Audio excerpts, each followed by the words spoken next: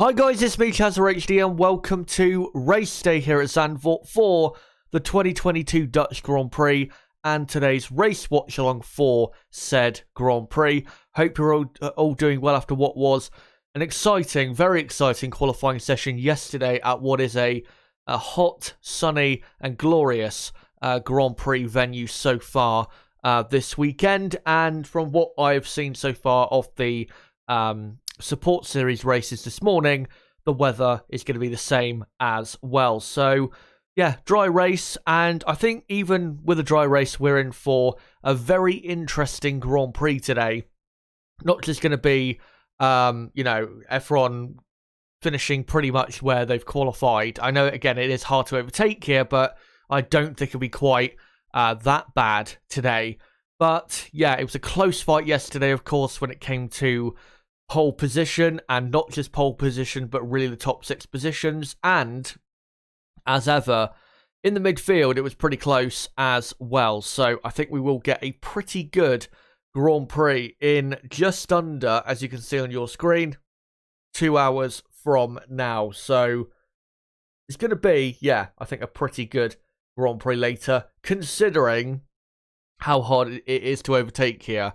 I don't think it'll be like an 8 out of 10 Grand Prix, but again, considering the difficulties overtaking here, I think we'll still get something pretty interesting rather than just a boring race from lights to flag. But hopefully you guys are doing well, no matter what time it is in your part of the world, no matter where you're from, whatever circumstances you're going through. Hopefully you're all doing well, no matter those circumstances. And hopefully with me, you'll be joining me today in previewing, firstly, for the next couple hours, the Grand Prix, and getting into really, or letting me know your thoughts as to what you think is actually going to happen in the race today. And then, obviously, joining me in watching along the Dutch Grand Prix. By the way, Nib, my co-commentator, will be joining me in about an hour and pretty much an hour and a half from now, as he usually does. Tend to hop on about half an hour before the race starts. So he will be here, in about an hour and a half's time. And yeah, make sure to let me know in the next hour and a half, or 2 hours really, who, what do you think is going to happen today, especially with those top teams? How do you think the fight for victory and the fight for podium is going to go? And as the, 2 hour build up basically to the race goes on, let me know your predictions ahead of the Dutch Grand Prix today. But yeah, what we're going to do is between now and, say, 30 minutes to go until the race starts, I'm going to get into the race preview. Then once I bring Nib on, we'll do some final, little bits of build-up, and then obviously get into the Grand Prix itself. And then about an hour after the race finishes, for the hour after the race finishes, I'll be doing a race reaction. So I should be live for the next, 4.5, 5 hours today. So yeah, hopefully you guys can join me for that. And what we're going to get into, firstly, when it comes to this build-up, is obviously we'll get into the results of qualifying and what the starting grid is for today's Grand Prix. But yeah, we'll get into the teams, how I think they'll do, but also we'll get into the sector time data from yesterday. I will also show on screen the average long run pace from all of the teams on Friday, the average lap time they were doing in their long runs, all of the respective drivers or teams, whatever you want to call it, and giving you a proper race prediction this time, which is basically based on the data that I collected or saw from Friday and those long runs on Friday. So that's what we're going to be doing in the, firstly, obviously, preview to the Grand Prix. And I think we'll just get straight into it. And yeah, let's start with the qualifying results from yesterday. So Max Verstappen, for the second year in a row, starts his home Grand Prix on pole position. Charles Leclerc, P2, very close to pole in the end. The middle sector is what cost Leclerc pole position. He didn't improve his middle sector, and that's why he ended up not getting pole position. Carlos Sainz qualifies, or will start in third place. Lewis Hamilton fourth.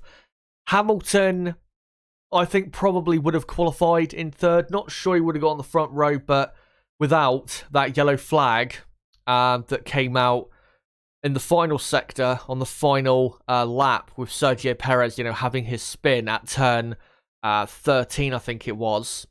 Lewis Hamilton probably would have qualified in third place. I don't think, like I said, towards the end of yesterday's stream, I don't think Lewis Hamilton would have got pole because I just don't think, because he didn't improve his middle sector, I don't think he would have actually had enough pace there to get pole. But Mercedes, thankfully, looking very competitive, and I have no doubt they'll be competitive with at least Ferrari today in this Grand Prix. Sergio Perez will start 5th, then it'll be Russell 6th, Norris 7th, Mick Schumacher in 8th. What a result for the German driver.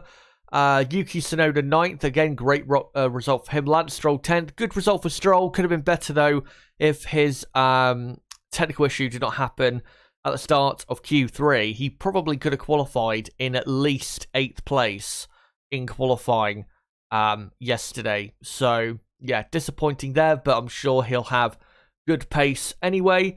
And then the rest of the field, you have Pierre Gasly in P11, Esteban Ocon in P12, Alonso 13th, Zhou 14th, Albon 15th, Bottas 16th, Ricciardo 17th, Magnussen 18th, Vettel 19th, and Nicholas Latifi obviously starting at the very back of the field. But that is your qualifying results from yesterday, and that is the starting grid for today's 2022 Dutch Grand Prix.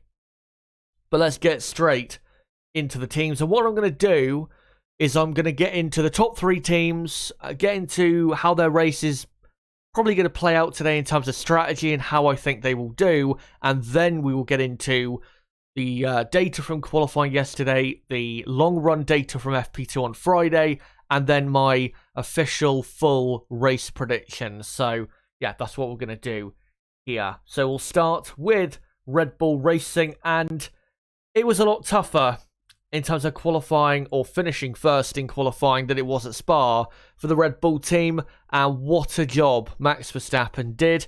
And yeah, it was just incredible what he was able to do on that final lap to get pole position.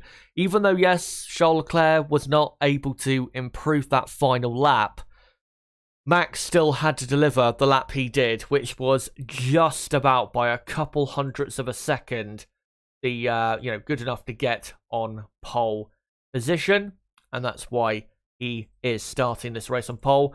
And pole position here is very, very important because of how tight the track is and because of how hard it is to overtake here, especially if you're in a car that is of equalish type pace compared to your rivals. So yeah, what a very important pole position that was for Verstappen. I think only the 4th time that it'll be for this race today that he's starting a race in 2022 on pole position out of the 15 races so far this season. Shows you just how Red Bull on a Saturday haven't actually done that great this season, but on a Sunday, of course, they have been so good. Sergio Perez could have qualified maybe 4th or 3rd if he had actually not made the mistake he made towards the end of his lap, but he made that mistake and he will start from P5.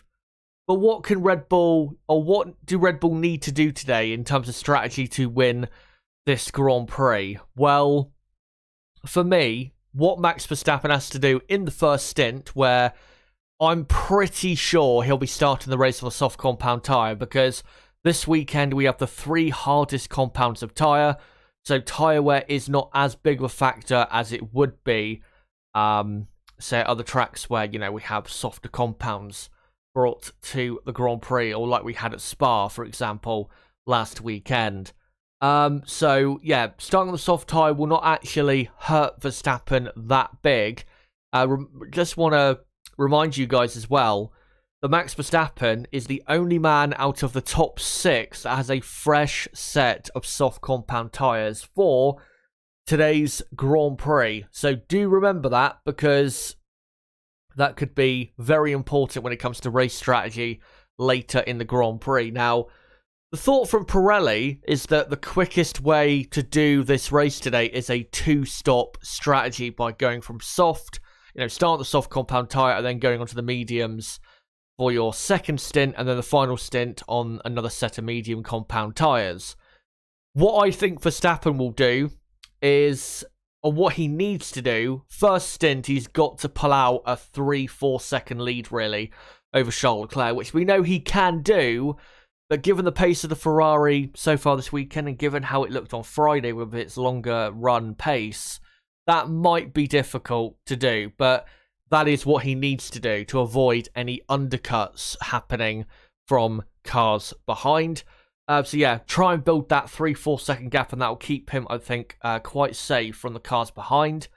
And then, at that point, if he was to build a 3-4 second lead, even if Leclerc, goes onto a set of mediums and has a very good outlap from his pit stop where he's got no traffic really, and is able to gain some time on that outlap on Max Verstappen with fresher tyres, because Verstappen would have built that lead. If he does build that lead, that will help Verstappen if he does pit a lap later, end up keeping the lead after that first round of pit stops. The thing is, though, with Verstappen, in terms of the strategy, he does, again, have that one fresh set of soft compound tyres, but he's only really going to need to use that compound if he's in a bit of trouble. Say if he loses the lead at the start, then I could see him probably going to the fresh set of soft tyres for his second pit stop, or for his first pit stop, sorry, and then committing himself absolutely to a 2-stop strategy. But honestly, if he leads the race and builds up a 3-4 second lead, like I said, he has to do really to keep himself far enough ahead so that there's no undercut chance from Ferrari behind.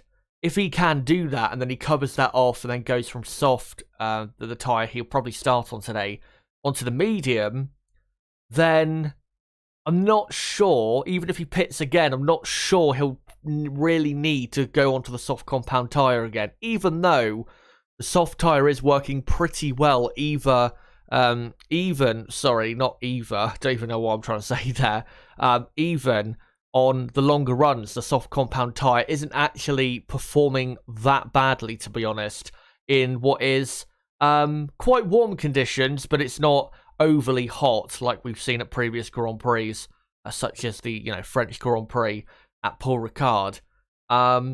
So yeah, remember again the fresh set of soft compound tyres, but might not actually have to use it today, but as long as he can build, like I said, that decent lead in the first stint of the race, I think Max Verstappen will be fine, and I think he will build a decent enough lead, and I don't think Ferrari, in terms of strategy, I don't think they'll actually be able to outdo Red Bull when it comes to that, as we've seen so many times, of course, this season. So I do think Max Verstappen will win the race today. I don't think he's going to, run away and dominate this race. I don't think that's going to happen.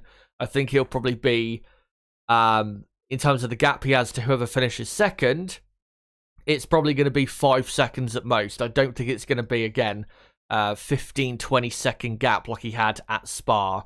It's definitely not going to be anywhere near as big as that. So Max Verstappen, for me, is going to win the race today, but again, I think there's a decent chance that he might not because of the pace of Ferrari, even though we know that Ferrari have a tendency, a very big tendency to fuck their race up, even if they've got lots of potential.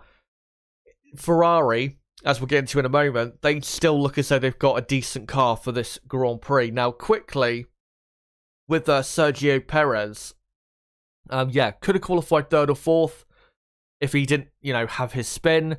What does Perez really need to do in this race to have, say, a podium finish, which I think would be a good result for him, considering he is starting from P5 at this type of circuit?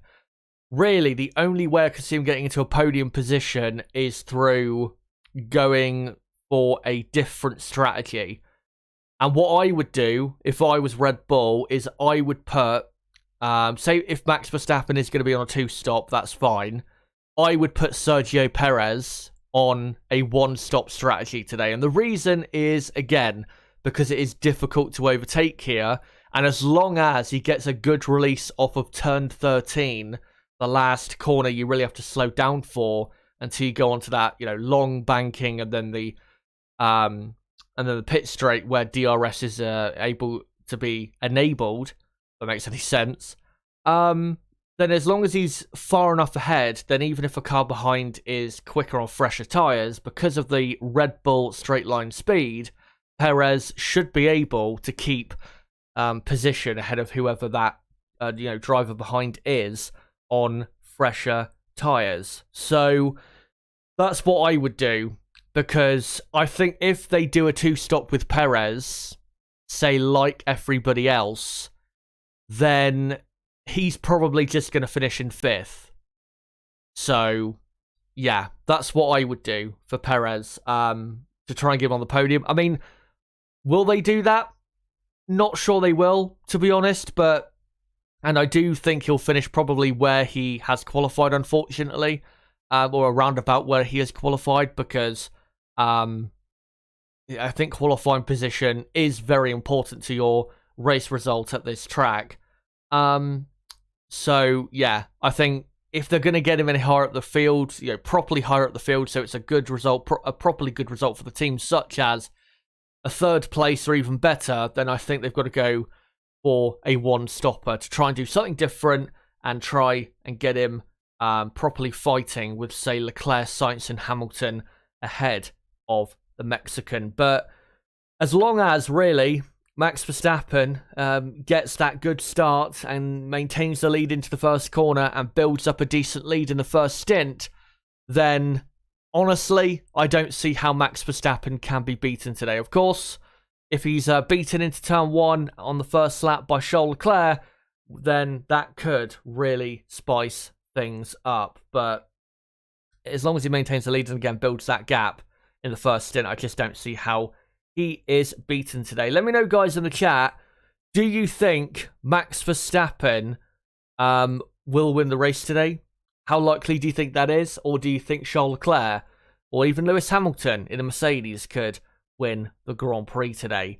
But I'll now go on to the Ferrari team, who had very good pace in qualifying yesterday, and I think arguably had, even though Verstappen got pole, I think they probably still had Ferrari the best car in qualifying, but they didn't utilise it, which is such a shame, because with Ferrari, you do feel as though they have to get pole to give themselves the best chance to win. When with Red Bull, we've seen this season, even if Red Bull don't get pole, they can still come through and win. I mean, plenty of races this season they've won. They've not been on pole position.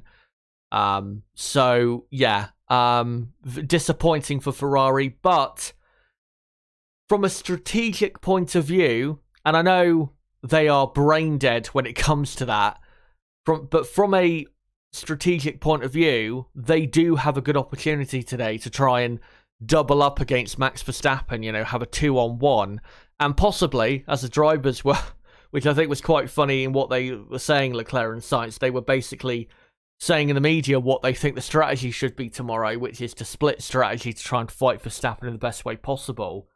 Yeah, I think strategically they have got a good opportunity if they can keep close to Verstappen in that first stint too, to properly fight for the win today. What do they need to do, though, if they're going to win the Grand Prix? Well, obviously, getting into the lead on the first lap would be ideal, but realistically, that's not going to happen because of the short run into turn 1, and because, again, the track is not very wide going into turn 1. So what Leclerc needs to do is stay within a couple seconds of Max through the first stint, and then, once Ferrari have a big enough gap to drop into, obviously Pitman for the undercut, and then try and get him ahead of Max. And then, if they do get ahead of Max, then just simply, what I would do for what would be then likely the second pit stop, I don't know, 15, 20 laps after that, is then make sure to pit first again. If you're Ferrari, managing Charles Leclerc's race, make sure to pit first again for that second pit stop so that Max doesn't do to Leclerc what Leclerc would have done to Max in the first pit stop phase. So if they're going to win the race strategically, with Charles Leclerc, that's what they're going to do with him. For Carlos Sainz, though, I mean, maybe, yeah, they could go a lot longer on the tyres and maybe do a one-stop strategy, but I'm just not sure whether this car is, or maybe even if Carlos is capable of doing that, of managing the tyres well enough to go properly deep into the Grand Prix. To be honest, if you're going to do a one-stop strategy, you need to be going at least 30 laps into the Grand Prix to do a one-stop here. Especially if you start on the soft type. Start on the medium, then you'd probably be wanting to go until lap 30, lap 38, 39, 40, until your first pit stop. Again, if you started on the medium compound tyre. But if you're starting on the soft, you'd be wanting to go 30 laps in. And I'm just not sure that this Ferrari car or Carlos Sainz can keep their tyres together for long enough to do that successfully. So, not really sure what they can do with Carlos Sainz, to be honest, but that's what Ferrari need to do in terms of Charles Leclerc if they are going to win this Grand Prix today. But because it's Ferrari, I don't think they will win the race. I think Verstappen will just be not way too quick, but quick enough to just stay ahead of Leclerc in the critical moments when it comes to the start and the pit stop phases as well. Just having too big of a lead over Leclerc for Leclerc to be able to undercut his way past Max Verstappen. So I think Leclerc will finish in second, only probably 2, 3, 4 seconds behind Max Verstappen. And then for Carlos Sainz, what I'm predicting for him is P4 in this race, and I think Ferrari will make some sort of blunder with him, and that's what will cause him, I think, to lose the podium, or Mercedes will just, with Lewis Hamilton, just be quicker than Sainz in this Grand Prix on pure pace and will be able to, manufacture a way ahead of Sainz in the Ferrari. So second and fourth is what I think it would be for the Ferrari team, which wouldn't be, considering how their last few races have gone, that wouldn't actually be the worst result in the world. They've had a lot worse this season, but again, if they were going to win this Grand Prix this weekend, let's say Max is going to win today, they had to get pole. They absolutely had to get pole. And Leclerc had his chance, but just didn't improve enough on his final lap, which is a shame for Ferrari. But I think today they will come close to a win, but not close enough. And finally, before we get onto the data, let's go on to Mercedes. And in terms of the result, a bit disappointing considering the pace they did have up until Q3, but obviously the yellow flags at the end of the session caused by Sergio Perez definitely hampered Mercedes. There is no doubt about that. I don't think, again, they would have got pole position. I don't think they had quite the pace for that, but Lewis Hamilton would have qualified in third place, I believe, and George Russell, not sure, actually, if he would have improved from P6. His pace, ultimately, Russell, was not really that good in qualifying. Not quite sure why, because in practice 3, Russell was so quick in the second Mercedes there. But, yeah, Lewis Hamilton, man on screen, definitely on pace, was probably the third quickest car or driver out there yesterday at Zandvoort. And considering how close they were on pace to Red Bull and Ferrari in qualifying, then I think, honestly, that Mercedes have a decent chance today of winning the race. Do I think they will win? Of course, I don't. I've already said that I think Max Verstappen will win the Grand Prix with Charles Leclerc in second. I think, ultimately, the reason I don't think they'll win is because their qualifying position is just too poor. For this track, if this track was, if they qualified 4th and 6th, then they were as good as they were on pace compared to Red Bull and Ferrari in qualifying, as they have been this weekend. But if it, was it a track where you could overtake a lot easier, then I would say Mercedes had a properly good chance of winning today. But because it's hard to overtake here, it's going to take something pretty special for them to win.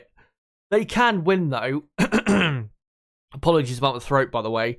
As you guys know, my throat always does play up because of the amount of wear and tear I put it through. But yeah, they can win today. But again, it would have to take some special things happening, whether it be an incredible performance by Lewis Hamilton, George Russell, absolutely incredible pace from the Mercedes car, or even some luck. It would have to take something like that, really, for them to win the Grand Prix today. I think if Lewis Hamilton had qualified third, to be honest, I think they would have had probably a 20 or 30% better chance to win today. But because they're starting P4 on the dirty side of the grid, I believe. Is it the dirty side of the grid? Yeah, it is. It is the dirty side of the grid that they'll be starting on.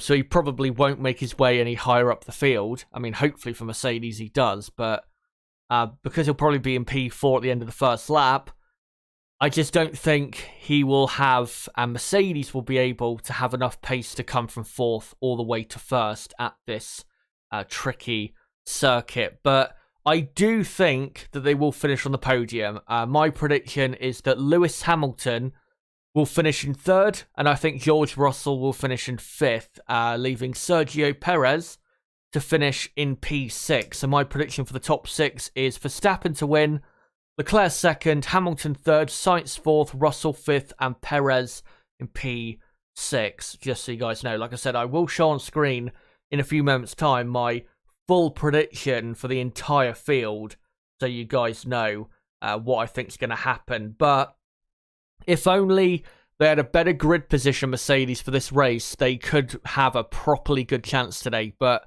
again, it's going to take something pretty special for them to win today. Either special driving, special pace from the car, or some luck in today's Grand Prix. Who knows? Maybe that'll happen for them. But one thing I will say before we move on to the data is Mercedes, very quick this weekend. If they can keep this up at a few more tracks before the season ends, then, and, have, say, a bit of a better qualifying result than they had here, given the pace they had, then, like I said a few weeks ago, I still believe they can win a Grand Prix this season. So, if you're a Mercedes fan, I mean, obviously this season has been very disappointing, but, there is still a possibility of a consolation in terms of a race win. Obviously, the pole position Mercedes had was, a few weeks ago, and nobody saw that coming. And I think if they do win a Grand Prix before the end of the year, that's probably how that win will come about. It'll be kind of a, not a lucky win, but it'll come a bit out of nowhere, and it will just happen for the Mercedes team. But, guys, before I move on to the midfield teams, and obviously get into your comments in the chat as well, what I'm going to get into now is the data from not just yesterday, but Friday as well, looking at the race pace and the long run pace from Friday in FP2, and then getting into showing the graphics that show my race predictions, my full race predictions for today's Grand Prix. So I am going to hide the countdown on screen. I will get it back up on screen, of course, once I get through it all. So don't worry, I will get that back on screen. And once I do get it back on screen, it should be probably just over an hour to go until the race starts. At the moment, we have an hour and a half to go until the Grand Prix begins in Holland. But let's get into the all-important data, shall we? So let's look at first the sector time. So looking at the top teams, Sector 1, I've got to say, Ferrari were very impressive, because in Sector 1, you would have expected, honestly, Red Bull to be the quickest team in that sector, because power is probably the most important, I would say, in that sector, just about over the final sector. So, very impressive pace there from Ferrari in the first sector. But then in the middle sector, that's really where Ferrari again lost pole position, because the middle sector, Ferrari should have a better car for that sector. And I think they did, to be honest, but when it came to the absolute end of qualifying, they just didn't deliver the sector time in that middle sector that was enough to get Leclerc on pole position. And then in sector 3, you can see Ferrari also doing pretty well in that sector. Leclerc pretty much a tenth of a second quicker in that final sector. So even though Max got pole, if you look at the sector times, really, except for the middle sector, Charles Leclerc and Ferrari really should have been on pole position yesterday in terms of who had the best pace with, car/driver. So that's why I'm saying today that even though Verstappen, is the favourite to win, and I do think he will win, it will still be close because Leclerc and Ferrari do have good pace this weekend. There is no doubt about that. And then, for the first sector, going on to Red Bull, not quite sure exactly why Max Verstappen in the first sector is, not that quick. I mean, Sergio Perez is only slightly slower than Charles Leclerc in that first sector, but with Max, he's almost a tenth of a second slower. Again, not quite sure why that is. Maybe Max Verstappen is running a tad more downforce than Sergio Perez. I'm not sure, but a bit surprising to see that, to be honest. And then in the middle sector, maybe that does point to actually his middle sector time. Maybe that does point to Max running a bit more downforce than his teammate, because that middle sector, even though Leclerc did not do the absolute best middle sector in qualifying at the end yesterday that he could have done, Max still did a pretty good middle sector time. And in the final sector, losing a tenth to Leclerc, but his middle sector was good enough. And obviously, from this data shows the best sector times, I think, throughout the entire qualifying session. So actually, when comparing Leclerc and Verstappen, Leclerc, if you add up the time difference in all of the sectors, Leclerc actually, his 3 sectors were better than Max's best 3 sectors. Leclerc, say 3/4 of a tenth quicker in sector 1, pretty much equal in sector 2, and then a tenth quicker in sector 3, proving that Ferrari had the best car yesterday, but Leclerc just failed to capitalise on it, and also Max Verstappen produced a very, very good final lap. But like I said a moment ago, Ferrari have got the pace to win today, but are they competent enough to win today? Not quite sure they are, to be honest. And going on to Mercedes, let's get into them. So sector 1, not terrible, but maybe not as good as they were hoping, to be honest. About tenth of a second away they were in sector 1 compared to Charles Leclerc. And only slightly slower, really, than Max Verstappen. Sector 2, I've got to say, I was very impressed with the Mercedes pace in sector 2. Lewis Hamilton, barely slower, really, than Max Verstappen and Charles Leclerc in qualifying yesterday. And then sector 3, again, Mercedes not lapping terribly, but not really on the same pace as the absolute quickest people in that sector. So I think what we're seeing in sector 1 and sector 3, or just the sectors in general, is that Mercedes, even though they've got aerodynamically a pretty good car for this circuit and have quite a lot of grip this weekend for this circuit, they are still lacking a bit of top-end speed, because sector 3, even though Lewis Hamilton didn't do probably the best sector 3 yesterday that he could have done because his final lap was compromised, I don't think he would have gone, like 2 or 3 tenths quicker, really, in that final sector. So Mercedes still, as we've seen this season, losing just a bit too much time when it comes to top-end speed, especially in those sectors. But really, between all 3 teams, it's very competitive in all of the sectors between the 3 teams. One other thing to mention with Sergio Perez is that, Sergio Perez yesterday could have done a lot better had he not made that mistake, because in sector 1, Perez was nearly a tenth quicker than Verstappen. I think, half a tenth quicker, say, than Verstappen.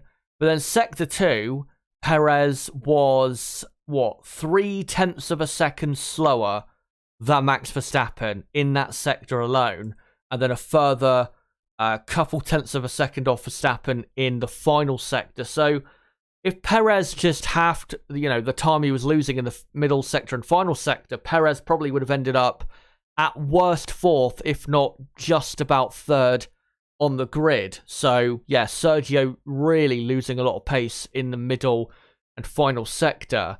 And with George Russell, looking at him quick, not really much difference between him and Hamilton in the first sector as to, his qualifying performance. Sector 2, though, not good enough. 0.2 of a second he was losing to Lewis Hamilton. That's a big gap in that sector, considering it's only 24.5 seconds. And then sector 3 ends up being about half a tenth quicker than Hamilton. So really, the middle sector is where Russell lost a big, chunk of time.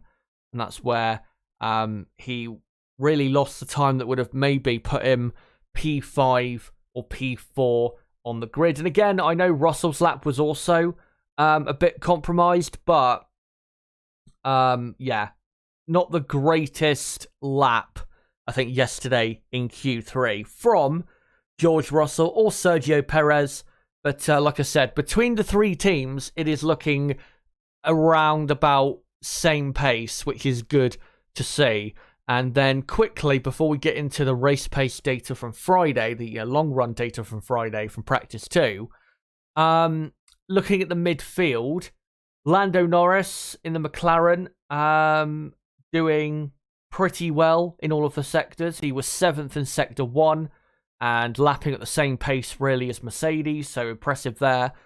Pace from Norris. And then sector 2, Lando, that's where really he lost the big chunk of time to those front 6 cars and the, front 3 teams. He was only actually, Norris, 0.8 of a second off pole position, and a big chunk of that time, again, was lost in the middle sector where he was 4.5 tenths slower than Max Verstappen, the man on pole, but then did a pretty good final sector. So, yeah, very quick McLaren and Norris were in qualifying, but just, again, lacking a bit of pace in the middle sector.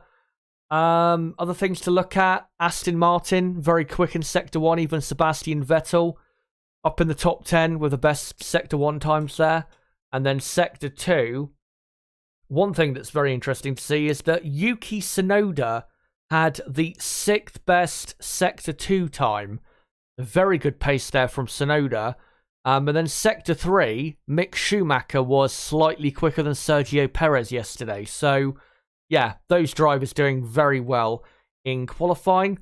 And then, other than that, there's not really much else to analyse when it comes to the sector times. But, yeah, that was the sector times from qualifying yesterday. Obviously, we're not going to get into the the maximum speed data, because that doesn't matter here at Zandvoort because it's not a power track. We will get into that, of course, next weekend at the most powerful power circuit on the calendar, the Italian Grand Prix at Monza. But let's now get into the long run data from FP2 on Friday. And what I've done is similar to last week, where I have done or calculated the average lap time they were doing, all of the teams or the certain drivers for certain teams. I've calculated the average lap time they were doing during their long runs. And it does point to an interesting picture, so let's get into it. So for the top 3 teams, Max Verstappen, we'll start with him. His average lap time in FP2 long run was a 1:17.2, which is a pretty good time. For Charles Leclerc, though, on the far right here, his average lap time was a 1:17.0, and he actually, on average, had the best pace out of anyone in practice 2 on those long runs. So, if that plays out today like it played out on Friday, then Ferrari should have the best race car today. But the reason I still think they won't win today is because, again, I don't trust them to win the race because it's Ferrari. And secondly, because they don't have pole position, which is very important at this track, they won't be able to utilise this couple tenths extra pace that they may have with heavier fuel in a race situation. And then for George Russell in the Mercedes, his average lap time was a 1:17.4, which is good. Not maybe as great as you would have hoped compared to, say, Leclerc and the Ferrari, but it was still pretty good.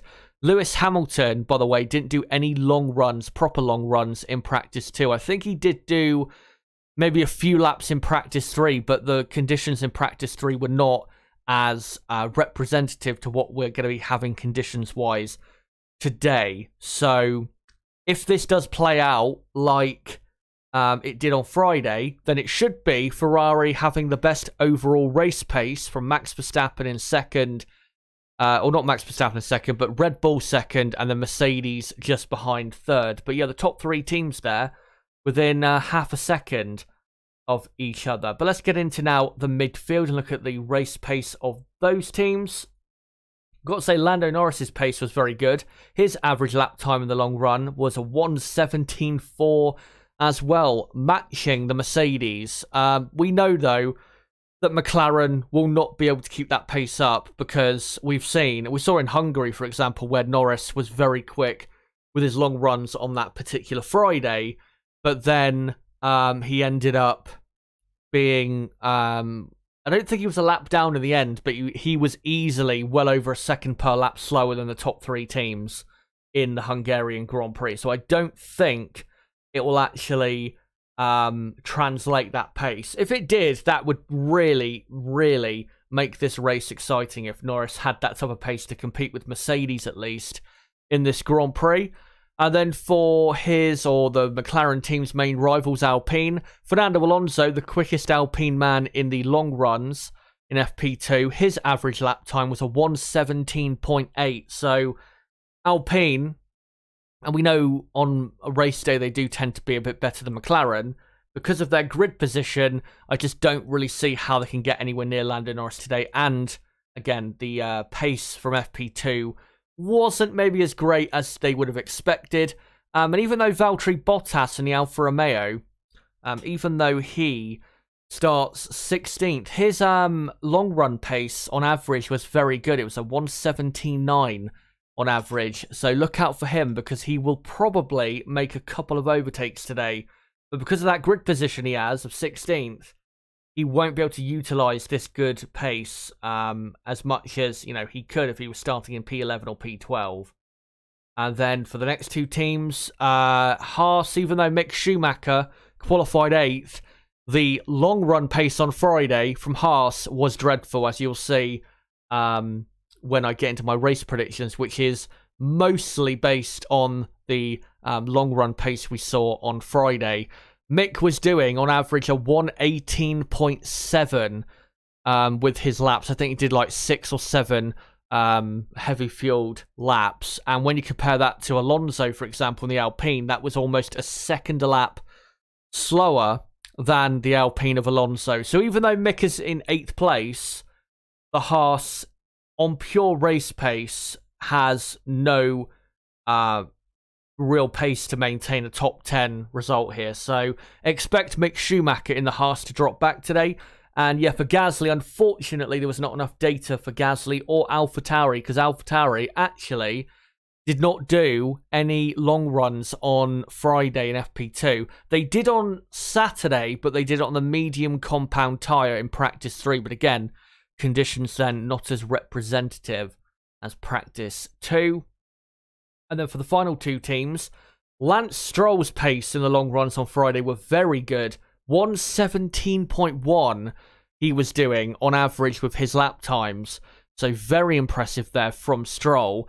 Obviously starting P10, he's not going to be able to utilise that fully to finish at the head of the midfield pack. And obviously, with Verstappen's average lap time being a 17.2 and Leclerc a 17.0, I don't actually think that Stroll is going to be lapping at the same pace as Verstappen or Leclerc, because obviously the Aston Martin is, in reality, much slower than the Red Bull and Ferrari cars. So most likely Lance Stroll will finish a couple positions higher than where he's starting. Where he is starting is P10, And then for Alex Albon, his average long run pace on Fridays was a 118.6, which was a tad better than Mick Schumacher. So decent pace there for Albon, and I'm sure he'll have a decent Grand Prix today, starting from P15. And let me now get into my race predictions. Guys, let me know right now in the chat,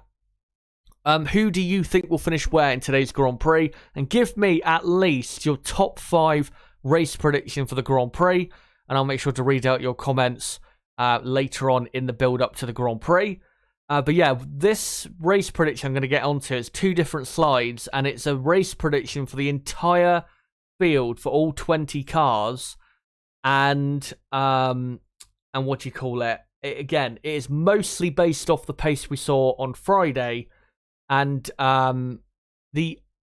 mostly based on the pace we saw for Friday, and then the part of it is based on, my own opinion of how things will actually play out, because I don't think it's all just going to play out based on the pace we saw on Friday. But let's get into it now.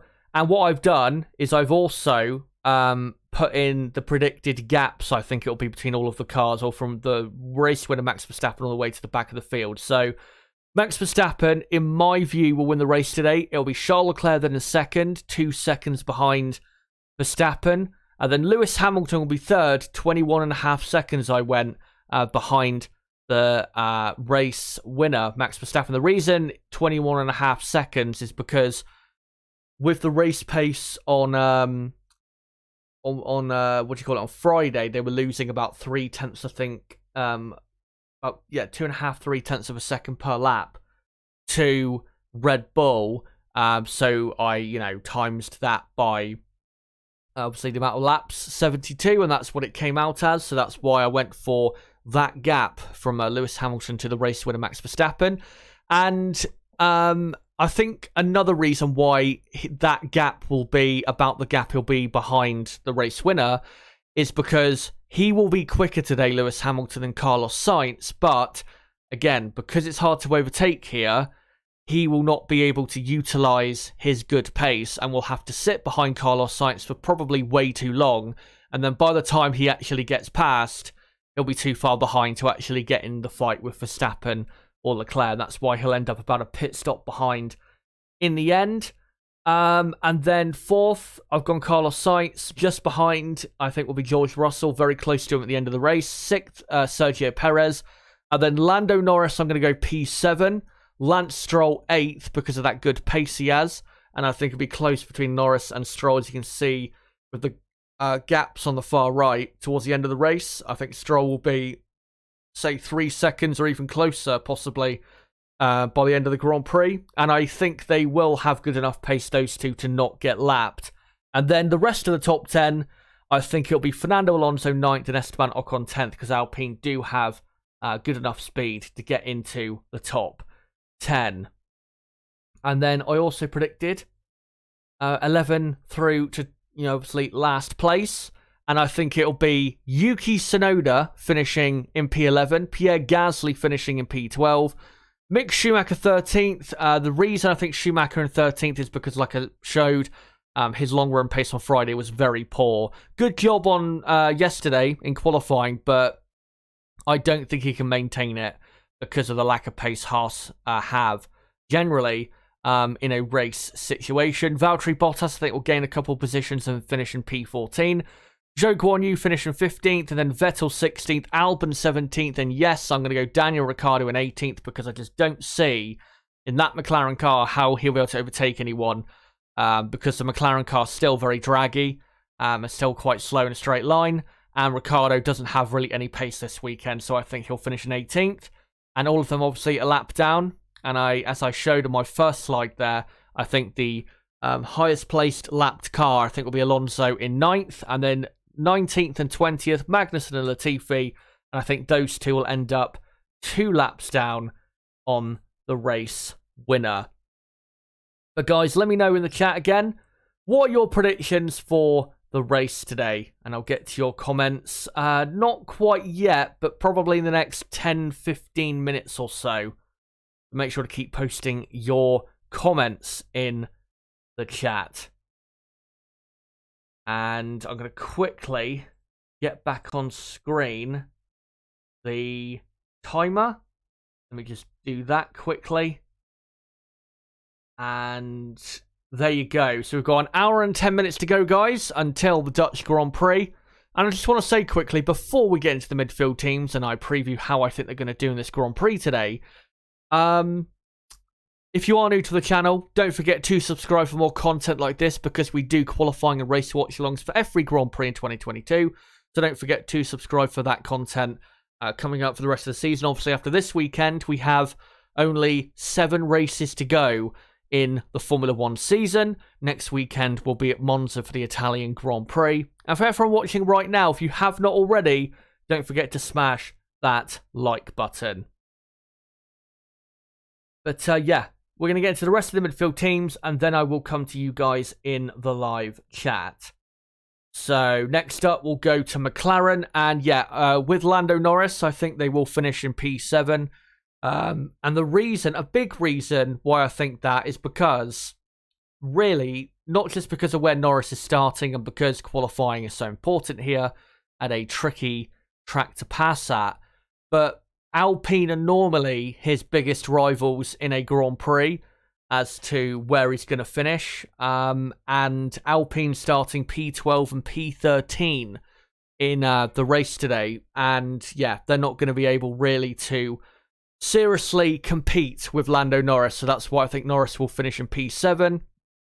And his pace, I got to say, this weekend's been pretty good. And the McLaren, their pace in qualifying was pretty good as well. So I think they will get a good result today. And they will take some points out of Alpine's lead over them for 4th in the championship. But yeah, I don't think it'll be enough to actually get properly close to the Alpine team. But I think Norris will have a good race today.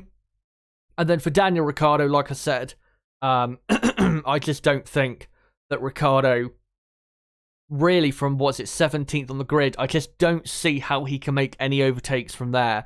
The only way Ricciardo finishes any higher than 15th, really, is either an amazingly well-executed strategy or luck in terms of a safety car coming out at the right time that gives Ricciardo a couple positions, maybe allows him to go onto a fresher or softer compound of tyre compared to a lot of cars ahead of him, for him to then make his way through the field a bit. But yeah, I don't see Ricciardo making his way through the field in a McLaren car that is pretty quick this weekend, but I don't think it'll be quick enough to, you know, fly past the Alfa Romeo cars or the Williams of Albon, obviously, that's very quick in a straight line, or the Alpha Tauris. So yeah, Daniel Ricciardo is going to have, I think, a very poor Grand Prix today. I hope he doesn't, because I want to see him have a few good, you know, performances in these final races of the season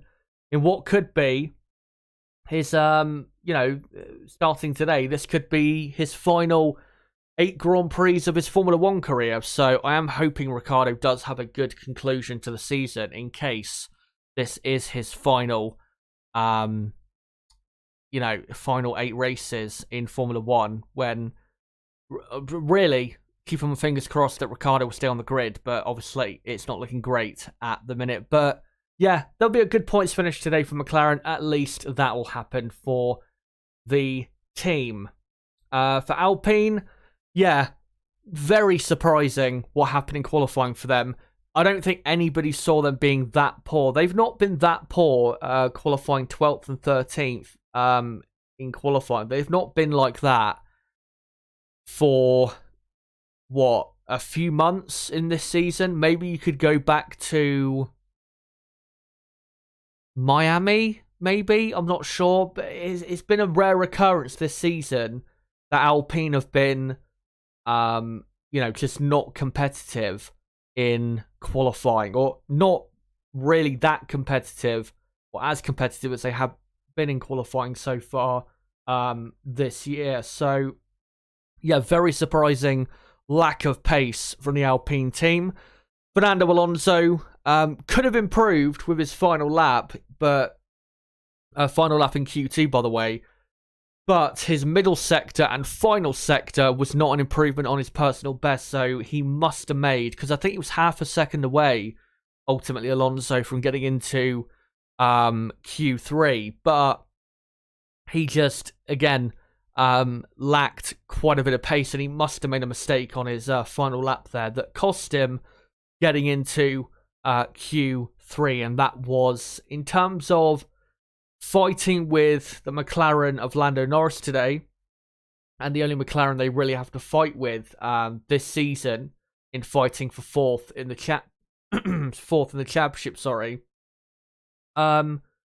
Didn't really give himself that good of a chance to do so in today's Grand Prix. But like I showed, Alpine have got some good race pace, and I think they will make their way into the top 10 with both cars. And they will still grab a couple points at least from this Grand Prix. One thing I need to do is have a drink. As you guys might hear, my voice is a bit shaky, and that's because my throat, is not in great condition right now. So let me just quickly have a drink and have a bit of a cough, and then I'll move on with the rest of the teams quick.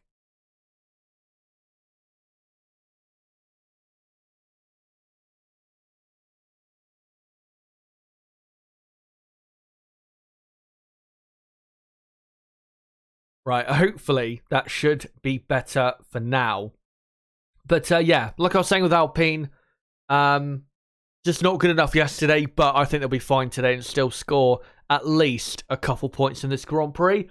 And the good thing for Alpine is, because they now have a 20-point lead over McLaren, they don't have to be absolutely perfect or getting the absolute best result they can, or realistically can, out of every Grand Prix to beat McLaren in the championship, because they now have that 20-point gap to the McLaren team. So they can afford, really, this weekend to only score what I predict them to score, which is 3 points, ultimately, for the Grand Prix today. They can afford to do that because they've got a decent lead. And to be honest, even if they were outscored by McLaren today, which I think will happen, next weekend, I don't see how McLaren possibly get that close to Alpine on pace at the Monza circuit. That will suit Alpine a lot more than the McLaren team. So, if you're an Alpine fan, don't really panic that much, because I don't think there's really that much to panic about, to be honest. Let's move on with the rest of the midfield. Alfa Romeo next up. What was it? 14th and 16th in qualifying. Not really that great. And again, with the data I showed earlier about Valtteri Bottas's average lap times in the long runs in FP2, it's such a shame that they lacked any real fundamental speed in qualifying, because they've got a good car, I think, for the race today in clean air compared to, say, the Haas's, and obviously one of those Haas's in the top 10, the two AlphaTauris that look pretty quick. They've got a good car, but they just, the qualifying result was very poor for what they really needed to execute and possibly get a point out of this Grand Prix. So, Alfa Romeo, because they're so far back on the grid, I just think ultimately they won't really be able to make much of the pace they do have. I think the only hope for Bottas and for Alfa Romeo, really, because Bottas, I think, will have the best pace out of the Alfa Romeo drivers today in this Grand Prix. The only hope, really, is that Valtteri can do a super long first stint in clean air and do some of the good lap times he did on Friday, replicate that today, and then that could help maybe overcut past a couple cars and get his way up the field and properly fighting with maybe Alpine and AlphaTauri, but who knows if that will even work out for the Alfa Romeo team. Just simply not good enough when it comes to qualifying, which, to be honest, has been the case, really, for most of the season. They've had a good car on a Sunday, but on a Saturday, have lacked the pace they really needed to get such a good result on a Sunday. But now let's move on to the Haas F1 team. Yeah, great job by Mick Schumacher yesterday. What a lap it was to qualify in P8. Only, I think, 1.1 seconds he was. Mick Schumacher off pole position, which is quite close, honestly, for a Haas to be around this track. I know this track, the lap is a lot shorter, but for a Haas to only be like a second off pole, that is a pretty good drive and pretty good result and pace from Mick Schumacher in the Haas.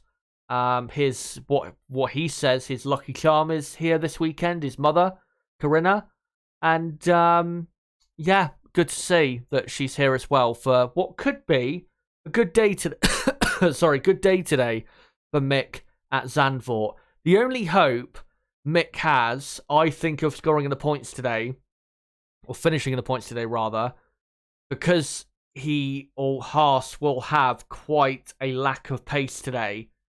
The only hope is that it does turn out today to be very hard to overtake, which, I mean, last year it wasn't actually as bad as I was expecting, but it was still pretty hard. The only overtakes in last year's Dutch Grand Prix really were done by Sergio Perez, who qualified 17th, and the only reason he overtook so many cars to finish in 8th is because he was in a car that was like a second and a half quicker pretty much than the cars he was overtaking. At least, by the way, a second and a half quicker than the cars he was overtaking. Because obviously his teammate last year won the Grand Prix. So, yeah, that's the only hope Mick has, is that the cars behind just can't find a way past. But I think eventually the Alpines and the AlphaTauris will find a way past, and also the Aston Martin of Lance Stroll.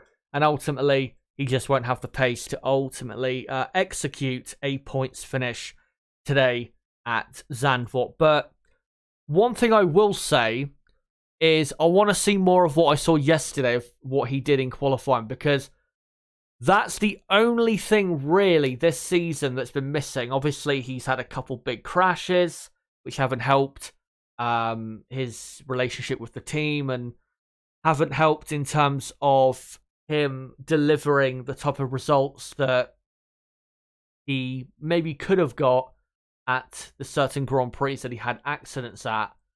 But what do you call it? But what we saw yesterday was, again, something that I said coming into the summer break that I wanted to see more of, which is him at least being level-ish with Kevin Magnussen in qualifying, but really needs to start out-qualifying Kevin Magnussen on a regular basis. So if he can do that in this final 8 races of the season, or the next 7 races, the final 7 races of the season, then I think Mick could then go into next season, if he is on the grid still, which I'd be amazed if he was not on the grid. And to be honest, I'd be amazed if he was not at a Haas F1. Then I think he could go into next year with a lot of confidence and probably emerge as the real team leader at the Haas F1 team. So hopefully that pace we saw yesterday, there is more of that to come in the remaining Grand Prix on the calendar. But again, ultimately, I don't think Haas have quite the race pace to finish in the points today, but a good effort anyway by Mick Schumacher to get into the top 10. And hopefully I'm wrong. Hopefully Mick Schumacher does finish in the points. And final 3 teams to go on to will be firstly AlphaTauri. Yeah, good result for them. P9 and P11 for the AlphaTauri team. Could Gasly have got into the top 10? I'm not sure, to be honest, what the gap was ultimately between Gasly and whoever was in P10 in the end at the end of Q2. But still, P9 and P11 a pretty good result. The only shame, I guess you could say, in terms of us trying to preview this race, is we don't know what the race pace is looking like from AlphaTauri. We don't know what their proper pace is with heavier fuel on board. So we just have to wait and see. My guess is that they will be probably slower than McLaren and Alpine and probably the Aston Martin of Stroll, but quicker than the Haas and Alfa Romeo, which is why in my race prediction that I showed, I have them finishing P11 and P12 ahead of Schumacher, Bottas, and Zhou. So, yeah, that's really all I can say when it comes to AlphaTauri. And again, if Tsunoda's going to finish the points, like I said with Schumacher, needs to hope for a race that it is, very hard to pass. But we'll see if that actually is the case in this Grand Prix. But one thing I will say with AlphaTauri is it's very good to see them, for the first time in a while, being so quick in qualifying, because they don't normally show that much pace on a Saturday. Normally on a Sunday this season is when they're at their best. On a Saturday, they don't really tend to get it right that many times. So good to see AlphaTauri being as quick as they were yesterday. And we'll see what their proper pace is tomorrow. Or not tomorrow. In the Grand Prix today, in just under an hour. I do have to say, guys, I am a bit tired. I have been awake since like 3-4 a.m., which was like, 9-10 hours ago. So do bear with me during the race watch-along if I do get things wrong, because I'm not, I am a bit tired, put it that way, and not maybe in the absolute peak condition I would be in other, on other days, but yeah, I should be fine, to be honest, when it comes to this race watch-along coming up. But let's get into the final two teams before I come to your comments in chat. What I want to say quick is, again, let me know if you have not already. Let me know in the chat, what are your race predictions for the race today? Who do you think will win the Grand Prix today and finish in second, third, fourth, fifth? And if you want to predict the top 10, go for it. But let me know at least what your top 5 will be for the race today. Right, let's go on to Aston Martin. And yeah, a shame for them, because Lance Stroll had one of the best qualifying performances yesterday in terms of his pace that he's had in a while. If it wasn't for the technical issue he had in Q3, he probably would have ended up in P8 at the absolute worst. And he even reckons he would have qualified, or could have qualified, in P7. By the way, hello Nib, who says, "You idiot, Charlesinho." A shame for Stroll that, because he probably would have been on the 4th row of the grid there. But like I showed with his average pace on Friday, his pace is very, very strong. And we know the Aston Martins on race day do tend to fire up properly compared to what they do in qualifying. So expect a bit more from AlphaTauri, or not from AlphaTauri, from Aston Martin today than what we saw yesterday, even though what we saw yesterday from Aston Martin was still pretty good. For Sebastian Vettel down in 19th, I do think he will also utilise that good pace from the Aston Martin and will find his way eventually up to 16th, and I think that's where he'll finish. Obviously starts from P19. And Lance Stroll, like I said in my race prediction that I showed, he starts P10, and I think he'll finish in P8, and he will be close towards the end of the race towards Lando Norris. If he gets his famous great start again that he always gets to a Grand Prix, if he has one of those again and is able to get past Schumacher and Tsunoda straight away, then Lance has a very good opportunity then, I think, of finishing ahead of Lando Norris and getting 7th in this Grand Prix. And that's obviously without any of the top 6 having any issues. And finally, the Williams team. I got to say, I thought Alex Albon drove very well yesterday. Did the best he could, really. The Williams just not quick enough around this track. And he did very well to get into Q2, but starts 15th. And I think he'll finish, I think I predicted him to finish in P17. I just don't think the Williams will have quite the race pace to really go any higher at the field unless we have a load of retirements, and then obviously Nicholas Latifi at the very back. But yeah, just want to shout Albon out because I thought he did a very good job yesterday. Did the best job he could, really, of getting into 15th and into Q2. But I'm now going to switch on to these pictures. These pictures you'll be seeing during the watch along itself, as we have, guys, nearly, just over 45 minutes to go until the race begins at Zandvoort. So right now, guys, in the chat, let me know what you think is going to happen in this Grand Prix today. Will Red Bull win? Will Ferrari win? Will Mercedes win the Grand Prix? How do you think things will play out? And again, if you have not already, give me your predictions for the race today. Give me at least your top 5, and I'll make sure to read some out before we get going here at Zandvoort. One thing that's interesting to say is, because Sky F1 are currently live, obviously, at the track. They're on the grid at the minute with, Simon Lazenby and Paul di Resta. It's, for the first time this weekend, or for the first time since practice 1, clouded over. So temperature's not going to be as high as maybe expected. And that will probably help the teams if they are trying to do today a one-stop strategy, which I still think is very much a possibility in this Grand Prix today. But let me read out some comments in chat. And yeah, make sure to keep those comments coming. Right. Let me just have a look. So El Puerco says Max, Hamilton, Norris, Alonso, Perez for the top 5. That is quite an ambitious top 5 there, but you never know what could happen in Formula 1. Matthew says Max, Leclerc, Hamilton, Perez, and Russell for the top 5, which is what? Same as mine, except swap Sainz for Perez, pretty much.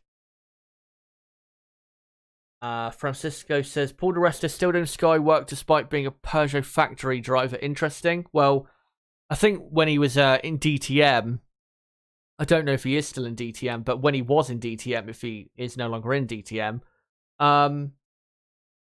what do you call it?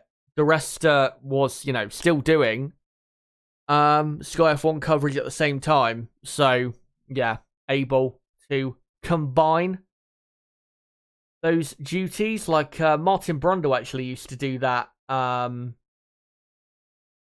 when he first started commentating on F1.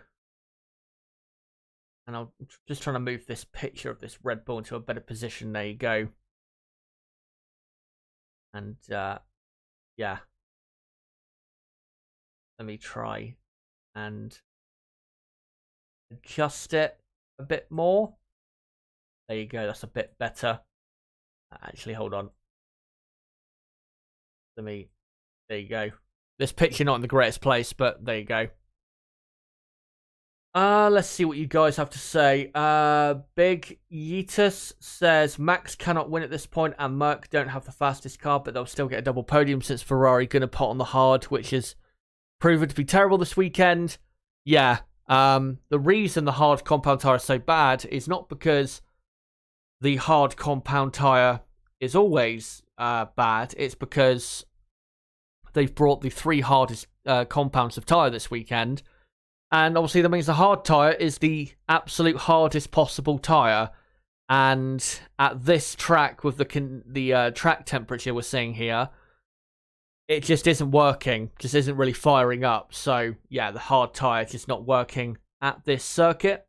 If it was like 10 degrees hotter though for the track temperature, say 10 degrees Celsius hotter for the track temperature, then the hard tyres would probably work enough, to have, or not to have, but for the teams to, properly get some good use out of them. But yeah, that tyre, the hard compound tyre, you are not going to see really that tyre at all today. I'd be very, very surprised, put it that way, if you saw the hard compound tyre at any point.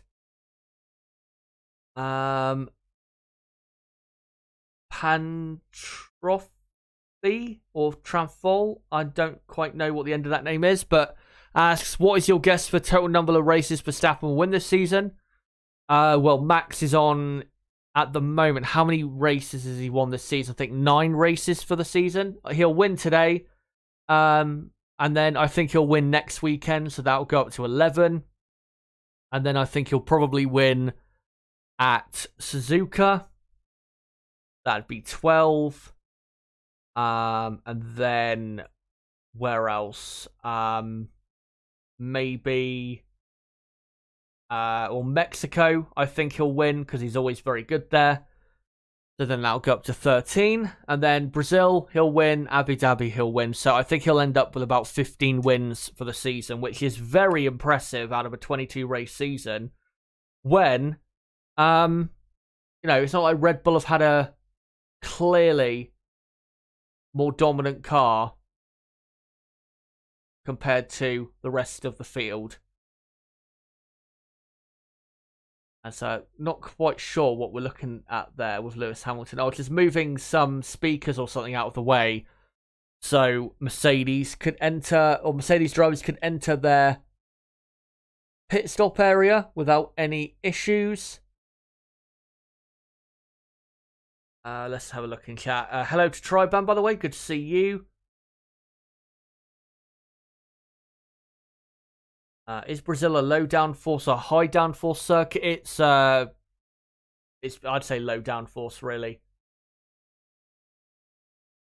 And yeah, Nib mentioning in chat, not to mention Ant combining multiple things. Either, yeah, Anthony Davison also able to do that. Ruxford says that he thinks it'll be Verstappen, Hamilton, Russell, Leclerc, Sainz, and then says somehow Scuderia are going to lose out on Strat to Merck. That would be a disaster for them. Memnarch, I think it is, says it'll be Max, Leclerc, Russell, Sainz, Perez for the top 5. Chaz asks Dane, do you think Aston should let Seb start on the hard and then do a one-stop and run very long? Yeah, like I said, the hard tyre not working this weekend, so no. What I would do with Seb is start on the medium and run very long into the race. Try and do about 40, maybe 45 laps at most, and then go onto the soft tyre to finish the Grand Prix. That's the best way. The teams or cars at the back, towards the back of the field, that have actually good pace in race pace terms. That's the only way they can utilise it, is by running longer into the race in clean air.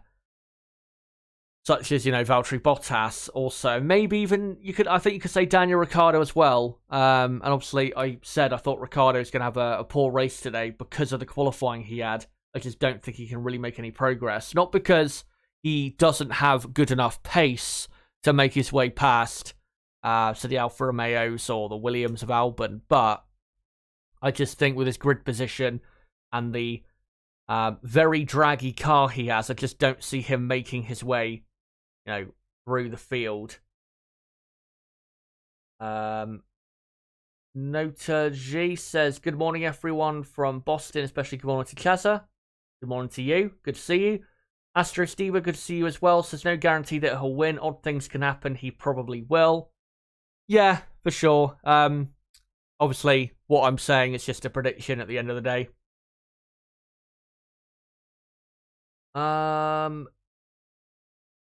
Let's have a look at some of the comments here, if I can. El Puerco says that he thinks it'll be from 6th place to 10th place. Ocon, Tsunoda, Schumacher, Vettel, Stroll. That is a dramatic 6th to 10th there. Considering that Ocon is starting 12th and Vettel is starting the race from 19th on the grid. So you're predicting a gain of 10 positions there, which is, yeah, quite, what do you call it? Quite dramatic. Astro Stevo says Max will probably win, but I hope not. And then he thinks it'll be Perez 2nd, Russell 3rd, Hamilton 4th, Ocon 5th. Big Yeetus, do you think any lower down teams will gamble on the hard tyre? No, I don't think they will. I mean, maybe they could at least try it if like there's a safety car after 5 laps or so to get that stop out of the way and just go straight to the end of the race. But again, because of the lack of pace people will have on that tyre, I just don't see why you would go onto that compound. As we are, guys, 40 minutes away from the beginning of the Grand Prix. So keep your comments coming and let me know what you think is going to happen in this Grand Prix. Tri Banchaz, have you had your daily Weetabix? I never have breakfast, me. Patrick says soft, hard, medium. The strategy. I'd be surprised if that was the strategy today. Again, I did mention this earlier, but I'll mention it again for people who may not have heard. The ideal strategy today, according to, I think, Pirelli, is a 2-stop. And the ideal strategy, or the quickest strategy, is to start on the soft and go till about lap 18 to lap 20, then go on to a set of mediums, and then about lap 35, lap 40, go on to another set of mediums to finish the Grand Prix. That is the quickest way, according to Pirelli, to do this Grand Prix. As the cars, by the way, just exiting the pit lane. And Ted Kravitz just doing his analysis on Sky F1 that he normally does at the exit of the pit lane.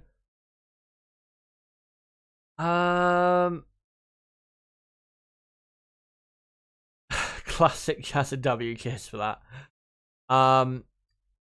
Dane says, my fear in the first lap is could be a crash. As first lap, anything can happen. Ask Roman about Spa 2012. I mean, yeah. I mean, we did see plenty of accidents this morning in the Porsche Super Cup race. We had a red flag. I think we had a red flag in the F3 race this morning and in the F2 race as well. So, doesn't bode well for this Grand Prix, but yeah. As long as they get through the first 7-8 corners without any contact, then there shouldn't be any first lap safety car. It's really that first 7-8 corners that you've got to get through without crashing before you can be fine, because of just how tight the first 7 or 8 corners is. As they're just showing Sky F1 a replay of something flapping and then flying off Lewis Hamilton's car. Not quite sure what that was, as we're currently on the TV broadcast on Sky F1 looking at Max Verstappen doing his laps to the grid.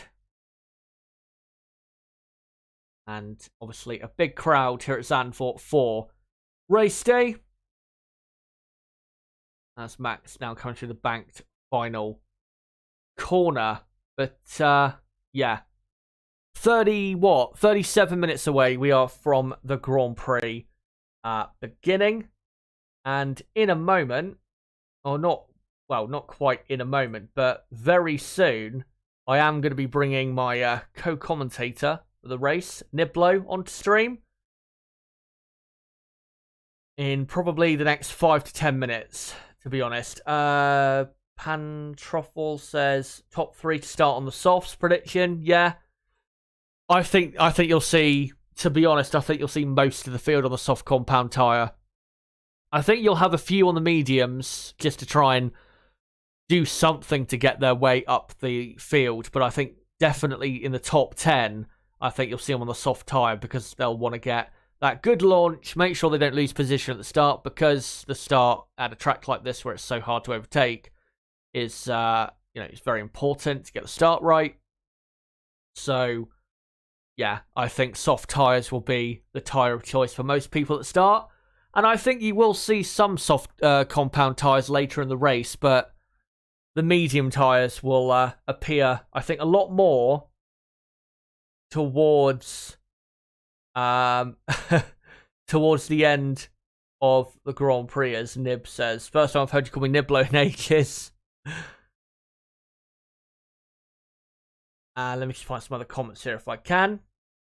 McLaren F1 race, good to see you, says Max DNF and Hamilton to win from Leclerc second and Carlos sorry, Carlos Sainz in P3. That would be, I think, quite a surprise if Hamilton was to win. I mean, Hamilton and Mercedes can win today, but I think realistically, because of their grid position, I just think it's a bit too hard for them to accomplish at the Grand Prix today. But one thing I am going to do, guys, which I forgot to do last week, is I'm going to repost the link of the stream out. So, and okay, Nib, you just says will be 5 minutes. Yeah, just going to repost the link of the stream out, guys, so just bear with me for a couple minutes. But again, keep posting your comments in the chat, and again, let me know what you think is going to happen in the race today, and what are your top 5 race predictions. My race prediction, if you didn't know, is Max Verstappen to win, Leclerc second, Hamilton third, and then, what was it, Sainz fourth, and Russell in fifth. That's my top 5.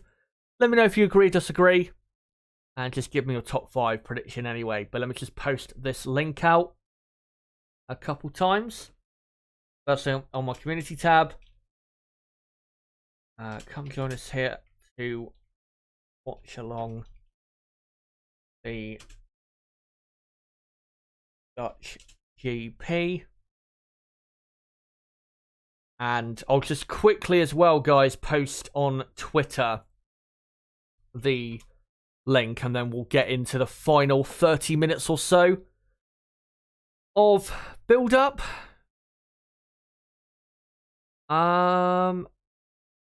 Right, so let me just quickly do it. So come join us to watch along the 2022 Dutch Grand Prix, and I'll just quickly do a couple hashtags. Let me just quickly do that, and then we'll move on.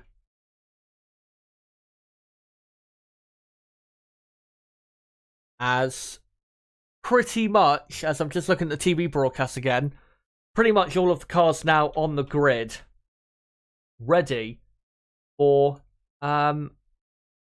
this Grand Prix. Not quite in their grid spots as of yet, but they are just being wheeled into position. And there you go. That's all tweeted out. And quickly, before I bring Nib on, just want to say, again, if you are new to the channel, don't forget to subscribe for more content like this, because we do qualifying and race watch-alongs for every Grand Prix in 2022. And of course, we'll be doing the same next weekend for the Italian Grand Prix at Monza. So don't forget to subscribe to the channel. Bottom right of the screen, you do it right there. And for everyone watching right now, if you have not already, don't forget to smash that like button and share this video and channel everywhere you can to help the channel grow. And don't forget to follow me on Twitter at ChazHD5. That's at ChazHD5. To keep up with what I'm doing and to keep up with my content. But what I'm going to quickly do is just get my headphones ready and plug those in to my PC to, you know, obviously hear what Nib is saying. So just give me a second, guys. And I'll just get these plugged in. As interesting to see that I think Alex Albon there, that we're seeing on the TV broadcast, has the visor cam, I think, for this Grand Prix. So we should, hopefully, or is it Latifi? I'm not sure. One of the Williams drivers. We should see some visor cam footage during the race on the TV broadcast. So that'll be interesting to see the driver's perspective of this Zandvoort circuit. But hold on a sec.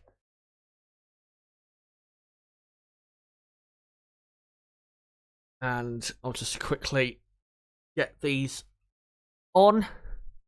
And let me just quickly move my PC slightly so it's a bit closer to me, so I can actually move my head, or is it? Hold on a minute. So, yeah, that is quite a bit better. So, let me bring Nib on. Hopefully, by the way, the screen didn't go black. My monitor did go black for a second because I moved the PC slightly. But anyway, let's see if Nib is available. Yes, he is. And hold on a sec. Nib, are you there? I am indeed. How are you? We're doing quite well, mate. What about yourself? Oh, I'm doing well. Absolutely knackered. I've been awake already for like 10 hours, to be honest. I did hear that. Yeah. That's why I called you an idiot before. Yeah, I went to sleep quite early last night, which is why I woke up that early. But yeah, here at the Dutch Grand Prix. So yeah, we've got 29 minutes to go. So let's just go quickly through the field and get your thoughts on what's going to happen today. So qualifying yesterday, very exciting. Max Verstappen just getting pole from Leclerc, and even Mercedes pretty close in the fight there for the pole. How do you think the race will go today in terms of the fight for victory? Do you think it is literally just Verstappen versus Leclerc, or do you think Mercedes can get in there as well and win the race? And who do you think will win the race today? Well, yeah, it was a fantastic quality yesterday. Probably one of the better qualities of the season. I mean, quite lucky for Verstappen that the flare rolled off the track at turn one with about 1 minute and 45 seconds left in the session. Yeah, he got quite lucky there. But yeah, I do expect Max to win, even though Red Bull didn't have the best Friday. It's because they were really focusing on the hard tyre, which just didn't work, as you mentioned a couple times already in the stream. So yeah, I do expect Max to win. I think he'll win it by a couple of seconds. I think it will be a bit more comfortable than what it was last year, where really the Mercedes were faster than him last year. But he was just able to hold them off with how difficult it is to overtake here, and well, just in general of how well he performed here last year. I do expect Charles to finish in second, but I think he and Lewis will have a pretty tight battle all race long. I know that Charles has already mentioned that there's a possibility of Ferrari splitting strategies, so a little bit of foreshadowing there that I think Sainz will probably be on the worst strategy and probably fall back a little bit. Yeah, that is possible. It is interesting that at this point the drivers are basically revealing, or maybe kind of revealing, what the strategy is going to be for the race because they don't trust their team enough. But yeah, I think Max, like you said, I just think he'll have just about enough pace to keep ahead of Leclerc when it matters most, especially around the pit stop phases, so he doesn't get jumped in a undercut situation. With Mercedes, though, are you surprised just how close they were? I mean, we knew they were going to be closer this weekend than they were at Spa because of the track layout and the conditions. Weather conditions, I think, have helped as well, not being as cold as it was at Spa, certainly last week in qualifying. But yesterday, they were maybe not quite quick enough to get pole, but they were very, very close. So are you surprised by their pace? And what if they're going to win the race today, which is, for me, I still think it's going to be pretty difficult for that to happen unless they produce a great performance, whether it's driver or team. What would they need to do to win the race today, do you think? I think that there needs things to fall into their lap. I mean, obviously they got a bit unlucky with the spin of Perez yesterday, where he just pushed it a little bit too hard into the final corner. Nothing suspicious about it all, but apparently some people in the chat thought otherwise. Yeah. I do think that things will just have to fall into their lap, whether or not they stay out and get lucky with a VSC. But I do expect Hamilton to finish on the podium today. I think that, Lewis has been in fantastic form, as we know, really since Canada onwards. He's been superb, and I do expect him to finish on the podium, get past Sainz, and probably challenge Leclerc, and who knows, maybe even Max today. But certainly, I think Lewis will probably finish second or third today.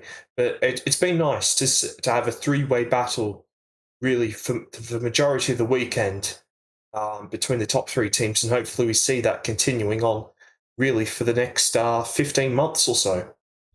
Yeah, that would be great between the two or the three, sorry, top teams. And yeah, it is good to see Mercedes a lot closer. Even they said I think they thought they'd be closer this weekend, but I don't think they actually thought they would be quite as close as they were. But it should be an interesting Grand Prix for sure. I don't think it's going to be quite what it was last weekend, where it just turned out to be the Max Verstappen show, and Verstappen inevitably flying up and winning the Grand Prix. So for the top five, you're predicting, what's it, Verstappen to win, Leclerc second, Hamilton third, and then what, Sainz fourth, and then who are you going to go for fifth?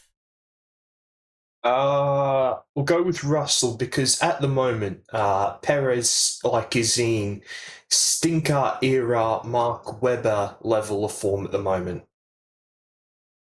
Yeah, it's not great from Perez. I think I did actually read out an article from racefans.net that I think Max and Perez, maybe they already have been doing this, but I think Perez revealed that they would be testing out different floor modifications or specifications. So, maybe that's having an effect on his performance. But yeah, the last few races, he's not quite been what we saw at the start of the season. And really, since Max Verstappen properly got going in 2022, around, 2.5, 3 months ago, Perez hasn't really been able to compete with Max Verstappen. Now, going on to the midfield, Norris is 7th. I've already said I think he's going to finish in P7. I think you'd probably agree with that. Yeah, I think. And hold on.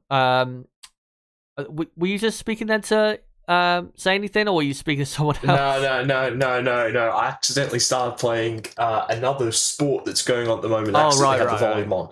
Oh. So my apologies for that. Oh, right. I was like, what was that? What was that? What was I going to say? Yeah, great to see, obviously, Mick Schumacher in 8th, Tsunoda 9th, Stroll 10th. Some, different drivers for once in that midfield pack, the upper midfield pack, getting into Q3, because normally it's Norris, Alonso, Ocon, and then sometimes Ricciardo, sometimes it'll be maybe Gasly, or who else? Magnussen's had a few this season. I think Bottas has had a few, or certainly did at the start of the season. It's good to see some different drivers in the top 10 there. Yeah, or just behind Lando Norris, how do you think that fight will play out between Schumacher, Tsunoda, Stroll? And who are you looking out for in the midfield other than Lando Norris, who's pretty much just in the position we expected him to be in? Well, I think that we're saying for the majority of this year that the Alpines had a very good race car. So I think you'd expect Alonso and Ocon to make their way up through the field. I mean, we saw Alonso, how strong he was in the other qualifying sessions, but I don't know exactly what happened in Q2 to Alonso. I don't know whether or not it was just a bad lap or he got caught up in some traffic. But yeah, I certainly expect Alonso to come through, but I actually think that there's a chance that Sebastian Vettel gets a point today. I do. I think Seb can do it. From 19th? From 20th, yes. I do think Seb can do it. Well, that is a very ambitious prediction, as if anyone is watching the F1 broadcast right now, just don't watch the F1 broadcast right now, because it is cringe overload, put it that way. Yeah, I'd be very surprised if Vettel got that high up the field, but you never know. Was it Silverstone? I think, was it Vettel came from 19th, or someone came from 19th and finished in the top 10? I think it might have been Sebastian that day, as they're just showing a Charles Leclerc 20 minutes before the race in his garage still, which is interesting. I just want to ask as well with a couple more things. One, how easy do you think it'll be to overtake today? Do you think it'll be a lot easier because of obviously the new cars, able to follow a lot better, or do you think it'll be kind of like last year where you'll only be able to overtake if you've got like a massive pace difference between you and the other car? I was really worried you're going to ask me a Daniel Ricciardo question then, so thank you for not asking me a Daniel Ricciardo question, unless you've already got one plan to come up. Not really, but it kind of involves him, but it's not really about him though. Well, the McLaren is absolute dog poo in a straight line, so there's no chance of Ricciardo overtaking today. There's just not. He's going to be stuck in a train. But I think no, it should be easier to overtake than last year. But last year, I think the overtaking was better than what we probably thought it was going to be. Wouldn't you agree? Because I think we all sort of expected last year for there to be literally no overtakes, but yet there was quite a bit of battling. I remember there was a good battle between Norris and Perez, where there was a little bit of terrorism between the two of them. So yeah, I probably do expect the overtaking to be a little bit easier than last year, but I'm not too sure if we're actually then still going to have some more overtakes. Yeah, last year, I think the main racing, it was Perez obviously making his way through the field because he had a poor qualifying. Alonso passed Sainz at the end of the race that, for some reason, FOM didn't show. I think it was around the outside of turn 1. And then, yeah, that Perez-Norris thing. I think Vettel passed a couple cars as well. So it was a tad better than expected. So maybe it'll be a tad better today than I'm expecting. I think it won't be quite as hard as last year, but from what I've seen of F2 so far today, as I watched that race, I mean, it was possible to overtake, but it was pretty difficult in that F2 race to really get close enough and actually make an overtake work into turn 1. And turn 1 really is the only real place you can overtake. I mean, you can overtake into turn 11, but you need to have like a much faster car or the other driver to make a mistake really to be able to overtake into that corner. And yeah, the final question I'm going to ask is, yeah, it's kind of to do with Ricciardo, but mostly Oscar Piastri. Obviously, it's been announced he's at McLaren for 2023, and I just wanted to know, what's your reaction to the news? And yeah, going to be great in it to see Piastri not just on the grid, but alongside a properly competitive driver. So we'll see how really good he is at this point of his career. But yeah, it's great to see him also in what's going to be probably a pretty decent car next year, won't it? I'm very, very glad. I mean, I feel like this is going to be a lot. I don't think this is going to be like many Australian Ricciardo fans' opinion, to be honest, because every Ricciardo Australian fan is really annoyed at McLaren. But it's not like McLaren have done an outrageous amount of mistreating of Ricciardo. There's not been obvious, terrible things like, say, what Red Bull did to Webber in certain instances when he was still driving. It's not been that bad. So I think some of the reaction of some Ricciardo fans has been a bit ridiculous. But I'm very glad that Piastri is going to be at McLaren instead of Alpine, because McLaren's actually a serious race team. I mean, how many times have we seen Alpine completely bottle the strategy? I mean, I think that most people who watch the sport know that Otmar is an absolute plonker. The guy is just an unserious team principal. I mean, the mishandling of this Piastri stuff has been ridiculous. If anyone's read any of the articles that have come out about what's happened, he knew that Piastri was leaving the team and then come in to the simulator. Most people, I assume, would know the simulator story, and then said that you're driving our car next year, when he knew that he was leaving, because all the signs were that Alonso was going to stay. So I mean, I'm very glad that he's not going to be at Alpine. You know, it's one thing's for sure. I think Lando Norris is going to be a bit of a better teammate than Esteban Ocon. I mean, we've already seen Ocon not exactly be a friendly teammate, shall we say, on the racetrack. This year, I mean, Hungary, he was ridiculous against Alonso at times, and we've seen, of course, with Perez in the past, that Ocon can be pretty terrible. So I'm very happy that Oscar is going to McLaren, and of course, Oscar is from Melbourne, so it's I'm from Melbourne, if you guys don't know, so it's good. Someone from my own city is going to be driving in F1, and it's fantastic news. It is. Obviously deserved to be on the grid last year, or for this year rather. And sadly couldn't get a seat, but thankfully we'll be getting a seat because he is one of the most talented drivers we've had go through F3, F2 in the last, say, 5-6 years or so. So it'd be good to see him in Formula One next year.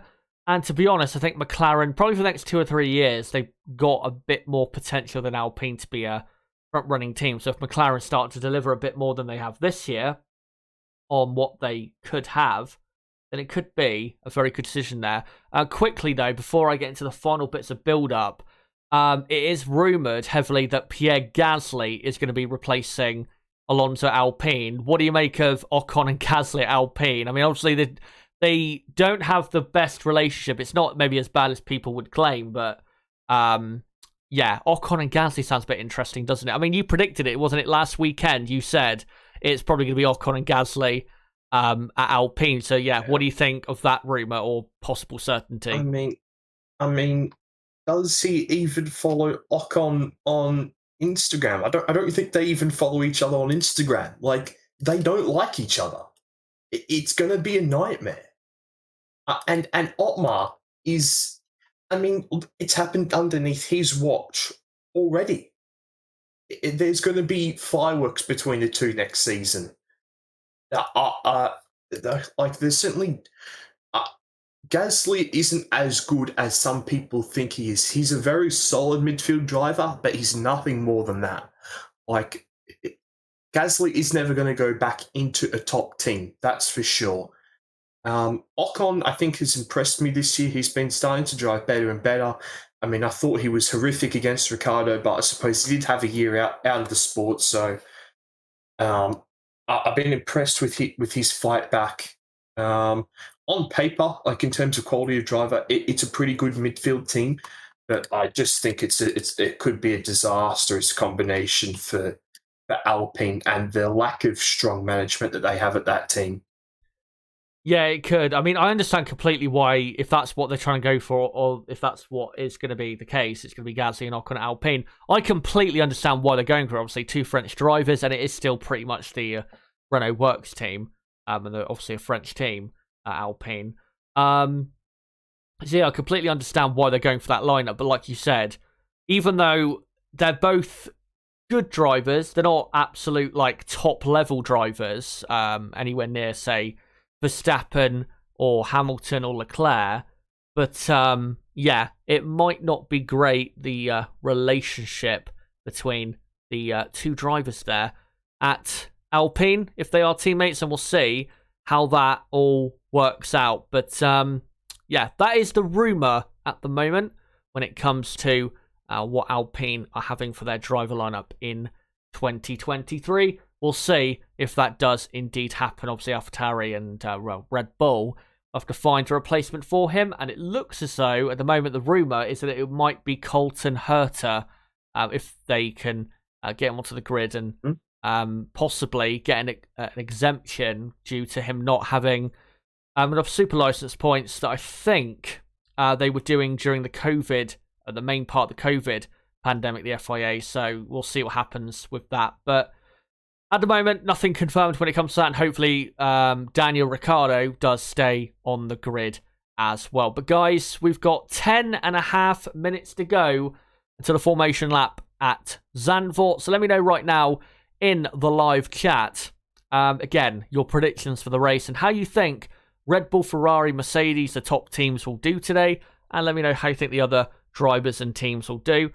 And let me know also how or what you think of what we had to say on the old Piastri, Alpine, McLaren thing, and also possibility of Gasly and Ocon teaming up for 2023. Let me have a look at your comments in the chat quickly before we get onto the final bit of preview before we get into the race itself. Triban says, yeah, Zandvoort is a mid-track. I like the track for qualifying, but yeah, in the race, it's not great. Let's have a look at some other comments here. Astro Stevo says, can Gasly overtake the Ricciardo? Could. No. Case closed. Well, it's not all about that, but yeah, obviously Ricciardo a lot better when it comes to that. Ocon and Ricciardo is basically Lando and Rick 2.0, says Triban. I'm not quite sure about that. El Puerco says Norris has made a lot of hay with that shit box. Astro Steve says McLaren haven't delivered and given Ricciardo a rubbish car and strategies. Or have given Ricciardo a rubbish car and strategies. We know Ricciardo has the talent to win, and this year isn't representative of him. COVID FXT, I think it says in the chat, maybe too. Well, I did read out a quote from him. I think it was from the end of last year that he said that not being around his family, because obviously he weren't allowed into Australia through 2020 and 2021 if you weren't in Australia. Weren't allowed out either. Yeah, weren't allowed out either. We couldn't leave Australia.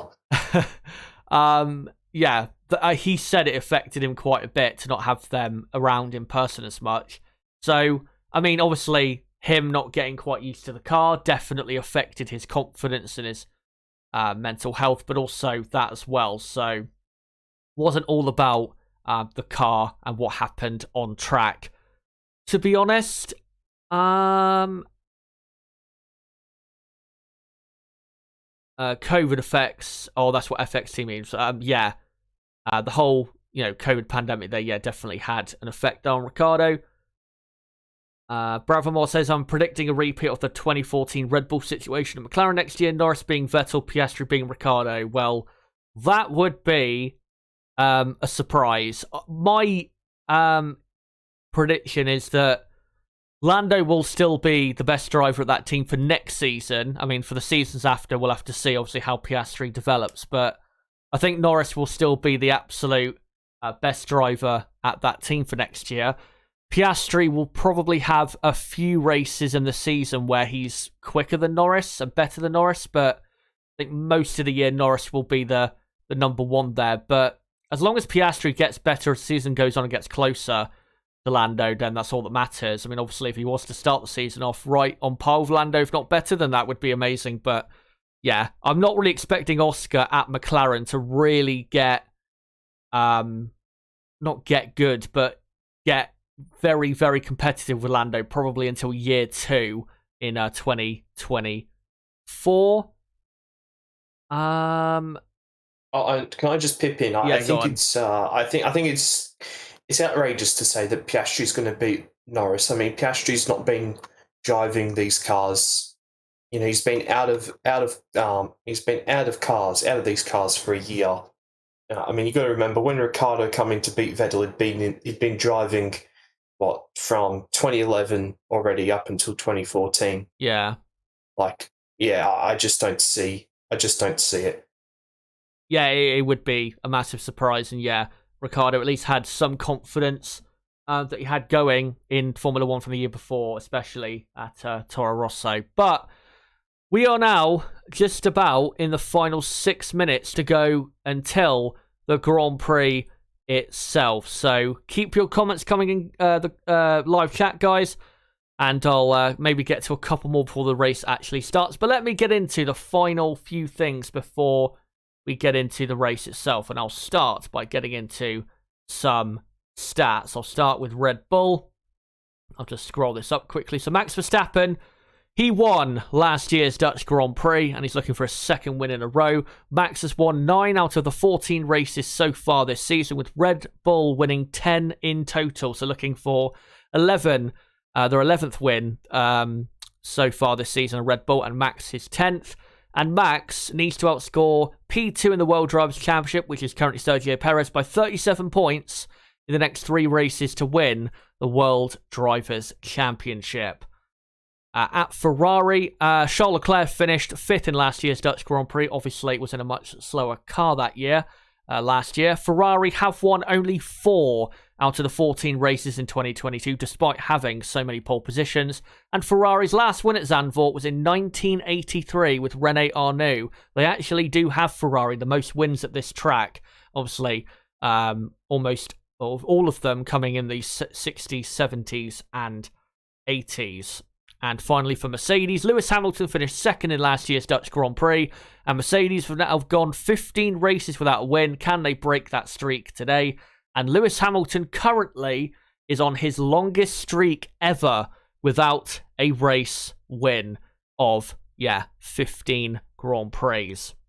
And let's now get on to quickly the championship standings before we get onto the starting grid for today's Grand Prix.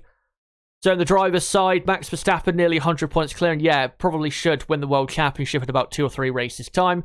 Perez in 2nd, only 5 points clear of Charles Leclerc in 3rd, who might go back up to 2nd today. Carlos Sainz 4th, only a point ahead of Russell in 5th. Lewis Hamilton in 6th, with Norris 7th, Ocon 8th, Alonso 9th, and Bottas in 10th.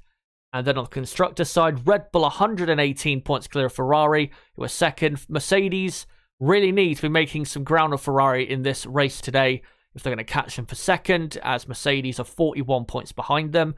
Alpine 4th, 20 points clear of McLaren, who are 5th. And then it's Alfa Romeo 6th, Haas 7th, AlphaTauri 8th, Aston Martin 9th, and Williams in 10th. But let me get on to now the starting grid for today's 2022 Dutch Grand Prix. So the front row, it is Max Verstappen and Charles Leclerc. On the second row, Carlos Sainz and Lewis Hamilton. On the third row, Sergio Perez and George Russell. On the fourth row, Lando Norris and Mick Schumacher. And then on the 5th row, a surprising 5th row, Yuki Tsunoda and Lance Stroll. On the 6th row, future teammates possibly, Pierre Gasly P11 and in P12, Esteban Ocon. And then it's Alonso and Zhou Guanyu, 13th and 14th. 15th and 16th, it is Alexander Albon and Valtteri Bottas, 2 drivers who used to be number 2 drivers at Red Bull and Mercedes respectively. 17th and 18th, it's Daniel Ricciardo and Kevin Magnussen. And on the back row of the grid, 4 times world champion Sebastian Vettel and Nicholas Latifi will be starting last. And now I'll get rid of some of these graphics and get up the ones I'll be using, obviously, for the watch-along itself.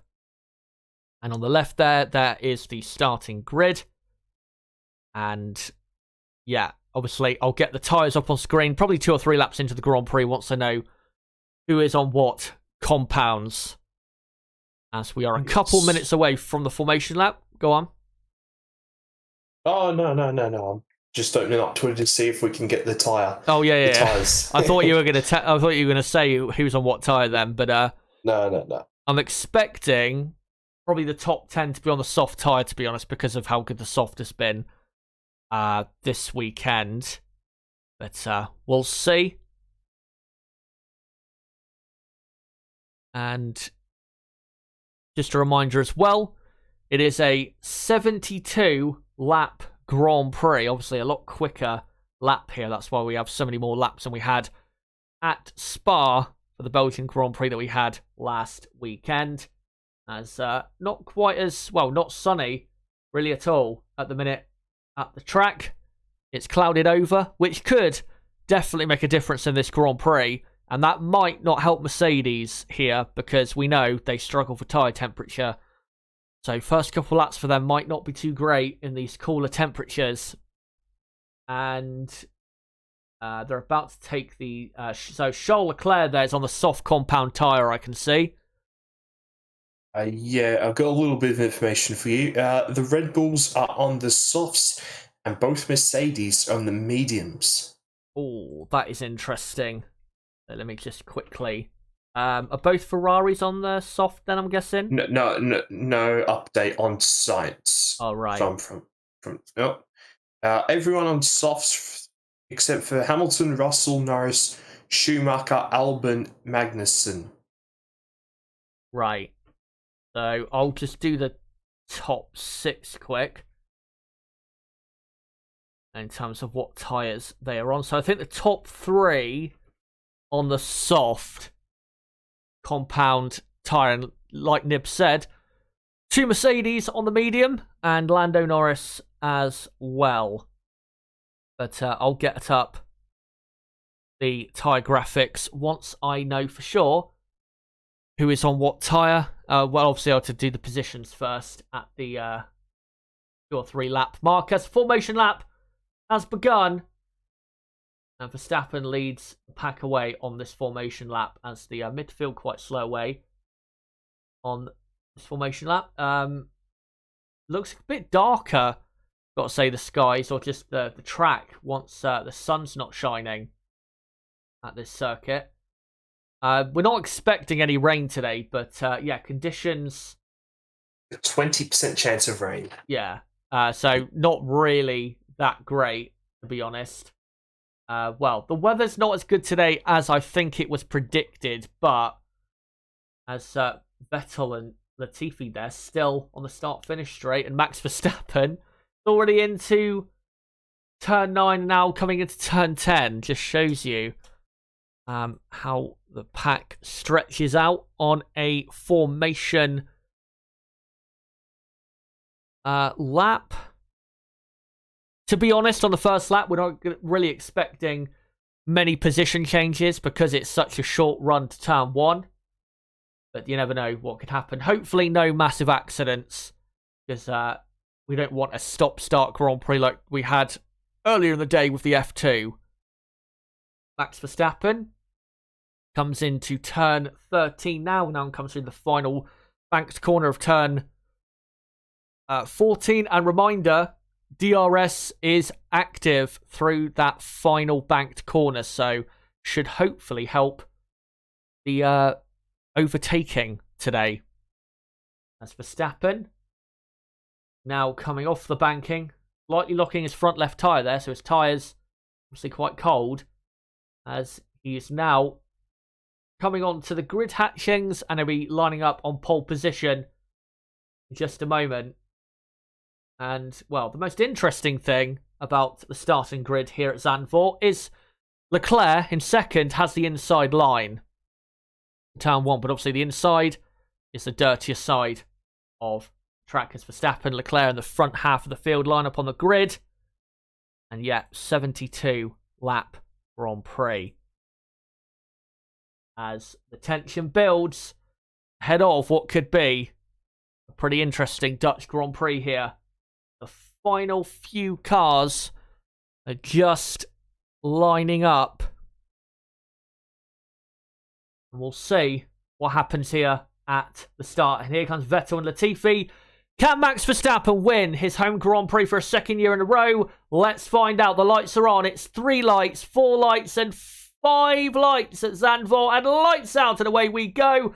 And Charles Leclerc has got a very decent lead there. Verstappen has to cut across him, and he does so brilliantly as Lewis Hamilton up the inside of Carlos Sainz, and contact was made. But thankfully, they got through just fine as the McLaren of Lando Norris is there. Has passed George Russell and Stroll. Look at that. What a start for Stroll, up to 8th place already. And Mick Schumacher not had a great start then. Verstappen already pulling away. And they get through as the cars bounce heavily away. They all get through just fine. But it is Verstappen from Leclerc, Sainz, Hamilton, Perez, Norris, and then Russell. And I think Stroll in P8.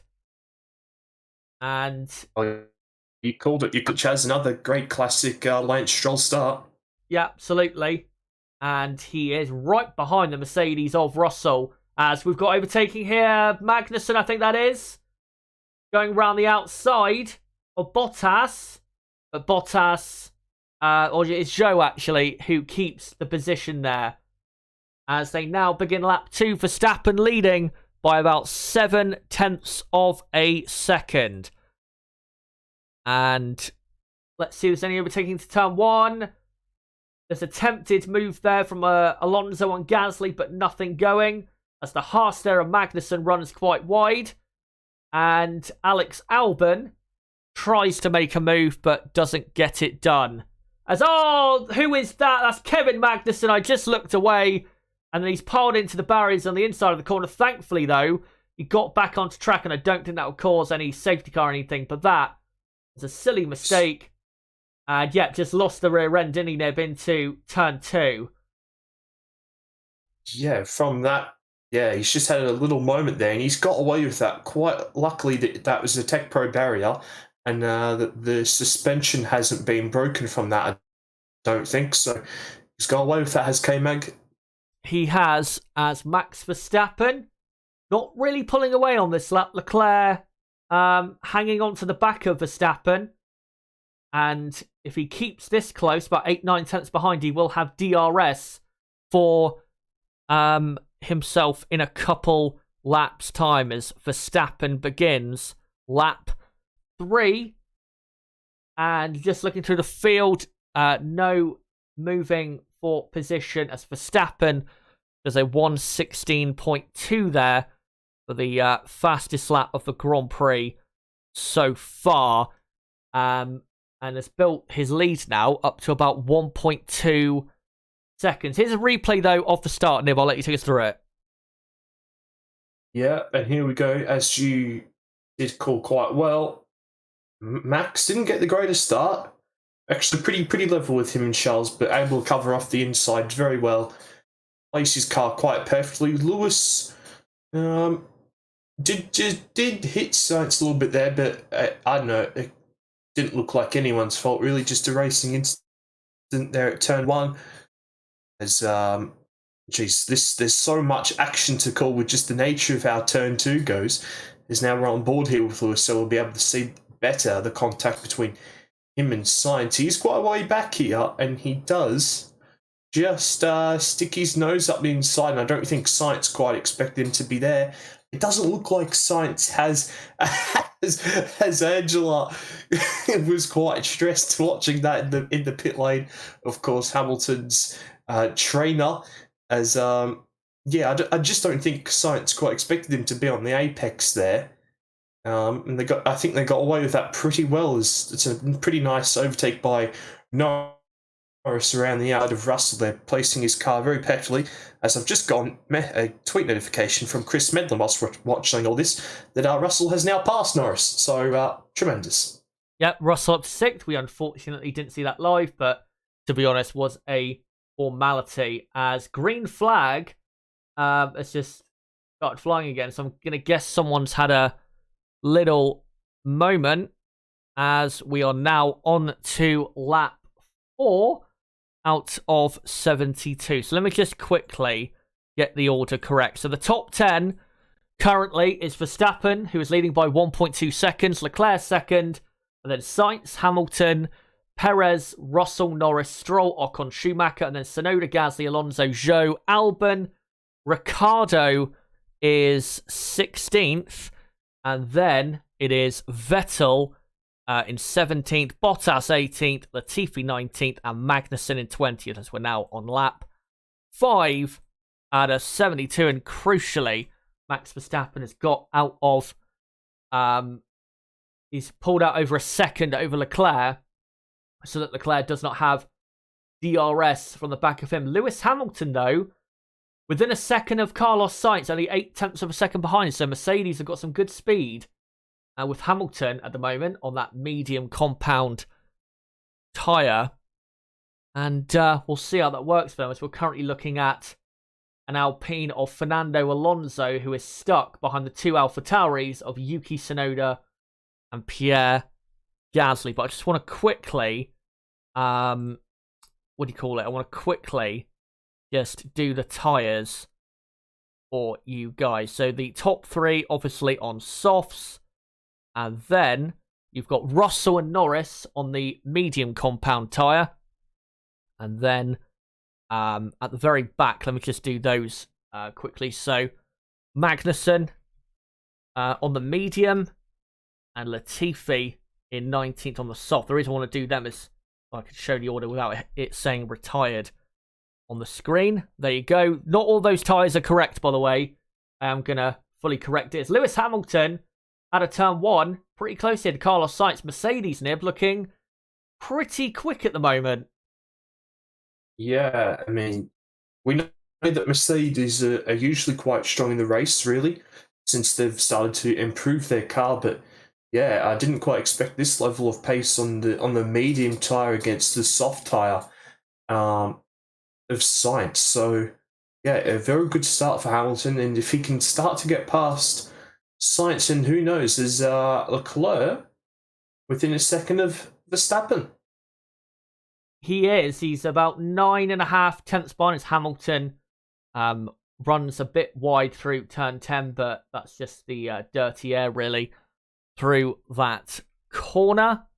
We'll see if Leclerc has DRS on Verstappen when they come down the pit straight, as they are about to begin lap 7 in a moment. As Hamilton, that's a nice graphic they've got there, showing how many meters in front Carlos Sainz is, and Leclerc did a fastest lap on that occasion. Hamilton still has DRS, by the way, on the back of Carlos Sainz, but he's nowhere near close enough to actually go for an overtake on the Spaniard. Hopefully no contact with a Spaniard like he had at Spa. But let me just do the tyres quickly. So for the top 11 that you can see, it is pretty sure it is correct. Let me just look. Yep, pretty much. And let me just do the rest of the field. So you got Tsunoda, Gasly, Alonso, and Zhou on the soft compound tyre. Alex Albon is on the medium. And then Ricciardo and Vettel are on the soft. So that is all of the tyres now confirmed on screen as to who is on what tyre compound. Tell you what, Chaz, Verstappen has responded on this lap. He's pulled out 6 tenths on Leclerc on this lap. Yeah, I've noticed he's now 1.6 clear of Charles Leclerc, as they're now on lap 8. And Hamilton getting quite close in the braking zone to the back of Sainz. So if he can just be 2 or 3 tenths closer through the banking, I think he's got a chance there. As Alonso feigning a move on Gasly, but I think Gasly is good enough to protect his position there. And yeah, those medium compound tyres are working pretty well, because George Russell, who was held up for about 3-4 laps behind Norris, he's already closed up to Perez, and he's only a second and a half behind. So the mediums are working well, at least for Mercedes. For everybody else, doesn't look to be working. Everyone else that's on the medium doesn't look to be working out incredibly well. But Mercedes are looking good here, as Lewis Hamilton still lagging a bit behind Sainz, but we'll see if we can close the gap towards the end of this lap to have a go into turn 1. And let's see, as here is a visor cam of Fernando Alonso struggling in the dirty air of the AlphaTauri of Gasly. Hamilton nowhere near close enough, and Verstappen has pulled the gap out to about 1.7, 1.8 seconds over Leclerc. So he just needs Verstappen another, second and a half to protect himself from an undercut, I think.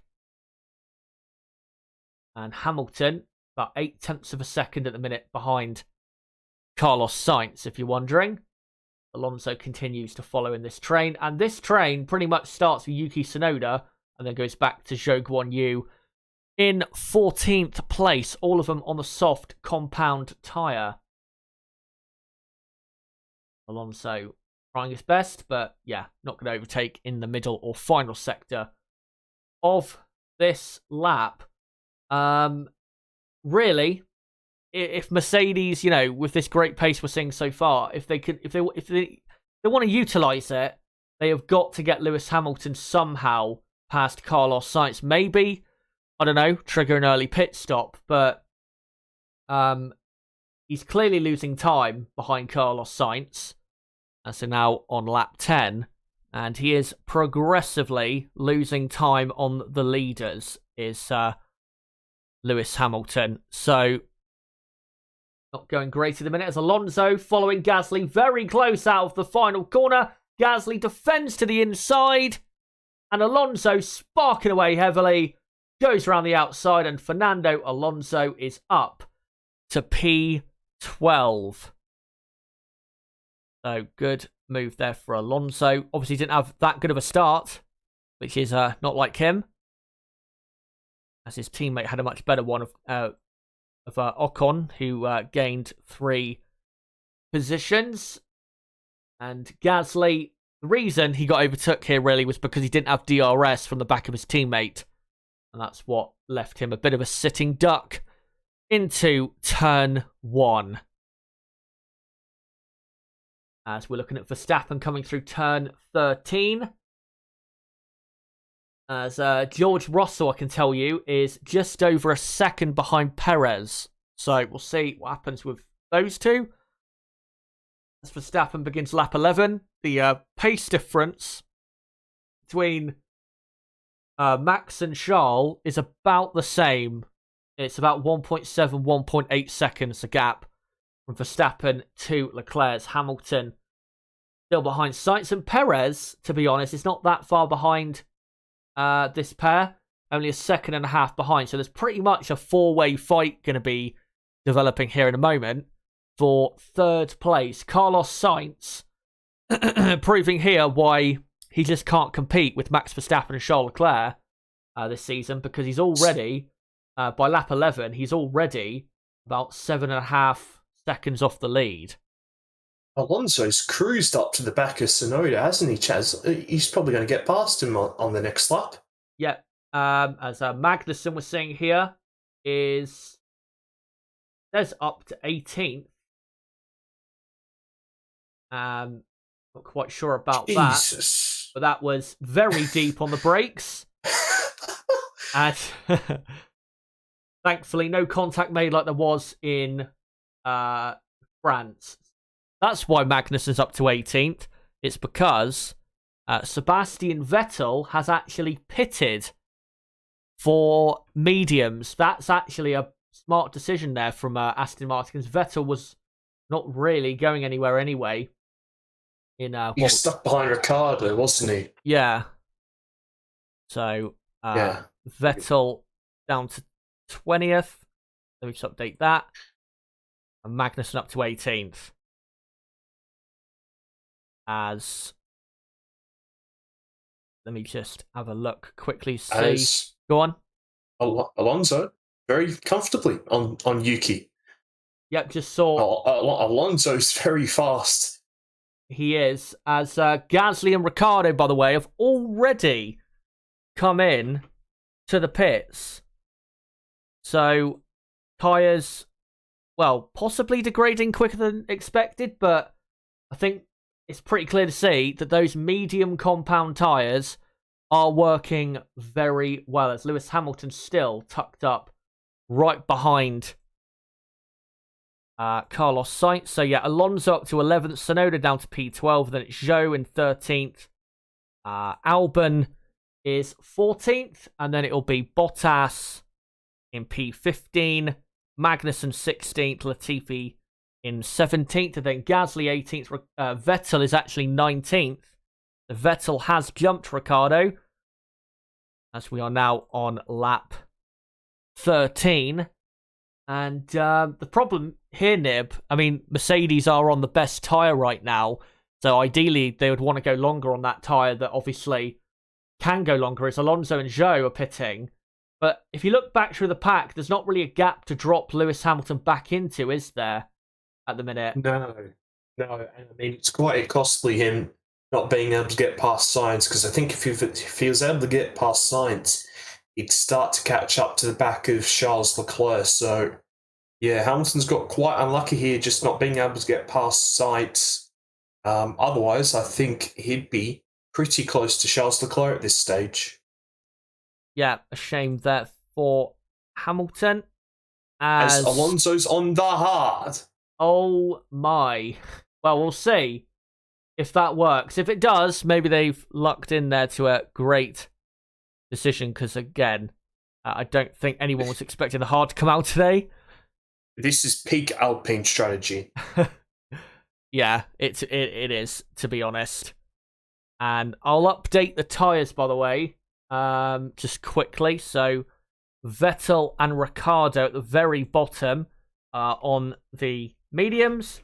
Zhou on the mediums, Gasly on the mediums, and then, yeah, Alonso on the hard compound tyre, as Mick Schumacher, who was running in P10, and Yuki Tsunoda have come in for a pit stop. Tsunoda, very good stop there from AlphaTauri, 2.6 seconds. And here comes Alonso, and I think Alonso is, going to take that position from Tsunoda. Obviously did overtake him. And yeah, Alonso up to 13th now, as also Nicholas Latifi has pitted also. So we've got Albon now in P10. And then as Hamilton, only 0.6 of a second behind Sainz as they come through the final corner. Let's see. As Carlos Sainz actually is pitting. I was going to say, let's see if he can make an overtake work. Carlos Sainz has decided, or Ferrari have decided, to pit the Spaniard. Let's see what tyre he goes on to. Comes in, and it is a set of medium tyres. And that is a very slow pit stop. And oh, what's happened there? For Perez, he's ran over something. What's happening with Ferrari? Couldn't get the tyre on, and he's lost about 12.7 second pit stop. And Ferrari, oh, don't worry, they have arrived in this Grand Prix. And Sainz now down to P11, and that is pretty much a position gained there for Lewis Hamilton. What on earth happened there, Nib, with Sainz and Perez? I don't know. It looks like Sainz was going in slow motion into the box, to be honest, Chaz. And then I don't know. That was ridiculous. Yeah, that was quite confusing what happened there. Let's just see a replay. So Perez, I think ran over a wheel gun that was hanging out from the back of the Ferrari pit area. Yeah. A bit poor that from Ferrari, leaving that there. Whoever did, that's a bit poor that. And then with Sainz, look, they didn't have the... What tyre has gone onto that car? They didn't have the tyre ready. Oh, dear. Well, we'll have to see if that's actually a medium that got on there, because I thought I saw a white stripe, to be honest. As you was leaving the box, that you could see they did put a medium on, but they would have had the wrong tyre. Oh, my. Dear me. That's some terrible flashbacks for me there. Not having the tyres ready, of course. Yeah. Well, it's peak Ferrari, isn't it? Make a pit stop and you're not even ready. Yeah, they never fail. I thought we were going to see pit lane incident involving car number 55, Carlos Sainz, for speeding the pit lane, but it's Zhou Guanyu that is under investigation for speeding the pit lane. Oh dear. Well, Zhou, who's having a decent race so far. I'm just trying to, as Verstappen on Team Radio saying tyres are not too bad, which is good from his perspective here, as he's now on lap 17. By the way, I know the tyres are not correct for all the drivers. I will update it when I can. I'm just trying to get the order correct at the minute, as Carlos Sainz has dropped into 11th place, and Carlos really is in a net 6th place. Here's a replay of Mick Schumacher. And I think Sebastian Vettel. Nice racing between the two. And does Mick go around the outside into turn 13? Yes, he does. Great move by Mick Schumacher as Lance Stroll has pitted for Aston Martin. Well, that was a bit better than Miami, wasn't it, between the two? Yeah, a lot better, thankfully, than Miami. As Stroll has come out in P10, so that's a good pit stop there for Stroll. As Leclerc saying tyres are not great, and he's now 5 seconds behind Verstappen. Those tyres are finished on the Ferrari, and look at that. Hamilton, he's only, 6.5 behind Leclerc. As Leclerc comes into the box now, and Leclerc actually does a fastest lap of the race. Hopefully they're ready this time. Here we go. Mediums on. And that's a good pit stop there from Ferrari.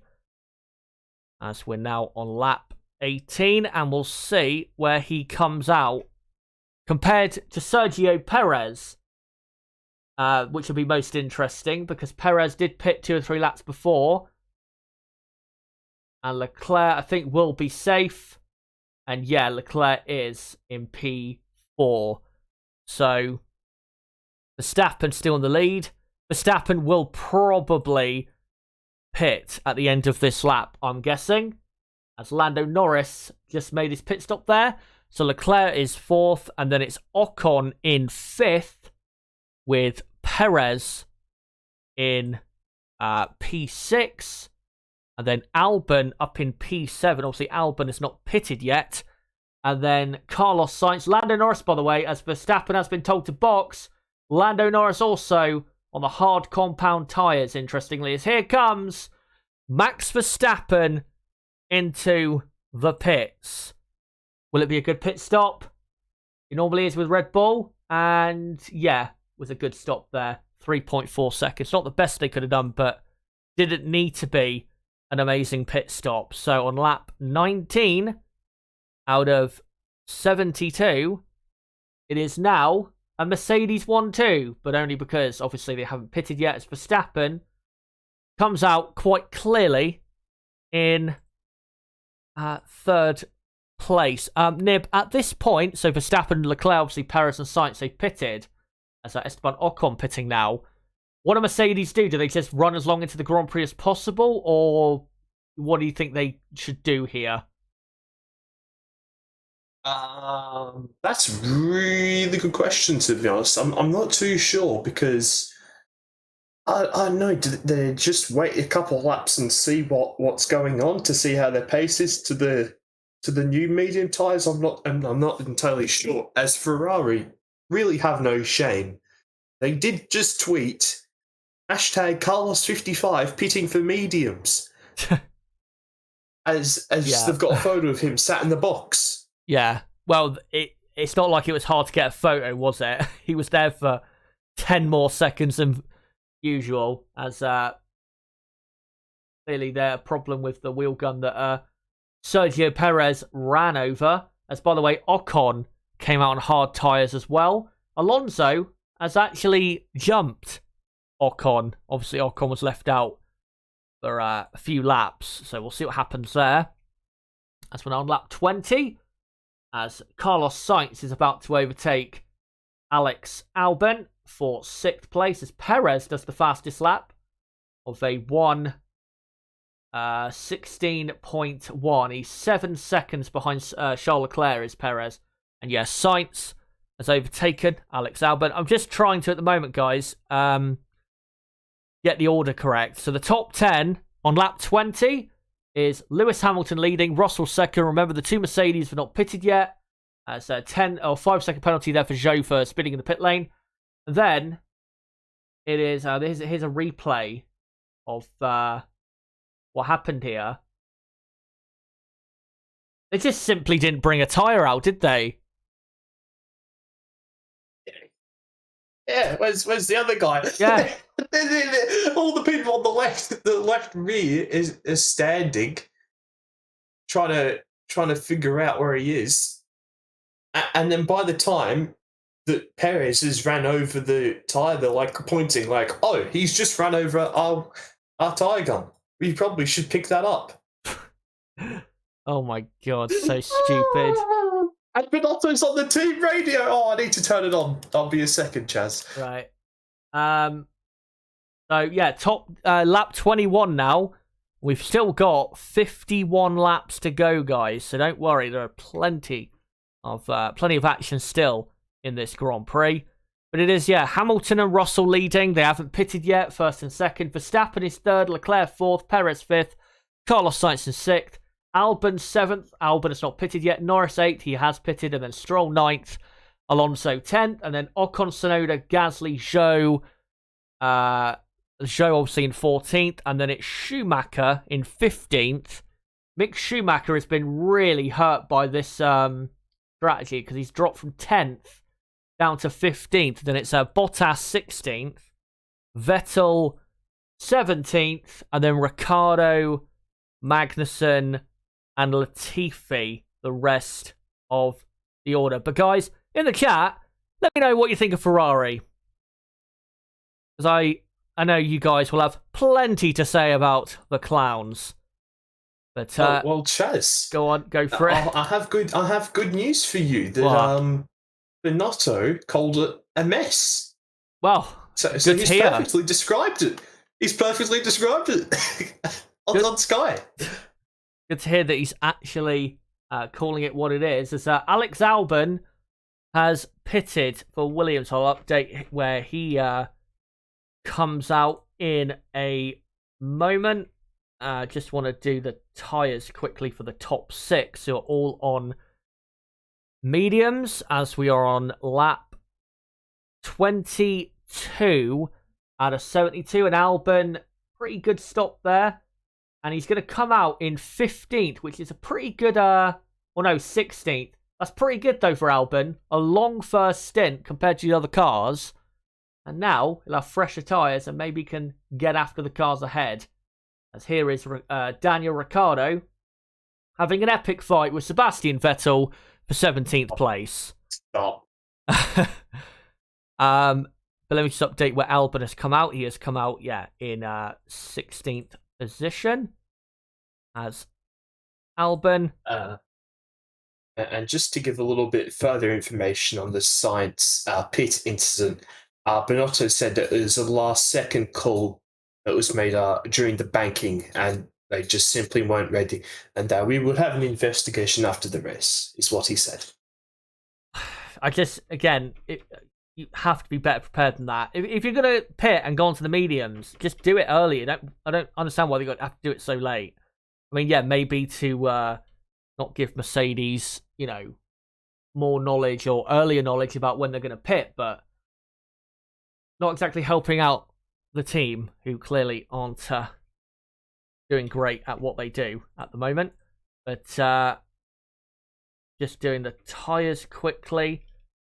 Interestingly, as Max Verstappen is in third place. By the way, Verstappen, he's gaining on the two Mercedes, but not massively. I think he's just managing his tyres, though. I don't think he's really pushing that hard, as we're now on lap 24 out of 72. Yeah, I don't think Verstappen's pushing as hard as he could, because I think if he was pushing as hard as he could, I think he would be a lot closer to the back of the Mercedes cars. But I just found it interesting that Zhou Guanyu is on the soft compound tyre for his second pit stop. Mick Schumacher on the medium, Bottas on the soft, and then Albon on the medium.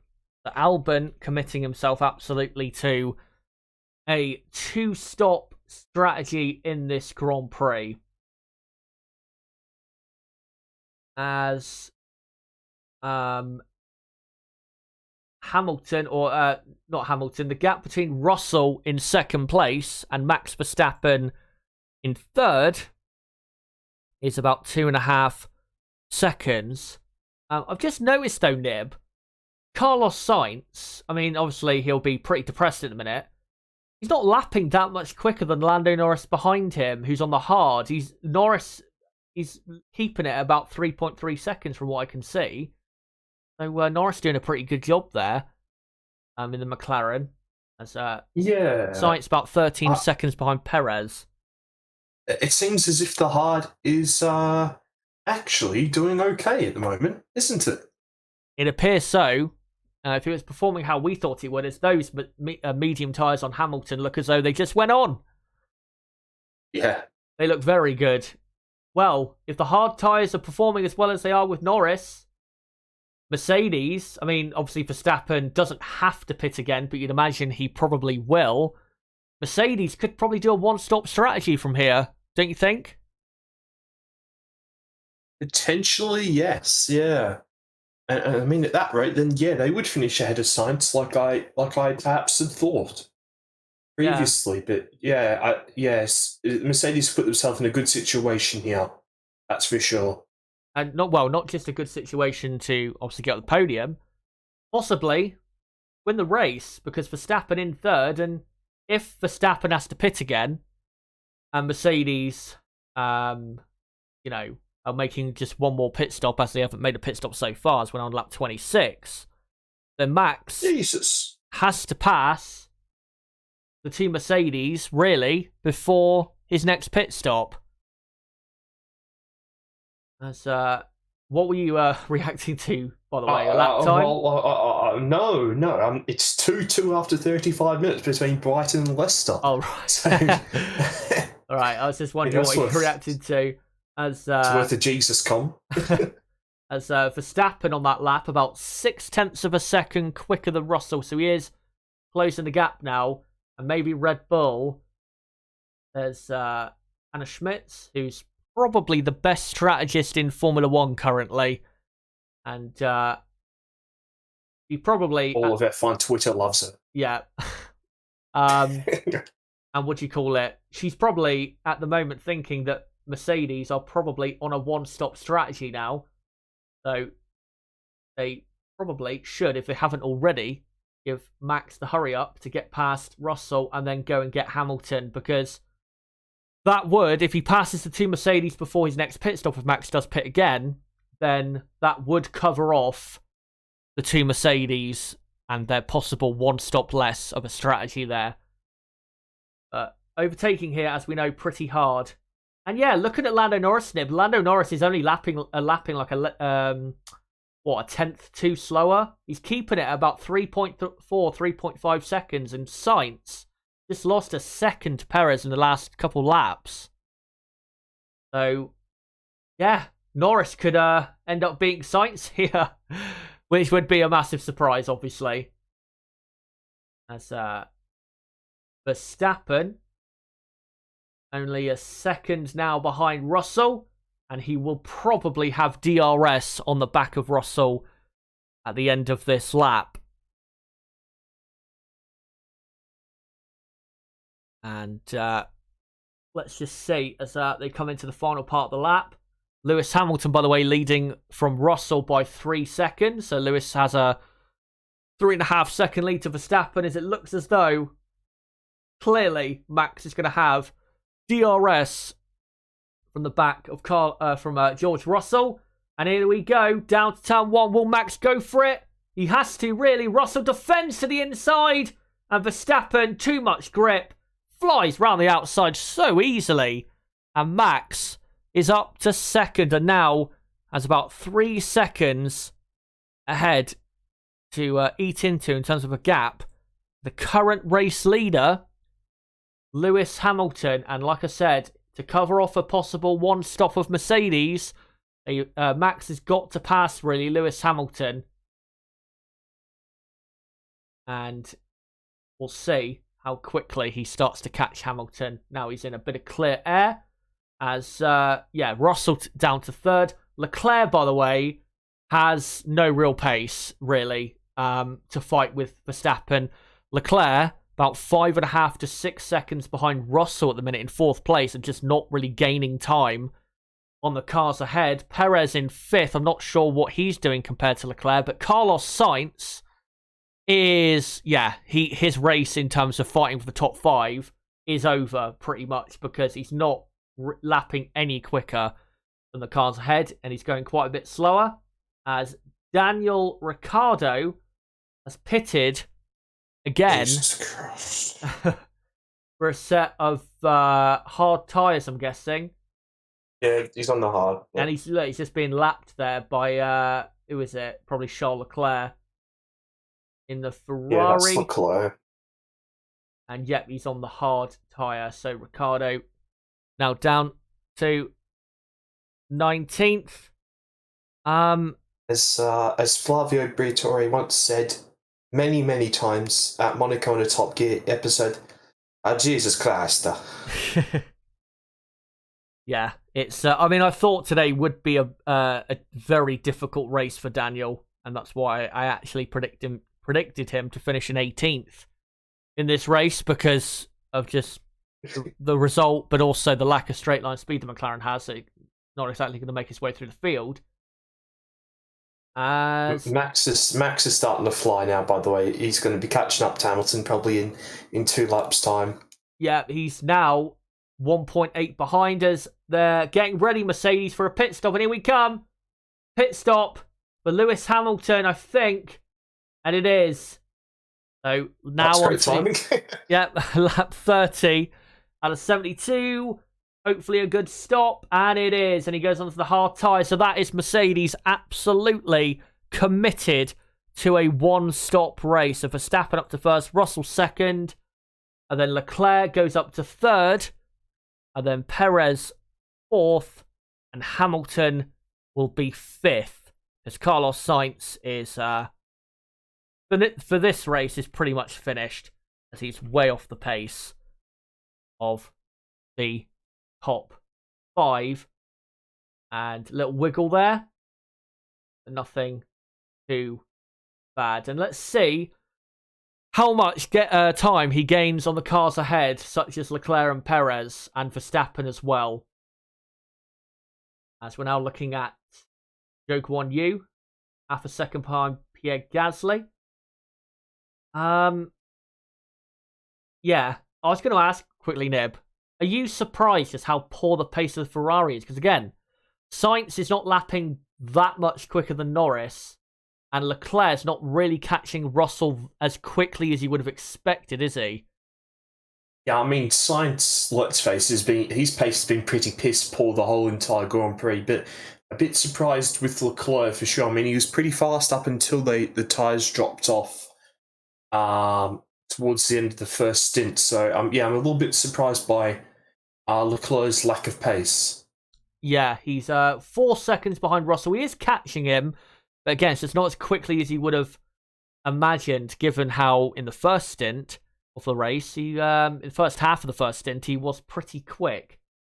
As Zhou all over the back of Gasly, and Zhou on the soft compound tyre, Gasly on the medium. And just looking to see if there's any other fights out there on track. Obviously, this one, Zhou Gasly, Bottas and Schumacher fighting for 14th. As here comes Zhou on Gasly into turn 1. Gasly defends late. Well, not really to the inside, but more to the middle of the track, but keeps his position. There's kind of a fight going on between Alonso and Stroll for 8th. It looks as though, Russell is now going to pit for Mercedes and go onto the hard compound tyre, and surely Russell will come out ahead of Sainz, and then that'll be 4th and 5th for Mercedes. As here comes Russell into the pits, and very good stop there by the Mercedes mechanics. As we are on lap 32, still 40 laps to go here. And Russell will come out in, 5th place, as Carlos Sainz is quite a few seconds behind. Hopefully he doesn't get held up behind that Williams of Latifi, I think it is. And no, he does not. As Latifi, I think it's just pitted a couple laps ago for another set of tyres. So Leclerc up to 2nd, Perez now 3rd. They're looking good for Perez. He's having a decent race at the minute. But see, Hamilton and Russell are on the hard compound tyre. And they are going to the end. And we'll see what the top 3 do. Lewis Hamilton gaining a lot of time, though, Nib, on Perez ahead. He's now 3.5 seconds behind. Yeah, probably should be right up with Perez, shouldn't he, in a few laps?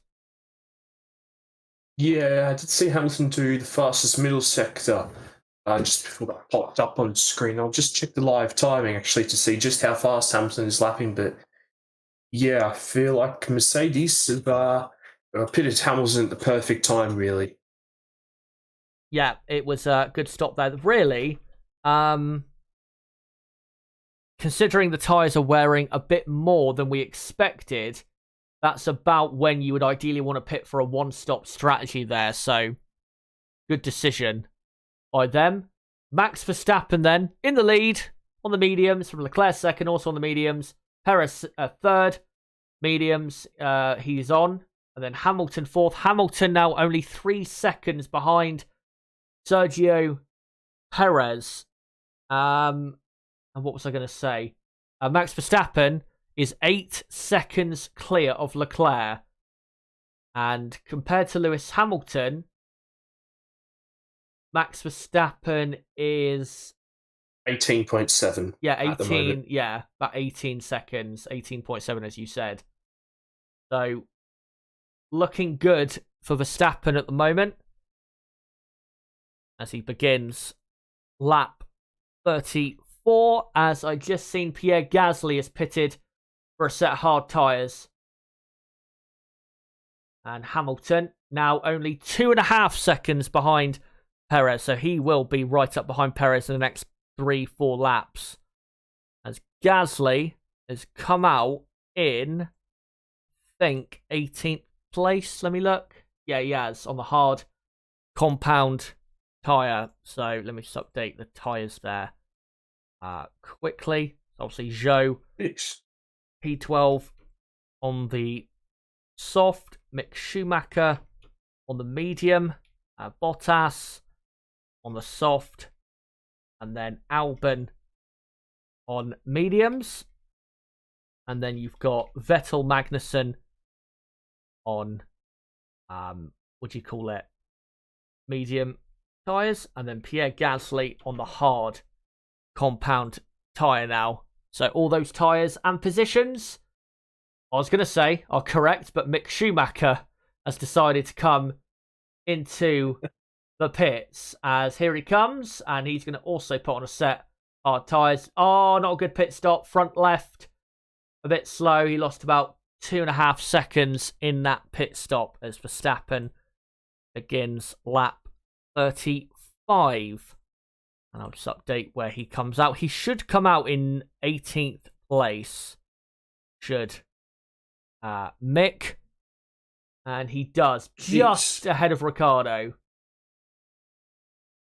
As the Mercedes are absolutely flying at the moment. They've both just done 1:15.4s, and that was 1.5 seconds quicker than Sergio Perez. Yeah, that is a seriously good pace from them. What did it say there with Leclerc? What was it? We don't think we can manage Plan C. It's Plan C, yeah. Yeah, well, maybe they'll go to Plan D. They're famous letters.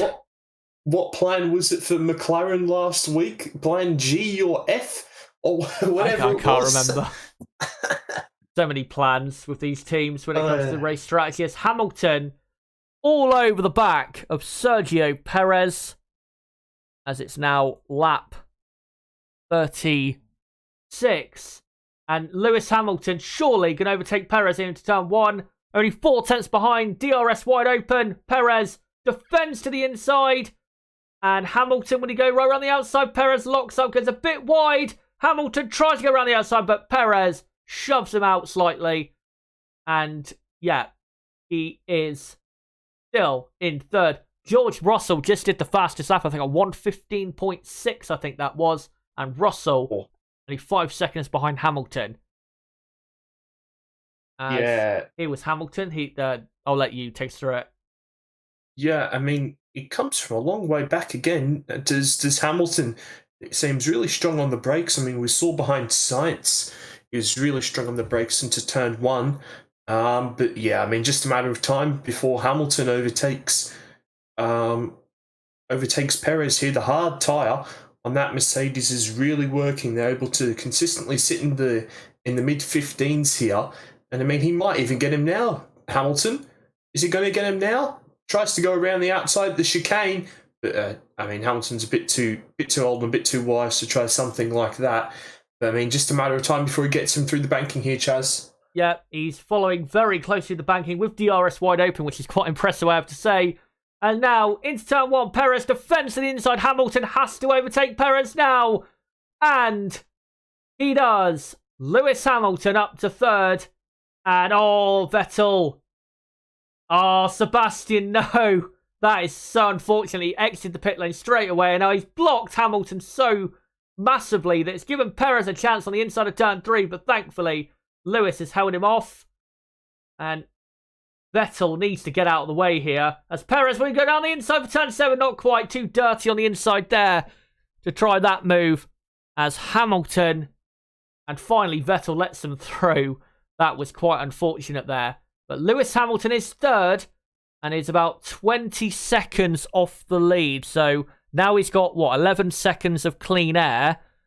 And now needs to get on with it. Great move, Nib, from Hamilton. Yeah, it was a really great move. I mean, Perez did everything he could, really, to defend, and obviously quite unfortunate with, Vettel, he just obviously wasn't told that he was going to come out just in front of these two, otherwise he would have let them through. And as we saw, it's nearly allowed. Seb did block him quite a lot there. But yeah, Perez almost took advantage of that, didn't he, Chaz? Yeah, almost on the inside of turn 3.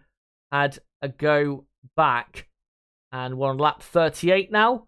And let's see how quickly Hamilton closes in on Charles Leclerc. He's already took a few tenths out since I last told you what the gap was. The gap was 11 seconds. Now it's 10.2 between Leclerc and Hamilton. So you'd have to say advantage towards Lewis Hamilton at the moment in regards to that battle. Just want to update the order though, because obviously Vettel's pitted, Bottas has pitted as well.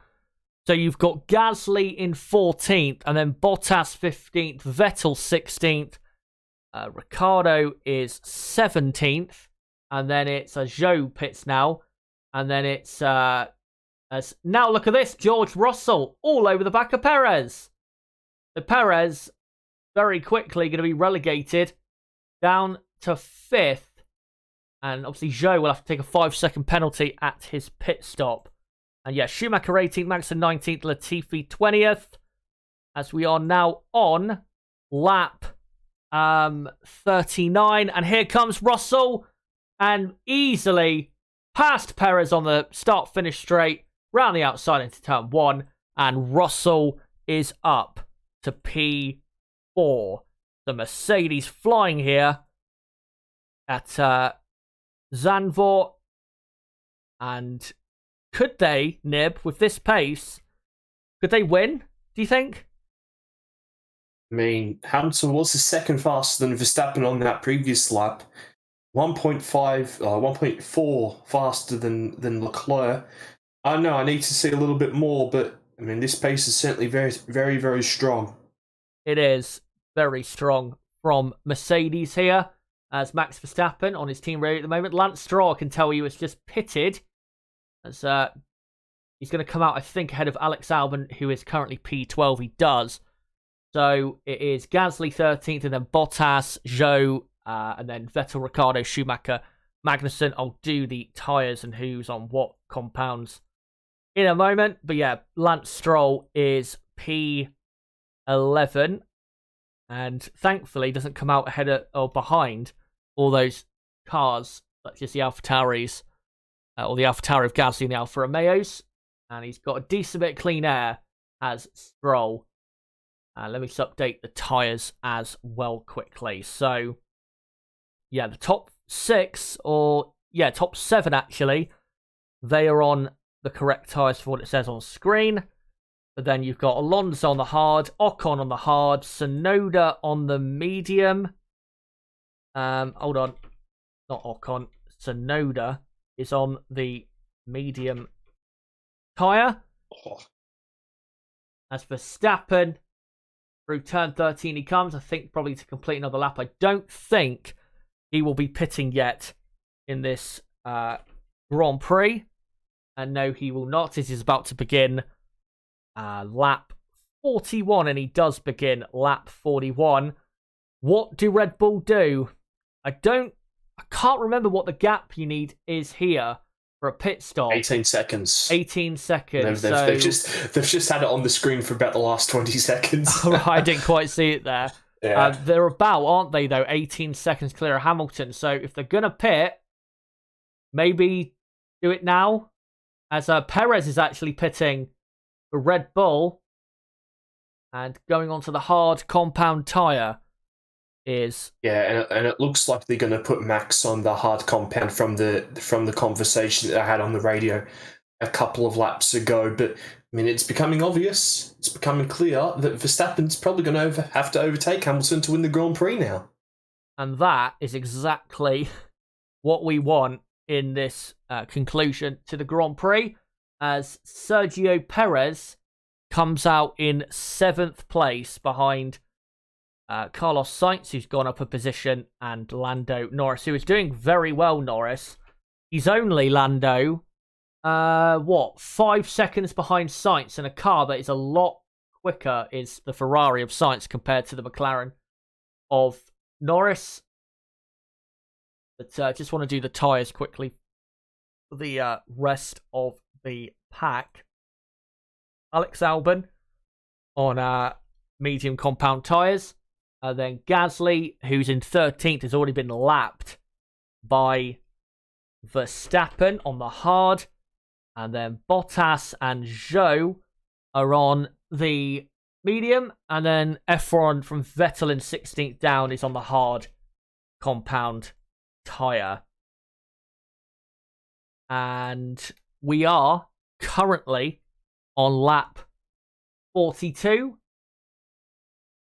And Lewis Hamilton now is only 6.5 seconds behind Charles Leclerc. So Leclerc, if he has to pit again, is in big trouble here. To be honest, if he doesn't pit again, I think he's in big trouble because the Mercedes are a lot quicker on race pace, as Hamilton already has pushed it under 6 seconds now through, I think, turn 9 and 10. Ferrari, I think, are going to end up off the podium here.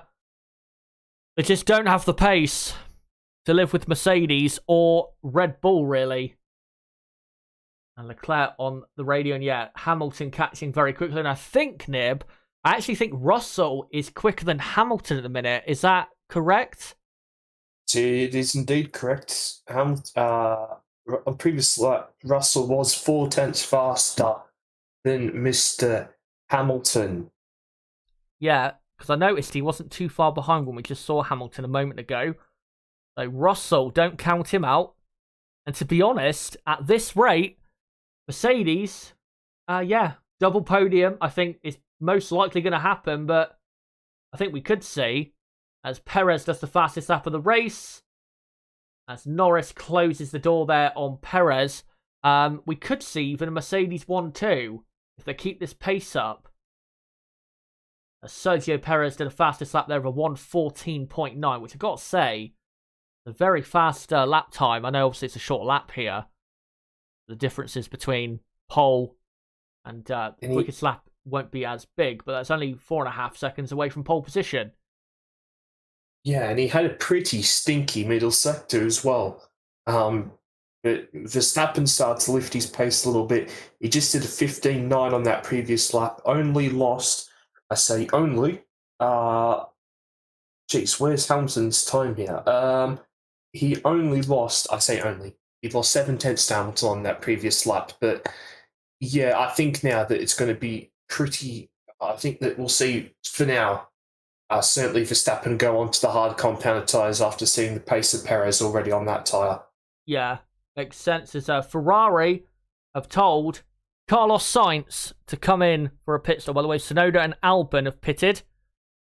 And Sainz is, as Perez goes up to now 5th, because obviously Carlos Sainz has pitted. So Perez 5th, Sainz will go down, so Norris is now 6th. As our broken down car there of Tsunoda, tyres not fitted, that could be a safety car, and that could be, from coincidentally, the sister team, a gift to Max Verstappen and Red Bull, because if that causes a safety car, which I think it probably will, yeah, that's safety car. Or a virtual safety car, Max is going to pit and come out still in the lead. As Ferrari have called off a pit stop there. Are they idiots? Well, why even ask that? Of course they are. And, oh no. Why is Tsunoda driving again if the tyres are not fitted? Unless he's going to try and park somewhere safer. Don't. The tyres are okay. They are fitted, apparently. Oh, right. So, what's happened there? He must have had an aneurysm or something. Because, how could a driver not know if the tyres are fit correctly? How could he not know? Tsunoda's still going massively slowly. Let's have a look at this pit stop then, Chaz. The teams say it's all okay, but Tsunoda doesn't think so. On the front right, there was a slight... I think they had to do it up for a second time, so I don't know. I mean, we really need the onboard to see whether or not the tyre's on or not. Yeah. As, look at this, Nib. Lewis Hamilton, he's only 2.5 seconds behind Leclerc. By the way, no safety car or virtual safety car for that. Leclerc, though, pitting, and surely that's Leclerc out of the fight for even podium. I'm not too sure what's happened, but he's done a 28 middle sector. I think Leclerc must have slowed down for the blue flags or something, because everyone else did a 26.4, so I'm a bit baffled there. Or maybe his tyres were absolutely finished, like we saw at the end of the first stint. Who knows, honestly. No, but then his final sector was okay, like, and his first sector was okay as well.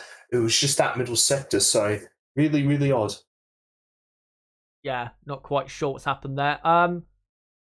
So Leclerc's come out in 4th, as here comes Yuki Tsunoda back into the pits. And they're reaching inside the car. So maybe it's something inside of his cockpit. As Carlos Sainz, by the way, rejoined in 9th place as Max Verstappen has begun another lap. And is his seatbelt like not done up properly? Possibly, might have come loose. Maybe his seat's come loose. He comes out of his pits, but he comes out very slowly. So I have no idea what's happened. What on earth is going on? No idea what's happened there with Yuki Tsunoda. But still, guys, green flag conditions, so don't worry about any safety cars or virtual safety cars ruining the action. And well, we've now got a straight battle. Oh my god. What is going on with Yuki? I mean, I think he's actually just... Oh, Jesus Christ, that was close to the Ferrari, wasn't it, Chaz? And the McLaren off! Well, okay, he needs to stop. He needs to get off the track because, I mean, this is just a bit silly now. Like, what on earth is going on? That's going to cause a virtual safety car, isn't it? Yeah, because he... Oh, my God. Yeah, they will be able to roll him back as you see the orange bit on Thingo. The diff is broken, I think. What on earth is going on? It's one of the most bizarre things I've seen in a while. Yeah, I have no idea what's gone on there, honestly. But, virtual safety car and that, surely, well, we'll see, because Hamilton did close the gap by quite a bit. Hamilton did to Verstappen, but I think Verstappen does have enough of a gap to pit and come out ahead of Hamilton just. We'll see, as So yeah, virtual safety car. Let me just do the order quickly. Tsunoda is out of the race. Obviously, there was some sort of thing there with the car where he just didn't have any feeling or something, or yeah, just couldn't feel. Well, don't you worry, the car. Chaz. There's already been tweets saying this is wrong, this is staged, so the tinfoil hats are out already. Yeah, it was a ridiculous scenario there. Yeah, I can understand why the tinfoil hats would be out for that, because it was a very strange thing. As here he comes, Max Verstappen, as Alonso didn't have a great pit stop there. Alonso has gone onto the soft tyre. Here he comes, Max Verstappen. Lap 49 now. Will he rejoin in the lead? I think he will. Hamilton coming through the banked final corner now. Max Verstappen and Mercedes are coming in, I think, for a pit stop, are they? They are, with Lewis Hamilton. And George Russell, I think, is not too far behind yet. Russell slightly slowing down there. So, gave his mechanics time. Obviously, doesn't want to be queued up behind Hamilton. So, it is Verstappen leading from Hamilton second, Russell third. But the two Mercedes are now on the medium compound tyres. So, they still do have a chance here. Because we do have 23 laps to go. And then it is Leclerc fourth, Perez fifth, virtual safety car, by the way, not full safety car. Perez fifth, Ocon is now sixth. Ocon did not pit under the virtual safety car. Maybe he will pit in a moment. And then it is Carlos Sainz in seventh. Lando Norris is in eighth. Norris is pitted for a set of soft tyres, and he's only just behind Sainz, so he'll probably overtake him if he can show a burst of speed there. Alonso is ninth on the soft, so I'll update the tyres in a moment. And then Stroll is 10th, and then it's Gasly, Albon, Bottas, Zhou, Vettel, Schumacher, Magnussen, Ricciardo, Latifi, and then Tsunoda is out of the race. So just quickly, Chaz. So what happened is that, well, obviously Tsunoda's thought these tyres weren't on properly, so he's undone his seat belts. Oh, and then yeah, and so then he's come into the pits to put them back on, and then he says there's something broken at the rear of the car. Extraordinarily bizarre. I mean, people are claiming Crashgate 2.0. Like, yeah, I mean. And people are going to use that clip of Hannah Schmitz just smiling on the pit lane to say, what's going on here? Quite possibly. Yeah. Yeah. I mean, I think they have the right to be a bit suspicious, but until we actually have any proper hard evidence, can't say anything about that. But it sure is convenient as the virtual safety car has ended and the racing is back underway, and we have 22 laps to go here at Zandvoort. Just want to say quickly that if you are new to the channel, then don't forget to subscribe for more content like this. At bottom right of the screen, you can subscribe right there, as DRS has been enabled. And Lewis Hamilton, by the way, 12.5 seconds behind Verstappen. It's on the mediums now, Verstappen on the hards. Yeah, we do qualifying and race watch-alongs for every Grand Prix in 2022, so don't forget to subscribe to the channel for that. And for everyone watching right now, if you haven't already, don't forget to smash that like button. Right, so the top 10 is Verstappen, Hamilton, Russell, Leclerc, Perez, Ocon, Sainz, Norris, Alonso, and Stroll. And then it's Gasly, Albon, Bottas, Zhou, Vettel, Schumacher, Magnussen, Ricciardo, Latifi. And Yuki Tsunoda is out of the race with a incredibly strange sequence of events, put it that way. Yeah. Well, if that was, deliberately done, it definitely wasn't done in a non-suspicious way, because at least with the crash gate, people just assumed that PK just crashed because he was rubbish as a driver, really, in F1. Right. Just want to try, if I can, and do the tyres. Mick Schumacher has actually gone ahead of Sebastian Vettel. I'll update that in a moment. Just want to update that the bottom few are now on Schumacher, Vettel, Magnussen, and Ricciardo are on the soft compound. It's Ocon in 6th. Yeah, he is, and he hasn't. He pitted, obviously, with everyone else. I think lap 20-25, and yeah, did not pit under the virtual safety car. Be hilarious, honestly, if he finished there. We'll see what happens as we're on lap 52. So 20 laps to go. And also do remember,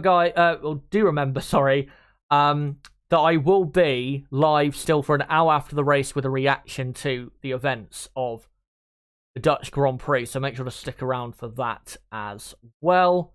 And yeah, Schumacher now 15th. Vettel 16th as Russell does the fastest lap of a 1:14.2. And I think, very unfortunately, Nib, I think we've been robbed here, haven't we, of a classic finish to the race because of that whole virtual safety car period. Because Hamilton isn't catching Verstappen, Russell is catching Hamilton, but obviously I don't think Mercedes are going to allow those two to race. But it's robbed us really of a classic finish to this Grand Prix when it comes to fighting for the win, hasn't it? Absolutely, Chaz, because I mean, Max would have having to overtake Russell and Hamilton to win the Grand Prix. Yeah, it's a shame. It would have been very interesting to see how things would have played out. And honestly, obviously it does depend on when Verstappen would have pitted, but I think there's a very good chance that Lewis Hamilton would have won this race without that virtual safety car. Would have been close between Hamilton, Russell, Verstappen, but yeah, robbed us there of a classic finish, as Carlos Sainz is catching Esteban Ocon, by the way, for 6th. And Fernando Alonso, we're currently looking at the TV broadcast, all over the back of Lando Norris for 8th place. Somehow, McLaren are in a worse position compared to Alpine in this race, even though they were quite comfortably ahead of the Alpines before the virtual safety car period. And now Alonso might have a go on Lando into turn 1. And Lando defends to the inside of turn 1, but Alonso, what will he do? Will he go around the outside? He's going to try it, but Lando just kept the line there, and Alonso ran slightly wide. I don't think Lando did anything wrong there. He wasn't really alongside there, Fernando, as they continue on. But yeah, honestly, that's really, as Fernando Alonso, by the way, has the fastest lap of the race now, obviously is on the soft tyre, which does help, but I've got to be honest, I'm a bit deflated after that virtual safety car because I was really looking forward to these last 20 laps, and now it's like, yeah, Verstappen's going to win. I mean, I don't really care if Verstappen wins, but we were going to get an exciting finish whether Verstappen won or not. But yeah, make of it what you will. Let me know in the chat, obviously, when the race finishes, what you think of all that. What happened as Russell on lap 54 now has done a fastest lap of a 1:13.9, was it? A 1:12.9? Yeah, a 1:13.9. Not quite a 1:12. It'd spice the race up if it was a 12.9. Yeah, and Seb has got a 5-second time penalty for ignoring the blue flags, of course, when he held up Hamilton when he had just got past Perez. Yeah, it's not. I don't think it's really his fault that much. I think it's more the team's fault. I mean, obviously we had to hear the radio communications, but yeah, I don't think Sebastian is that poor. He's just on his own with the information, keep ahead of those drivers for that long. As now, we're looking at Carlos Sainz behind Esteban Ocon, and Carlos is going to pass Esteban here. Probably at the end of this lap, as Lewis Hamilton does the fastest lap of the race, a 1:13.8. He has cut the gap down from 12.8 to about 11 seconds, but yeah, 17 laps to go? He'd have to catch Verstappen at 1 second per lap to win this race, pretty much. I'm not sure he's going to do that. Well, that might spice things up. a bit more. Valtteri Bottas has broke down yet again, and that is going to cause a safety car, surely. He's parked on the exit of, as Carlos Sainz there has passed Esteban Ocon in a yellow flag zone. Not sure if the yellow flags came out in time. Well, yeah, he's certainly overtaken under yellow flag there. What? He might just get away with it depending on when they exactly came out. There is no way he's getting away with that. He's just overtaken underneath the yellow flag. I mean, Bottas is parked on the entry of turn 1 and he's overtaken at turn 1. And that's where the yellow flag was. Like, there's no way he's going to have to give that position back. Well, if he does, he'll have to give it back from to Lando Norris, unless there's a safety car that comes out right now.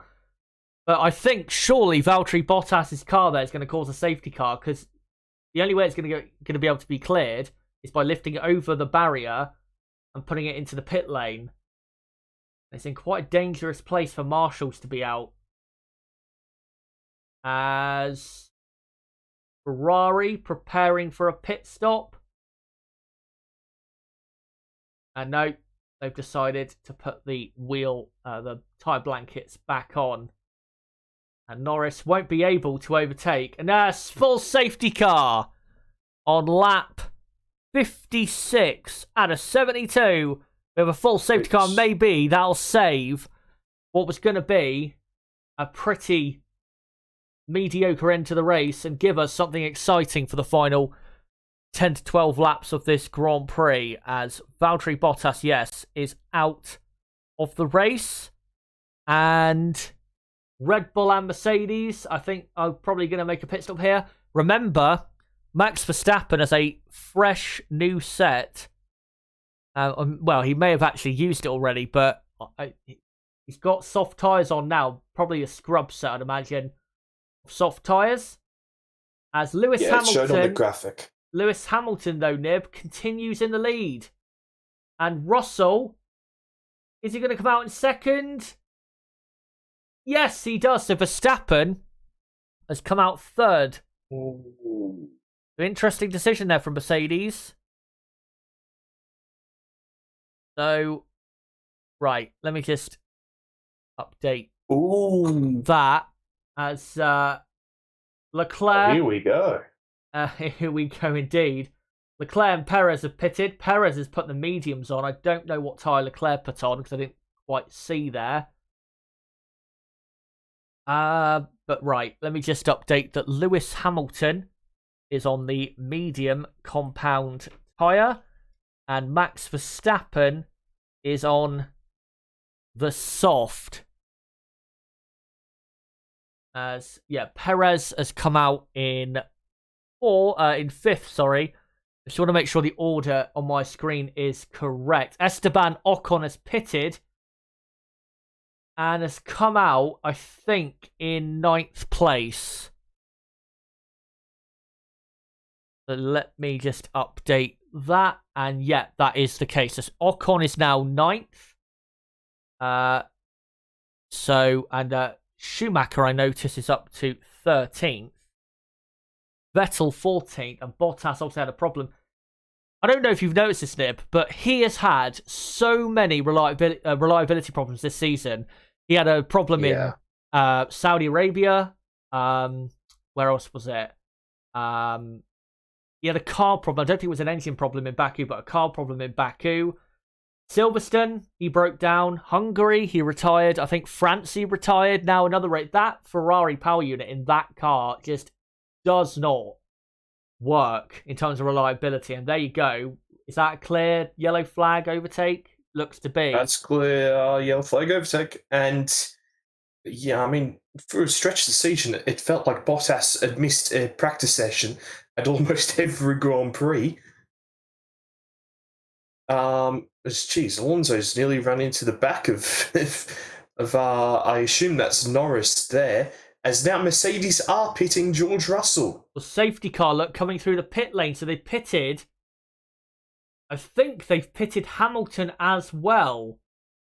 it said that he pitted there, so Hamilton has made a pit stop. No, but it's showing everyone's making a pit stop. Oh right, Yeah, that's annoying.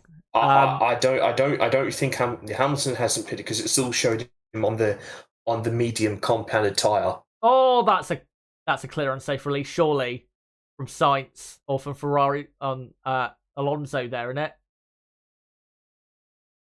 Is it Alonso? Yeah, I think it is.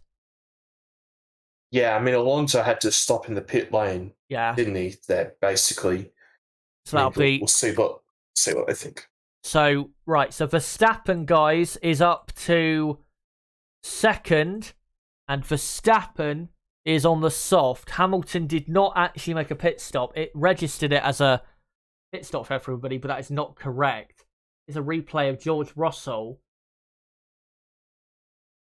wanting the Williams there of Latifi to speed up so he can get in the pits quicker, and then probably complaining on the radio. But Russell on the soft, so that's good for Mercedes because it means that if Hamilton can't defend against Verstappen, Russell, they could possibly get Russell to fight with Verstappen, and Sainz was quite slow, though. I think that's what caused it, rather than an unsafe release. Sainz didn't really get away, did he? Yeah, he was trying to just be really careful coming out there, I think.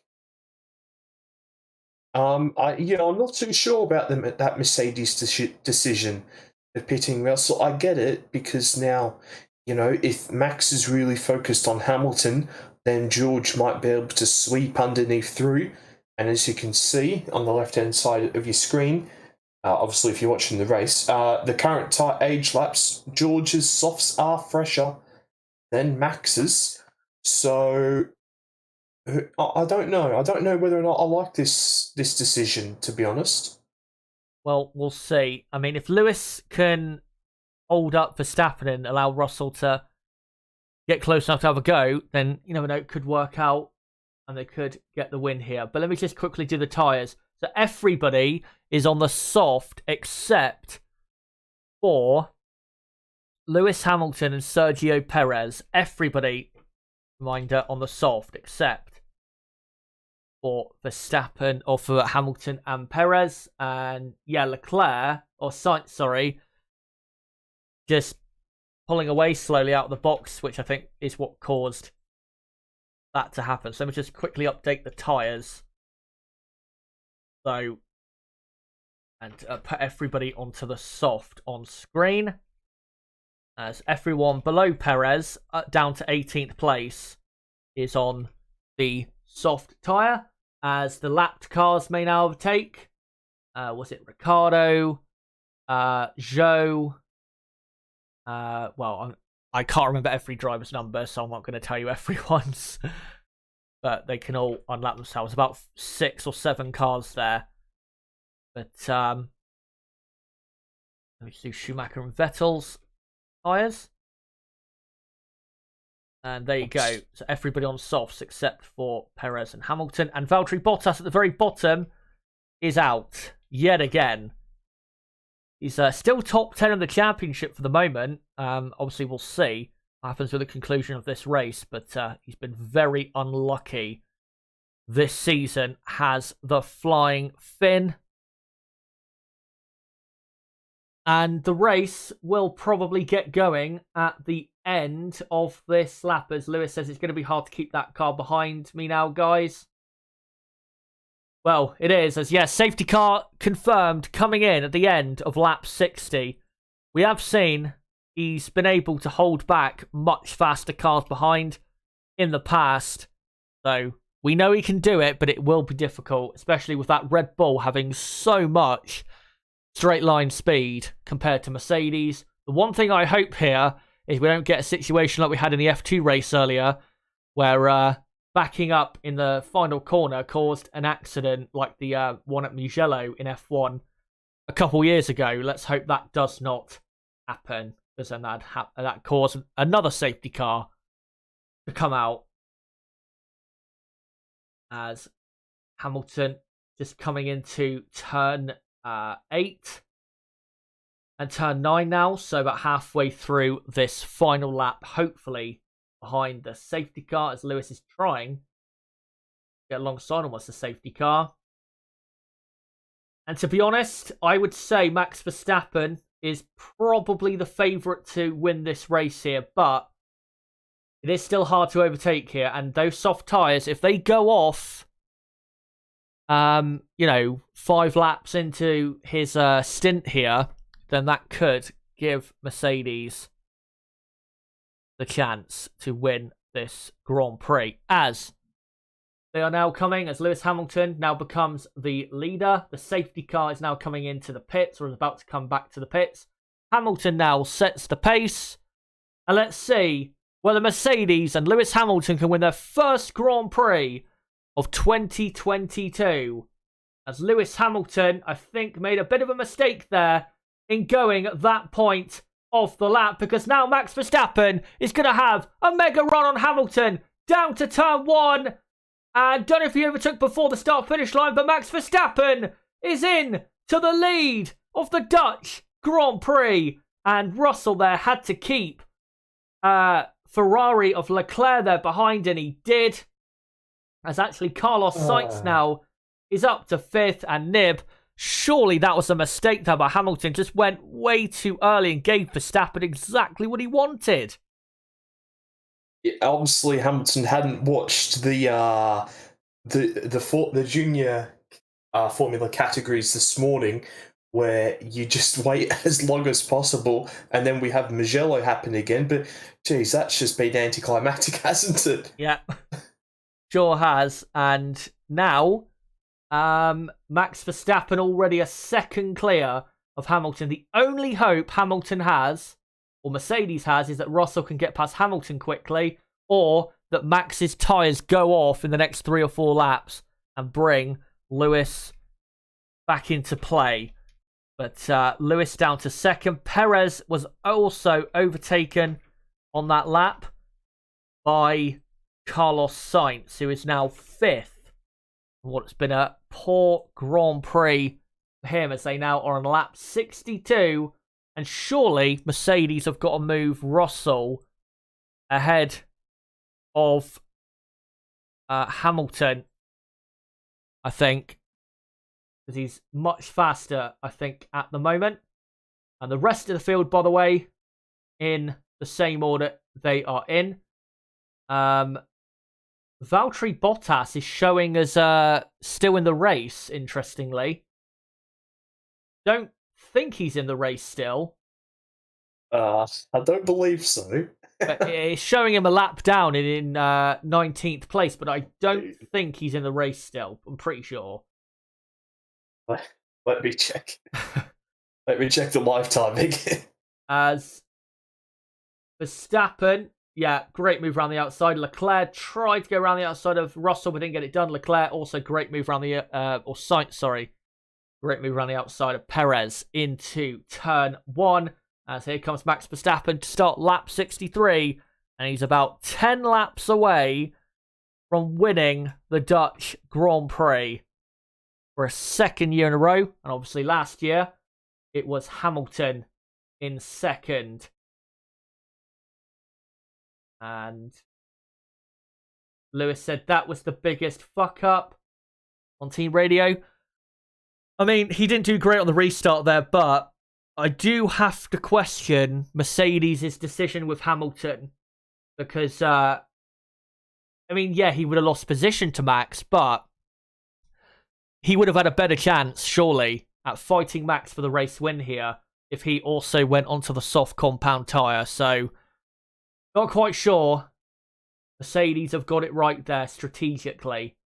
But you never know. He could come back into it because the soft compound tyres could start to go off. He's about 2.5 seconds. No, he's not. Behind. It's over. It's over. Don't build a false hope. I mean, it's more likely that Russell's going to overtake Hamilton. Come on. Yeah, it looks as though he is. Russell, yeah, he's going to overtake Hamilton here. On lap 64, Hamilton. Oh, Hamilton, that was slightly naughty there, moving at the very last minute. And Russell up to second. I thought that was just going to be a simple overtake, but then Hamilton suddenly just moved to the middle there.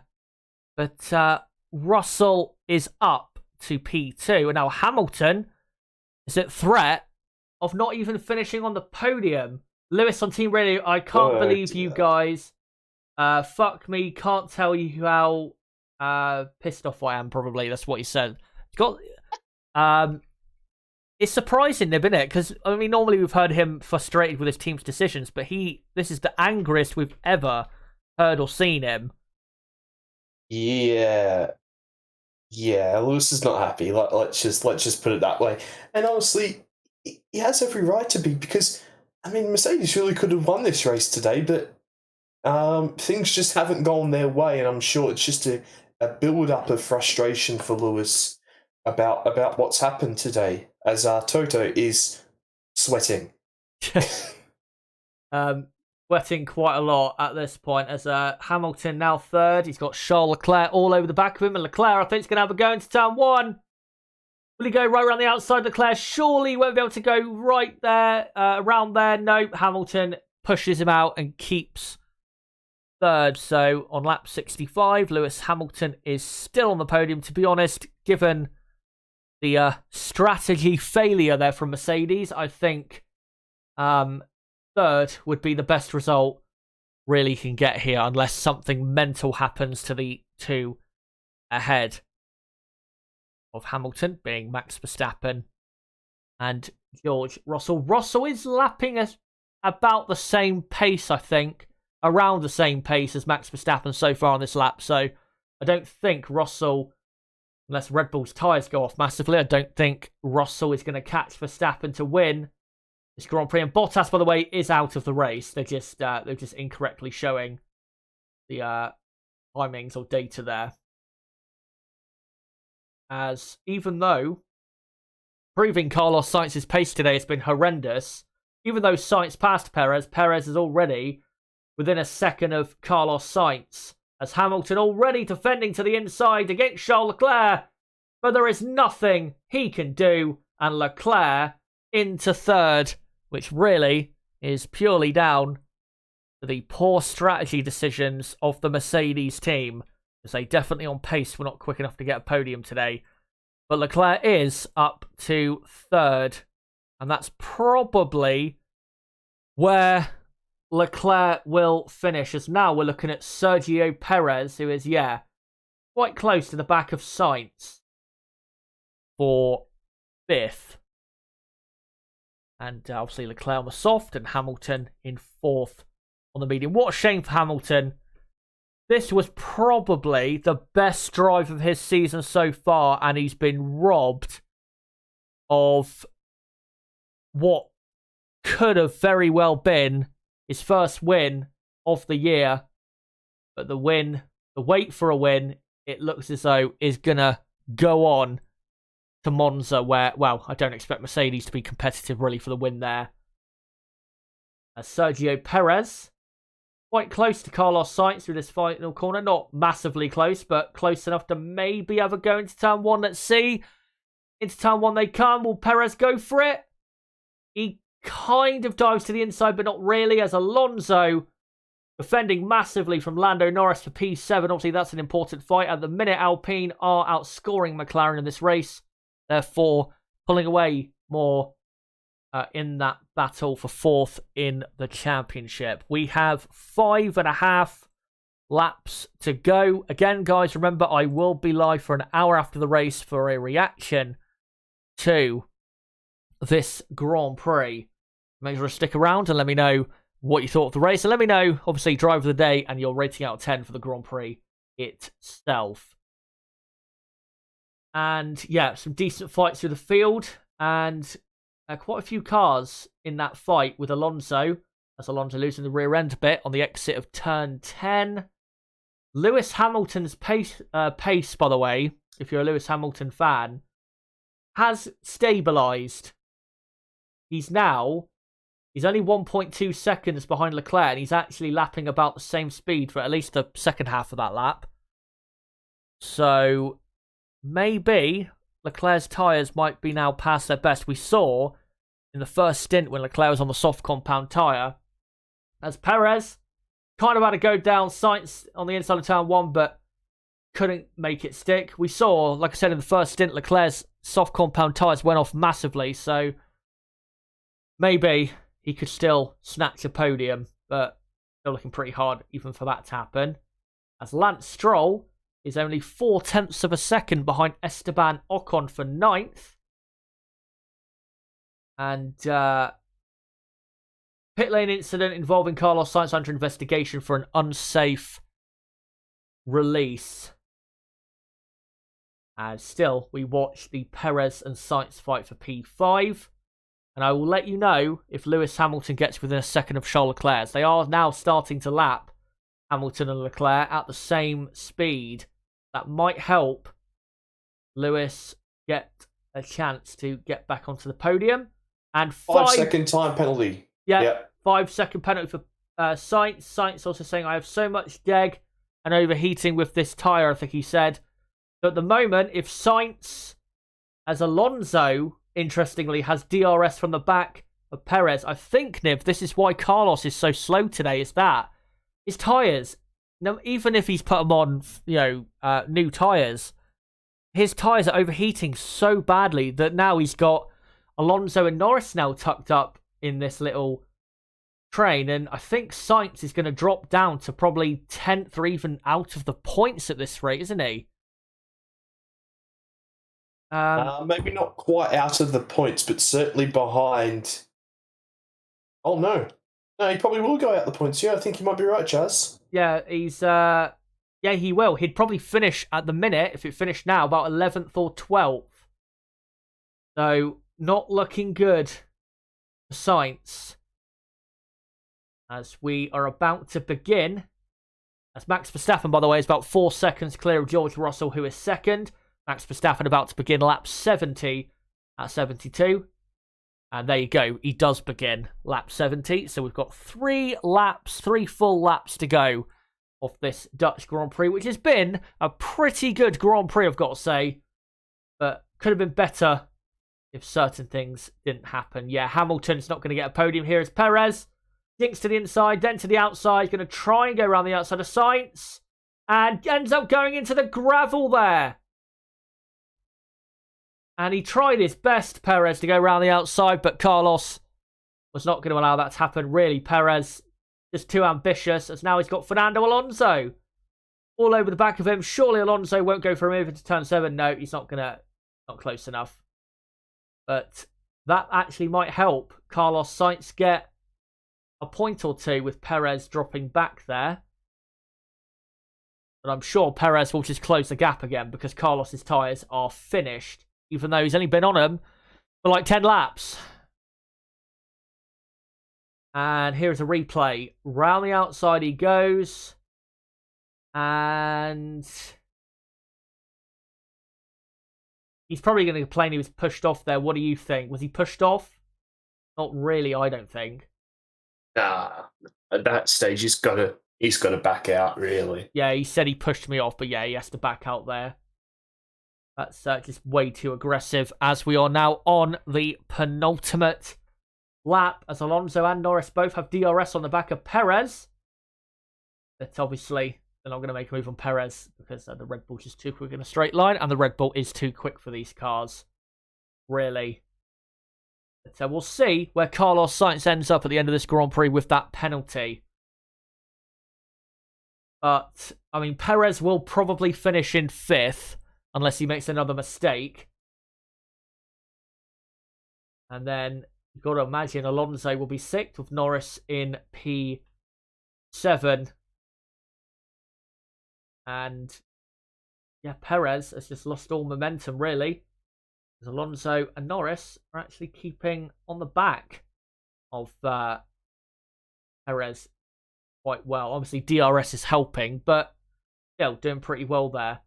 As Max Verstappen is about, and there you go, starts his final lap of the Dutch Grand Prix. Nib, a word quickly on what's going to be surely our race winner. got a bit lucky at times today, I think we have to say, but still a great drive for Verstappen and executed, didn't he, when he needed to? Yeah, I mean, Max hasn't exactly done much wrong today, has he? I mean, he's done exactly what he's needed to do. His pace was good enough, really, as we're seeing Alonso trying to get past Sergio Perez, but just not close enough. Yeah, I mean, very unfortunate for Hamilton. He's had quite a bit of bad luck today. I mean, Mercedes with the wrong strategy call as well at the end. And I mean, I've just been reading as well on the timeline that the only reason why Russell was able to get into the points was because, or was able to get on the podium was because he actually called his own strategy. But yeah, a pretty good Grand Prix and a very good one for Max Verstappen. Absolutely, as he now comes to the final banked corner now to win his second home race in a row. A brilliant victory last year, a very good one this year. Max Verstappen wins the Dutch Grand Prix. And that is a brilliant win for Max. And he is very close now to being confirmed as world champion for 2022. George Russell finishes second. Charles Leclerc third. Lewis Hamilton finishes fourth. And let's see what happens with... So Carlos Sainz has dropped to eighth. So Perez finishes in fifth with Alonso sixth. Norris 7th, Sainz 8th, and then Ocon 9th, Stroll 10th, and then the rest of your order: Gasly, Albon, Schumacher, Vettel, Magnussen, Zhou, Ricciardo, Latifi, and your only two retirements: Valtteri Bottas and Yuki Tsunoda. But let me just show on screen that the race is over. Let me just quickly do the text.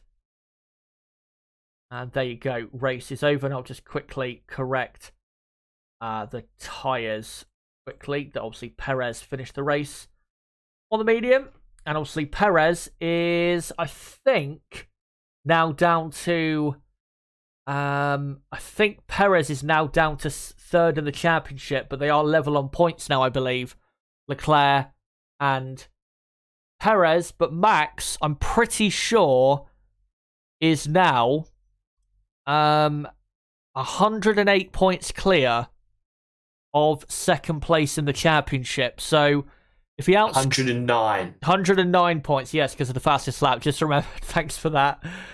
So if he outscores second place in the championship by a further 21 points in the next race and in Singapore, then in Singapore he will be World Drivers Champion, and yeah, absolutely does deserve. I've got to say, the championship. Chaz, Go on. At least they've saved all the flares until after the race. Yeah. Because remember last year when they let them all off at the start of the race, and it was like this on lap one where you couldn't see a bloody thing. Yeah. This is well done, Dutch fans. Why? Good job that you've not thrown them onto the track today. Yeah. Although you shouldn't really need to be congratulated on that. But yeah, this is I mean, that's a pretty good Grand Prix. I mean, I'm having a hard time trying to think of who was my driver of the day, Chaz. I mean, yeah, looking at the field, I mean, Verstappen, Hamilton, Ocon, Alonso, probably the one, I'd say, yeah, Ocon, Alonso, Hamilton, Verstappen are probably the four candidates you'd probably go for, wouldn't you? Obviously, Ocon and Alonso, because they, made so much progress from their low grid positions. Especially Alonso, started 13th, finished in P6. Yeah, I mean, yeah, maybe Alonso, but I mean, other than Max and Alonso, maybe I don't know. I mean, Max just too good again. No, it's just mental. He's already on 10 wins this season. He's going to break Vettel's record. Yeah. He is. Out of 15 races so far, 10 wins. Well, I mean, I heard you before. He's certainly going to win Monza. I mean, Red Bull are just going to be they should be too good around there. I mean, I just don't see how he doesn't break Vettel's record this year, which is absolutely insane. And then, do you think he because of where Leclerc and Perez have ended up today, he should win the title in Singapore, shouldn't he? Unless he has like a big reliability problem in the next two races. Yeah, he should. He should win this by. Yeah, I agree. He's probably going to win this thing in Singapore now. And I mean, Red Bull are always good in Singapore. So, yeah, I mean, it's just insane how quickly this season has just gone like this. Yeah. I mean, for me at least, it just feels like yesterday that I was at the Grand Prix here in Melbourne. Yeah. Where Ferrari absolutely dominated that Grand Prix. But yeah, it's been some turnaround since then. Absolutely. Leclerc, after that race you attended, was 46 points ahead of Verstappen? And now Max is 109 points clear of Leclerc. That's insane 150 point swing in 12 races, I think. Or is it 12 races? Yeah, it is. Incredible. Insane. Yeah. We've never seen that before in Formula One. Obviously, not just because of Red Bull and Verstappen, but Ferrari played their part as well. But yeah, Verstappen, I don't see how he doesn't win the championship in Singapore or Suzuka, probably at the absolute latest, but probably he's going to win it in Singapore. So yeah, for the drive of the day, who are you going to go for? Is it Max that you went for? I don't know, mate. I don't know. I'm giving it to Alonso. Yeah, I mean, I feel like Hamilton does deserve a shout because he was very good up until For sure. the end. But yeah, I'll probably have to go for Alonso because 13th to 6th around this track, and I know obviously there were a couple safety cars, or there was one safety car actually, but there was a virtual safety car and a safety car, which did help, but that is still a great Grand Prix from him. And out of 10, what would you rate the race for? It's a pretty good Grand Prix, wasn't it? I'm going to go maybe 7.5. I mean, I think if we didn't have the virtual safety car shenanigans with the AlphaTauri, and Max legitimately had to overtake George and Lewis, I think that could have been pushing like a 9, to be honest. I mean, that really was shaping up to be an incredible ending. But unfortunately just ruined a little bit by the shenanigans that we had with Yuki. Yeah, that was very weird what happened with Tsunoda. For me, I'd go Alonso driver of the day, and out of 10, I'd go for probably, yes, I'm going to go for a 7 out of 10. Pretty good Grand Prix. Again, could have been better if that virtual safety car didn't come out. And then, obviously, the full safety car came out for Valtteri Bottas, which, I mean, to be fair, with Tsunoda, it did ruin it a bit, but it would have ruined it anyway, wouldn't it? With, with Bottas breaking down. But, yeah, let me know in the chat, guys. What is your rating out of 10 for the race? And let me know who your driver of the day is today here at Zandvoort. Again, the picks that I would probably say are in contention for that are probably Verstappen, Russell to a certain extent, Hamilton, Alonso, and Ocon I'd probably put in there because he did gain 3 positions and had a decent race. And at one point, he was in 6th place, was Esteban. But, right, so I guess you're not going to stick around, are you, Nick? Because it's been a long stream, obviously. And it's probably, 2 o'clock in the morning where you are. So it hasn't been that long. It's just more that we've got other sport on now. Of course, we've got the Vueltas. We've got like the biggest stage of the Vuelta España. The chat probably don't know, but I watch basically every sport basically imaginable. So yeah, that's what I'm off to now. And then of course we've got quite a big game in the Premier League as well, with Arsenal versus Manchester United at Old Trafford. So pretty keen for that one as well. Yeah, that's in, I think, about just under 45 minutes, I think. 40 minutes, I think it is. Yeah. So yeah, that'll be interesting to see that match. But yeah, cheers for coming on, mate, and helping obviously with the watch along. And yeah, hopefully have you back for Monza, and hopefully we'll have 3 teams in the fight for victory again, because it was pretty exciting with the 3 teams up there, wasn't it? Yeah, you certainly will have me back for Monza, but I mean, I doubt we're going to have a 3-team battle at Monza. Yeah, I'm hopeful, as well. but I don't think so. I don't think so. All right, well, yeah, thanks for having me on, and I hope you and the chat has a good rest of your day. And yeah, we'll see you for Monza. Ciao, ciao, everyone. See you later. Cheers, mate. And yeah, cheers for Nib. Cheers to Nib for obviously coming on for the stream. Now, what I'm going to do is for the next 45 minutes to an hour, I'm going to react with you guys to the Dutch Grand Prix. So again, let me know in the chat your driver of the day, rating out of 10 for the race, and let me know what you thought of Red Bull, Ferrari, Mercedes, and all of the teams and how they did, on the drivers as well, and let me know how you thought they did in the Grand Prix today, and I will get through your comments in the chat, as many as I can. I'm not going to be on, obviously, for like 2 or 3 hours or anything like that to get through every single comment through the chat that's been today, but I'll get through as many as I can in the next hour or so. But I'm just going to quickly unplug my headphones. God, I'm sweating quite a bit. It got pretty hot and sweaty for me when I was watching that race.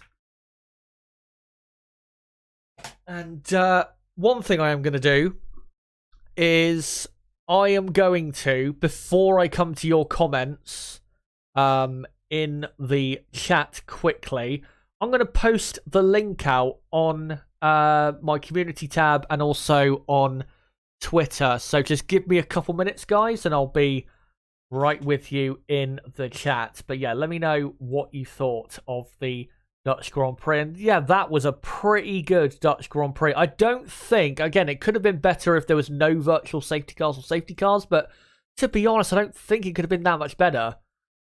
Pretty good race. Right, let me just tweet this out or post it out. Join us for instant reaction to the Dutch GP, and I'll just quickly post it out on Twitter. And yeah, so keep your comments coming in the chat,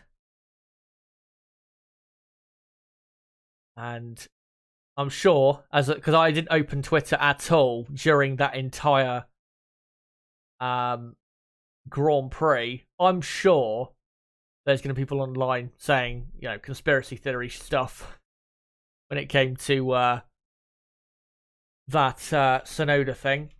Right, hold on a minute. Come join us here for instant reaction to the Dutch Grand Prix. And just, yeah, get this link boosted out.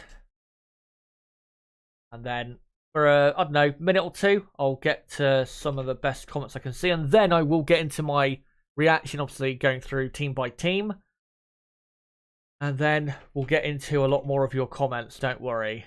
Right, I think that tweet is okay to go now. There you go. So let's see what you guys have to say. Jane says, congrats Ferrari for ruining this year's title. Indeed. Triban says, thanks Shazza, this was a good stream. Thanks to all the mods and people who arranged this. No problem. Astro Steve, remind me where Stroll started on the grid. He started where he finished, P10. He would have finished, Stroll, probably in 9th. I think if there wasn't you know, any safety cars or virtual safety cars. So yeah, I mean, ultimately just didn't have the pace, sadly.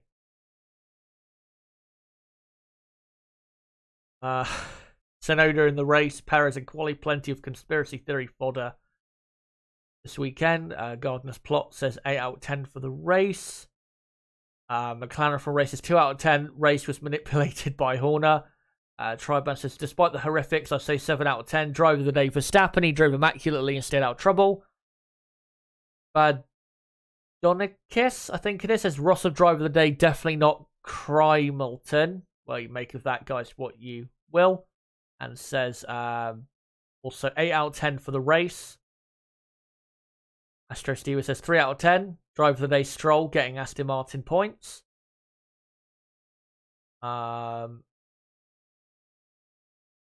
Rooksfoot, 7 out of 10 for the race. Alonso, driver of the day, due to him banging in a few fastest laps. Yeah, that was good there from Fernando. Let's see some other comments here if I can.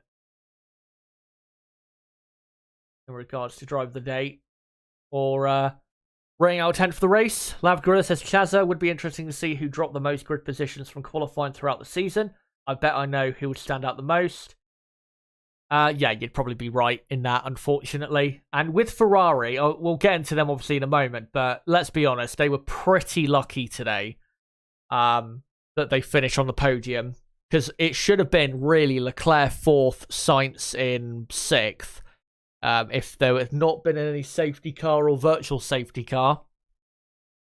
Ferrari were pretty slow today.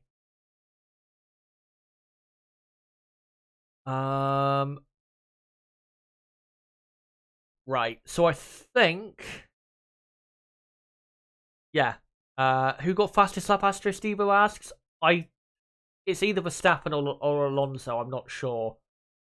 But I think, guys, I'm going to move on and get into reviewing the Grand Prix and, getting into the teams and how they did in this Dutch Grand Prix. So we'll start with... let me just get ready to do it. We'll start with the Red Bull team. And it was victory in Holland, but it was way more complicated than we expected it to be. Obviously, held the lead at turn 1, built a very nice lead over Charles Leclerc up until the first round of pit stops of about 5 seconds.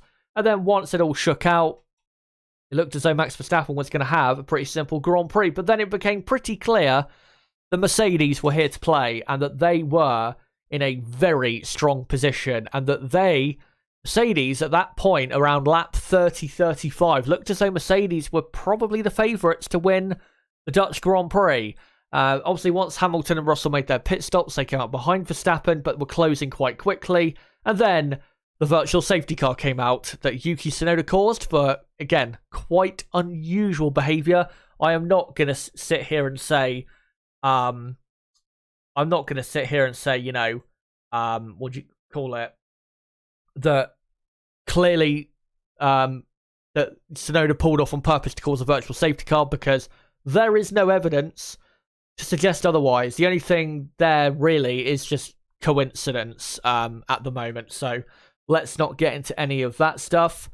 But yeah, Verstappen obviously was able to make his pit stop, came out on the hard compound tyres. Hamilton then was on the medium, but then the safety car came out for Valtteri Bottas's broken down car. Max pitted for softs, the two Mercedes stayed out, and then Russell pitted, put Max up to P2, and then Max Verstappen on the restart of the race, easily, pretty much, because Hamilton just went too early with when he got going to restart the race again. Max Verstappen easily, pretty much, passed Lewis Hamilton into turn 1 and won the Grand Prix. Would have Verstappen won the race today had it not been for what happened with, what do you call it, with the virtual safety car and safety car? Would he have been able, if he pitted again, to catch and pass the two Mercedes? I think he would have still had a good chance at doing so, but I am not sure at the moment. I'd have to go back and look through the data really to see just what happened in this race, but I'm not sure exactly what would have happened. It would have been probably Hamilton or Verstappen winning the race, it would have been very, very close. But at the end of the day, Verstappen did everything he needed to do and got the victory here at Zandvoort. And yeah, 10th win of the season out of 15 races. And like I said, and I'll just make sure actually by looking quickly at the Drivers' Championship standings. Let me just get it up quickly on screen, just to see what the exact gap is between Verstappen and Leclerc. Yeah, Leclerc's second now, and Max is leading by 108 points over Leclerc. So if Max Verstappen, say Leclerc stays second in the championship until the end of the Singapore Grand Prix, until the checkered flag in Singapore, if Max outscores Leclerc by 32 points in next weekend's Grand Prix and the Singapore Grand Prix combined, if it's a 32-point gain for Verstappen over Leclerc in those two races combined, then Max will be world champion. I'm pretty sure that is the permutation there. That will be world champion in Singapore. Very close now. And to be honest, even though Ferrari have screwed Charles Leclerc over in the championship this season so much, I think Max Verstappen is still the deserving winner of the Drivers' World Championship, which will be coming very soon, in about a month from now, the coronation. And then for Sergio Perez, really, what cost Perez today was his mistake in qualifying, because his pace today was pretty decent. It wasn't amazing, but if he had qualified third, which was possible for Perez in qualifying, he probably would have ended up third or fourth in this race. And again, what cost him today was his mistake in qualifying. And a shame that he made that mistake, because it was his pace for the race was looking decent throughout the Grand Prix. But fifth it was at the end of the day. And Red Bull also very quickly heading towards a Constructors' Championship. But another great win for Verstappen, and I'm pretty sure he'll win the Italian Grand Prix as well. Not quite sure how Max Verstappen doesn't win the Italian Grand Prix, or Red Bull at least. Mohammed saying in chat, Perez race pace decent? ?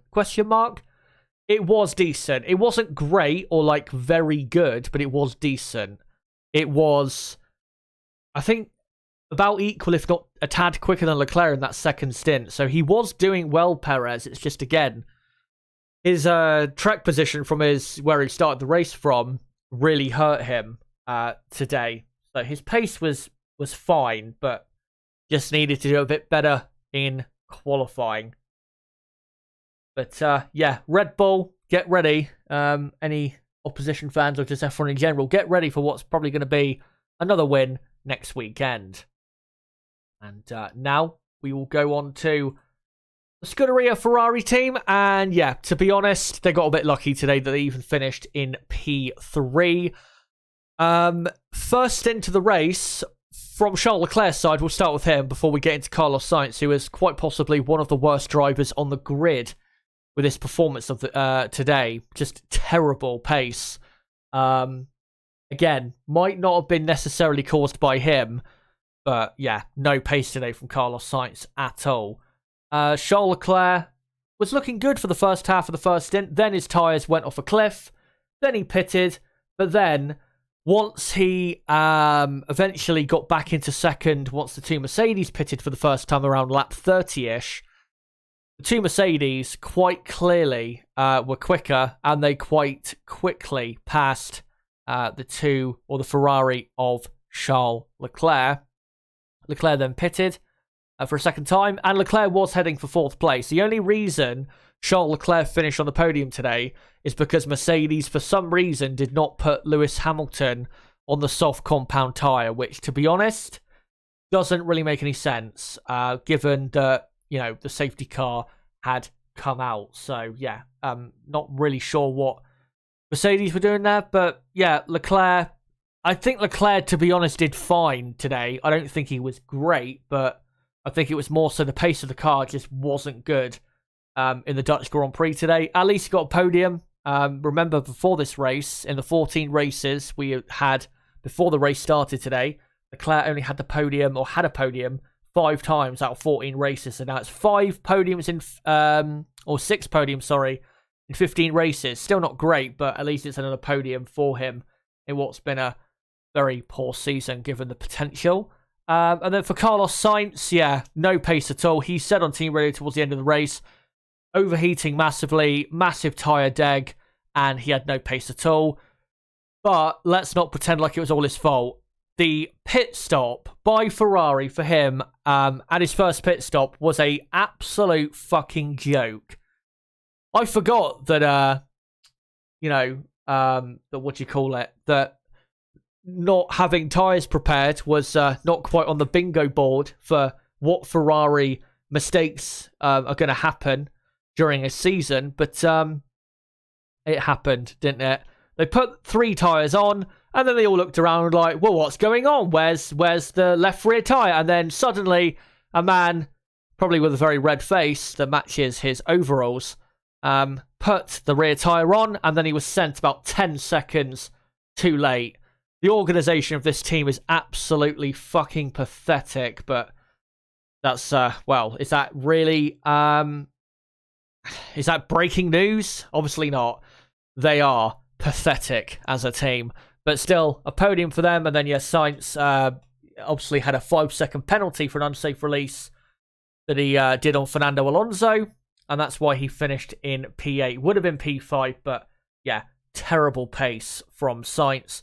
Terrible, absolutely terrible pit stop by Ferrari. But how many points did they score from this race? 19 points, and Mercedes scored 30. So Mercedes are back on the hunt for second in the Constructors. And to be honest, I think Mercedes will still get second in the Constructors because Ferrari will never, by the looks of it, for the rest of this season, actually get a equal result to what they did in qualifying, or even a better result. It just doesn't seem with this team to be possible. But now let's go on to Mercedes. And Mercedes today were the quickest team on track. There's no doubt about that. During the first stint of the race, once Lewis Hamilton was given some clean air ahead of Carlos Sainz, Hamilton was very quick compared to Verstappen and Leclerc. Obviously, Verstappen and Leclerc, they made their pit stops. Lewis Hamilton and George Russell went pretty long into the Grand Prix. And once they made their pit stops onto the hard tyre and were on much fresher tyres and were a lot quicker, they were very, very quick. It was reminiscent, honestly, of the Mercedes of last year at times. Obviously, Mercedes last year weren't at their absolute dominant best, but they were very quick last year. And yeah, was looking so good for Mercedes. And honestly, they were going to finish second and third at worst if the virtual safety car or safety car never came out in this race. But then obviously the virtual safety car came out. That cost them getting into the lead. And then the full safety car came out for Bottas's car. And yeah, they were first and second but they got into first and second because Max Verstappen made another pit stop for soft compound tyres. And then with Mercedes. Then they had to tour through the pits because obviously they had to recover Valtteri Bottas's car. Russell decided himself to pit, but then Lewis Hamilton did not pit. Mercedes should have pitted him. Should have pitted Lewis Hamilton onto soft tyres. I mean, bit poor to be honest that they didn't really take the decision themselves to pit or to decide to put Russell on softs. Obviously, Russell decided by the sounds of it on his own to go onto soft tyres. Really, Mercedes should have been going onto soft tyres voluntarily because I think they would have had the pace to be fighting with Verstappen for the win if they had both gone onto soft tyres. Yes, they would have dropped to second and third and would have lost track position, but it would have given them a better chance than what they had in the end. And then, yeah, Hamilton on the mediums lost the lead straight away to Verstappen, then was overtaken by Russell. Thankfully, no contacts made. Very close to contact being made between the two. And then Leclerc pretty easily overtook Hamilton for third. And Hamilton finished in P4. Very disappointing for him. Nothing he did wrong. Lewis Hamilton was brilliant today, but was screwed over by poor strategy from Mercedes. Russell, good job by him to finish in P2. And Russell is... let me look in the championship standings. I think Russell is not third, he's fourth. Back up to fourth. But he's not too far behind second in the championship. Yeah, he's only 13 points behind Leclerc and Perez, who are joint on points, level on points, second and third. So not too far behind there is George Russell. But it could have been better today for the Mercedes team. It was a great Grand Prix for them. Their pace was very good, but there's no doubt it could have been a better Grand Prix for Mercedes. And hopefully strategy is something they'll improve on in the next few races, because they will have more chances to win this season. I have no doubt about it. Not next weekend at Monza. I don't think they'll really be competitive enough to win the Grand Prix. But in Singapore, they will definitely have a car, certainly on race day, that can win the Singapore Grand Prix, as long as they strategically manage the race well. So, if you're a Mercedes fan, Hamilton fan, Russell fan, don't worry. There will be more chances to get that elusive win in 2022. Now, before I come to you guys in the chat, I'm going to get onto the rest of the teams, and then I'll come to you guys in the chat. We'll now go on to McLaren. Yeah, Lando Norris in P7. I mean, good result, objectively, considering they, are a midfield team, but they have obviously been outscored by Alpine today. Alpine scoring, I think, because Alonso, I'm pretty sure, got the fastest lap of the race. So I think Alpine today scored 11 points and Norris scored 6 points. So Alpine, I think, are now 25 points clear of McLaren in the fight for fourth in the championship. I don't think there's anything Norris could have done, really. His pace was really good today. He was lapping at times on similar pace to Carlos Sainz in the Ferrari, so there's nothing he was doing that was wrong. I think Alonso, to be honest, I think got a bit lucky today to finish in P6, because I think the virtual safety car and safety car helped him, make a pit stop and then get in on obviously soft compound tyres and not lose the time he would have lost with an extra pit stop in normal racing conditions. So unlucky for Norris, but he did the best he could. But unfortunately, McLaren outscored again by Alpine. Alpine will finish fourth in the Constructors this year. There's no doubt about it. It's going to take a miracle for McLaren to finish fourth in the championship. There's no point talking about Daniel Ricciardo. He was absolute shit slow today and just for this weekend. Yeah, let's hope for something better. I mean, who knows if we'll get something better at Monza, but let's hope for something better between now and the end of the season, because I don't think Ricciardo fans like Nib, as you could hear during the watch-along, and other Ricciardo fans could take performances like that for much longer. But anyway, let's go on to the rest of the teams. Actually, before I do, I'm going to mute my microphone because I need to have a drink quickly because my throat is a bit exhausted. So just give me a moment, guys.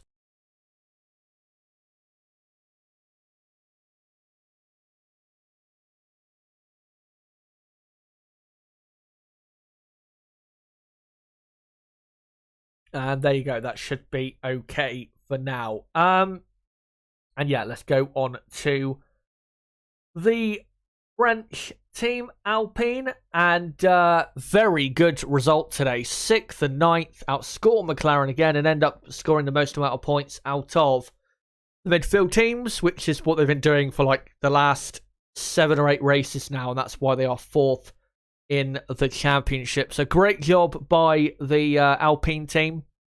The strategy wasn't always great today, but yeah, I think they did get a bit lucky, to be honest, with Alonso being able to get his 2 pit stops in, I think, for soft compound tyres, or his 1 pit stop, sorry, for soft compound tyres in so that he could, get himself a bit further up the order.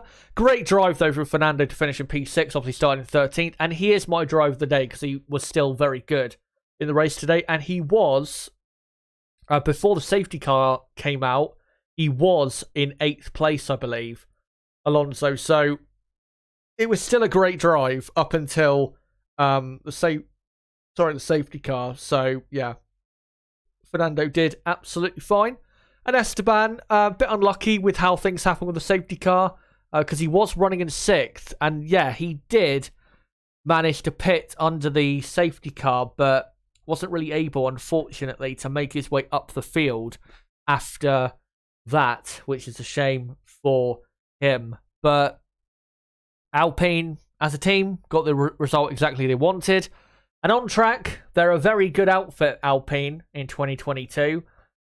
But off the track, we know not so much. But at least on track, they are doing the business. Now, we're going to pretty much race through the rest of the teams.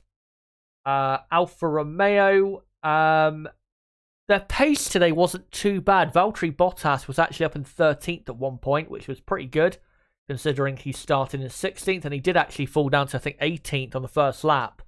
But then obviously had another reliability issue. He's been very unlucky when it comes to that. Still in the top 10 of the championship, though, by the way, is Valtteri Bottas. But then Zhou Guan Yu obviously had a 5-second penalty for speeding in the pit lane. So, yeah, not good there. Poor result in the end for Alfa Romeo. But there was some potential there for a decent result, considering where they qualified. But in the end, it was nothing what they came away with. But, the only team below them in the championship that scored any points today were not Alfa Romeo. That's the team I'm talking about. What the fuck am I talking about? Aston Martin. But Aston Martin only scored 1 point. So, and Aston Martin, they're not even up to 8th in the championship, and Alfa Romeo are 6th. And Alfa Romeo are, 26 points clear of Aston Martin. So they should be fine, to be honest, Alfa Romeo, until the end of the season. But we'll move on with the rest of the teams. Next up, Haas F1. The potential at times was there. Mick Schumacher was running in the top 10. Didn't have a good start to the race at all. Dropped from 8th to 10th. But yeah, was having a decent race. Then we got into the pit stop phases and he dropped back quite a lot. I think Haas just left him out too late and then just couldn't really recover the ground that he lost. And I actually predicted correctly where Mick would finish. 13th is where I predicted. And that is indeed where he finished in this Grand Prix. And what do you call it? Kevin Magnussen finished 15th. Magnussen didn't really have any pace, though, at all in this race. Another pointless race for Haas, but a bit better than we saw in Spa, at least for them. Next up, AlphaTauri. Pierre Gasly had a okay race. Wasn't as good as Tsunoda this weekend, we have to say, which is surprising because last year, Gasly qualified and finished 4th at this Grand Prix. Just wasn't the case, obviously. This year was never going to be, given how the AlphaTauri has dropped off in terms of pace. But yeah, he did well. Finished, 11th? And I think in the end, the reason he didn't finish in the points is because the AlphaTauri just lacks that raw speed that it had last year. And then for Tsunoda, yeah, no idea what was happening with him. He thought the tyre was loose, and then he undid his belt as he stopped on the side of the track. Then he got going again, and then he did his belt up, and then he said there was something wrong on the rear, and then he pulled off the track. So, yeah, I don't know what happened there. I will have to look into it more so tonight, really, because I will be doing a stream or a video tomorrow recovering some of the big talking points from this Grand Prix. So, yeah, I'll have to look into it later or early tomorrow morning when I start setting that stream or video up. But, yeah, not too bad of a race on pace, but ultimately, no points for the AlphaTauri team, and nil points for Pierre Gasly. Next up, Aston Martin. Lance Stroll, a bit unlucky because I think if Ocon had not pitted under the virtual or under the safety car, it definitely helped Ocon quite a bit. That safety car that came out for him being able to pit.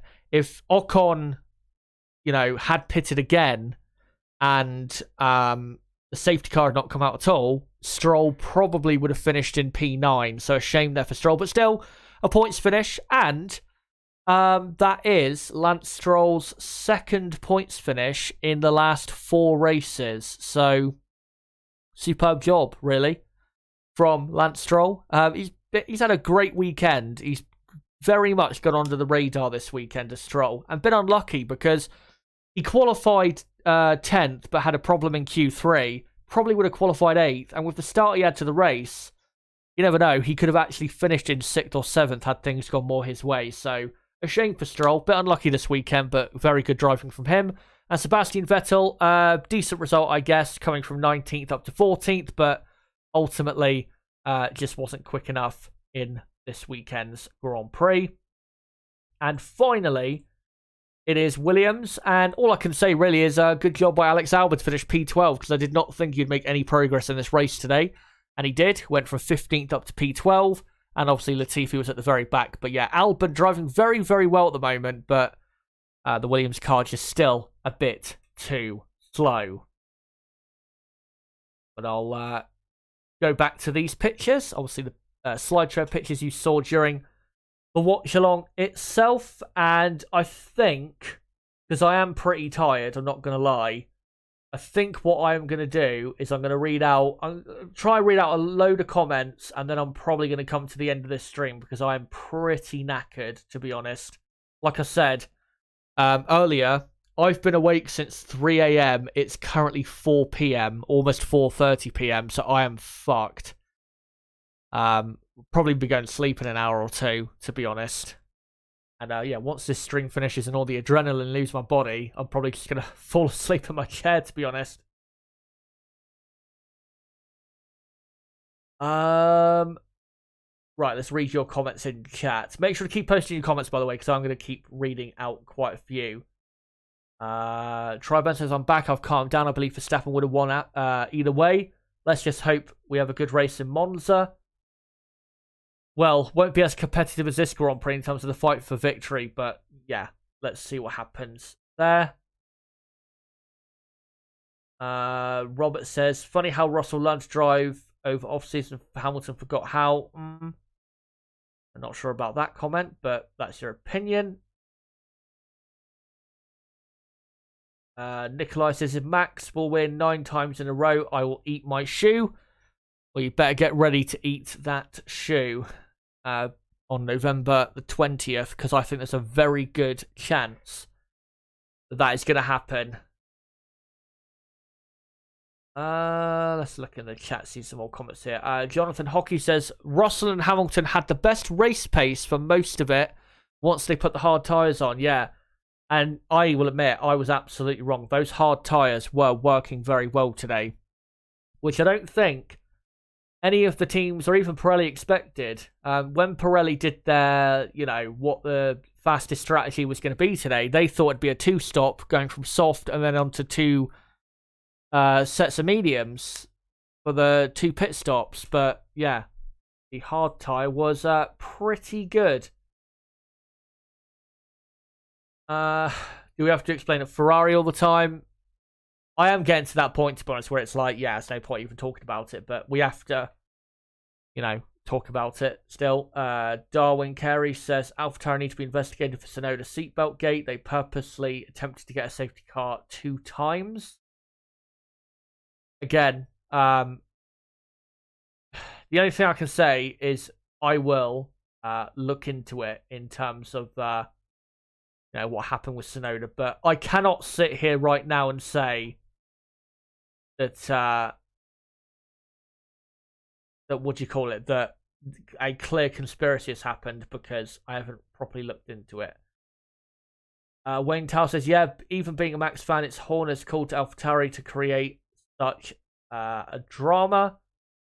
Jonathan Hockey asked, did Ferrari ever try the hard tyre because both Alpine and Mercedes were fast on it? Yeah, Leclerc and Sainz went onto the hard tyre for their third stint, but because Ferrari's third stint only lasted, 4 or 5 laps because the virtual safety car came out, that's why you probably wouldn't have noticed it. But they did go onto the hard tyre, but yeah. Astro Steve says Ferrari just infuriatingly incompetent, cringeworthy embarrassments that don't have any excuse for being so utterly useless. The Tifosi must be so justifiably furious at them. Everyone else is too. You know what I'm hoping? I mean, obviously the Tifosi at Monza next weekend, they're going to support Ferrari as best they can. But I am hoping that there are Ferrari fans there that maybe take some banners with them, showing their frustration. Because let's not paper over the cracks and act like Ferrari haven't just completely ballsed this season up. Ferrari, really the laughing stock of F1, says Stefan. Yeah, absolutely. Eric says, a few minutes after the race, when they posted about it on F1 Facebook page, the comments were full of people claiming Yuki did it on purpose to stop Mercedes, even though Mercedes no threat to Max. No, Mercedes were absolutely a threat. That's there's no doubt about that. Man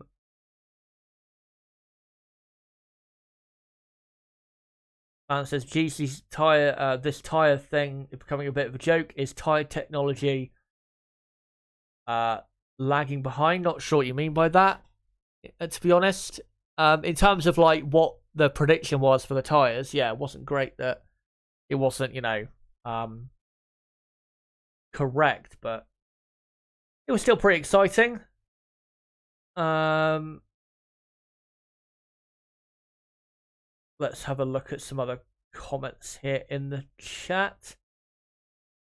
And Rooksfoot saying Verstappen got the fastest lap points, by the way.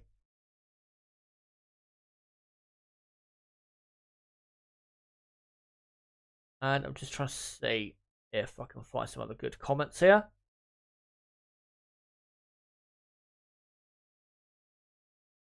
Robert says F1 plan, old guys out, new guys in, painted in glory, same car is my grounds.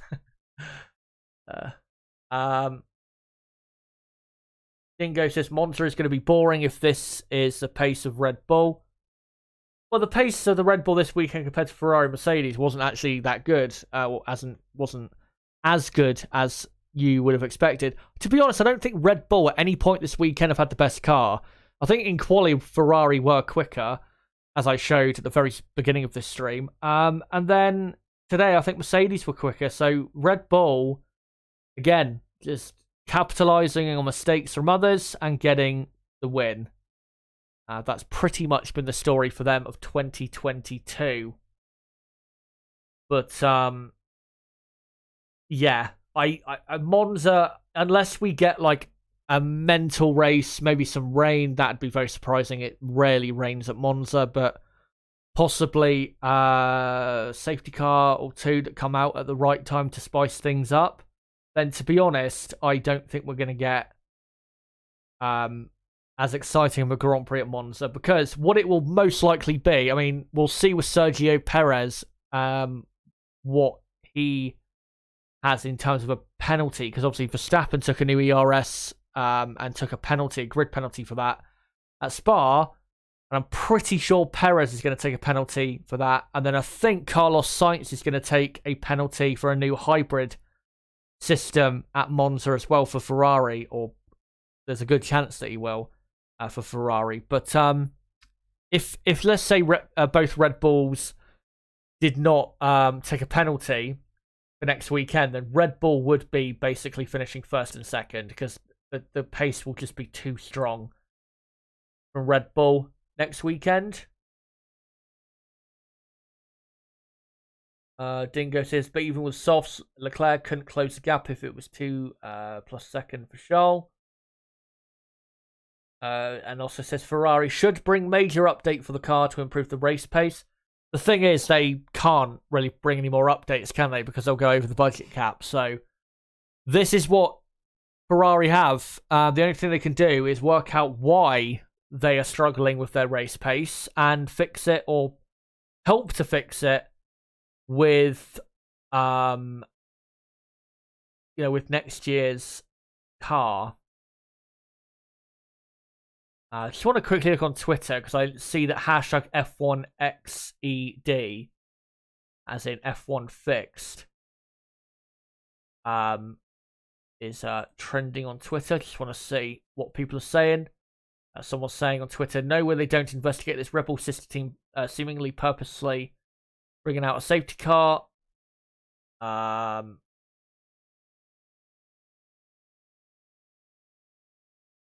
Just looking on Twitter.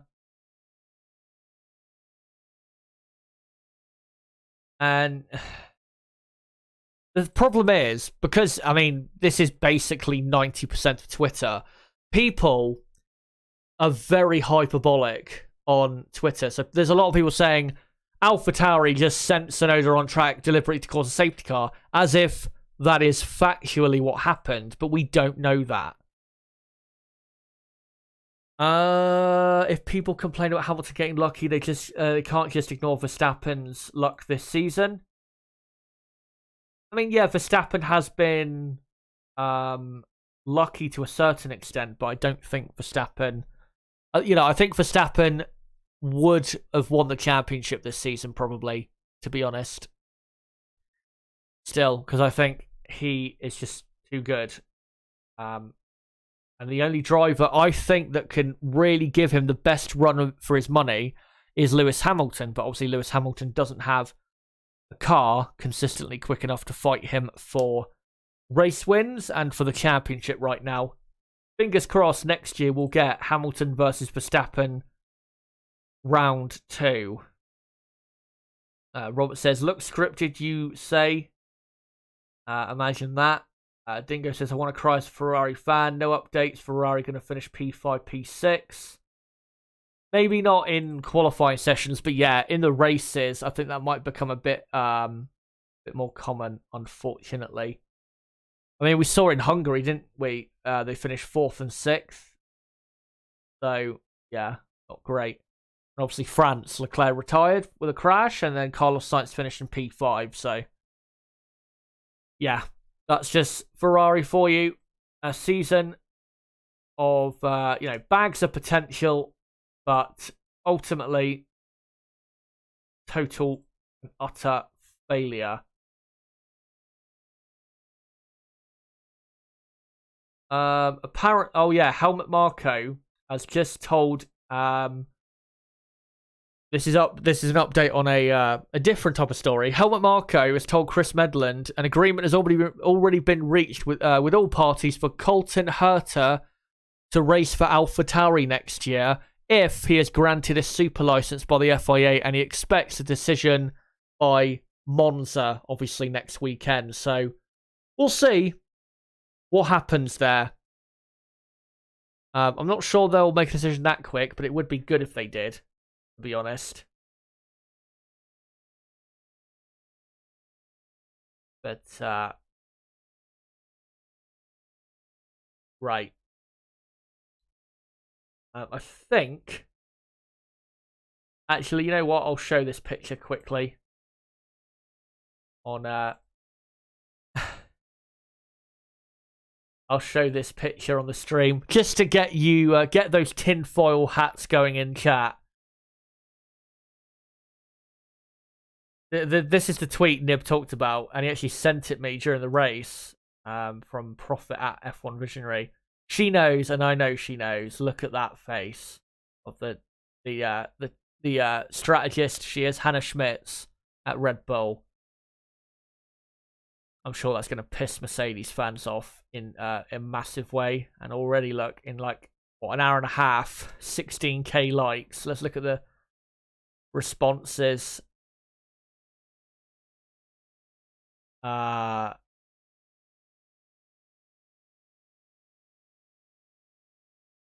Yeah.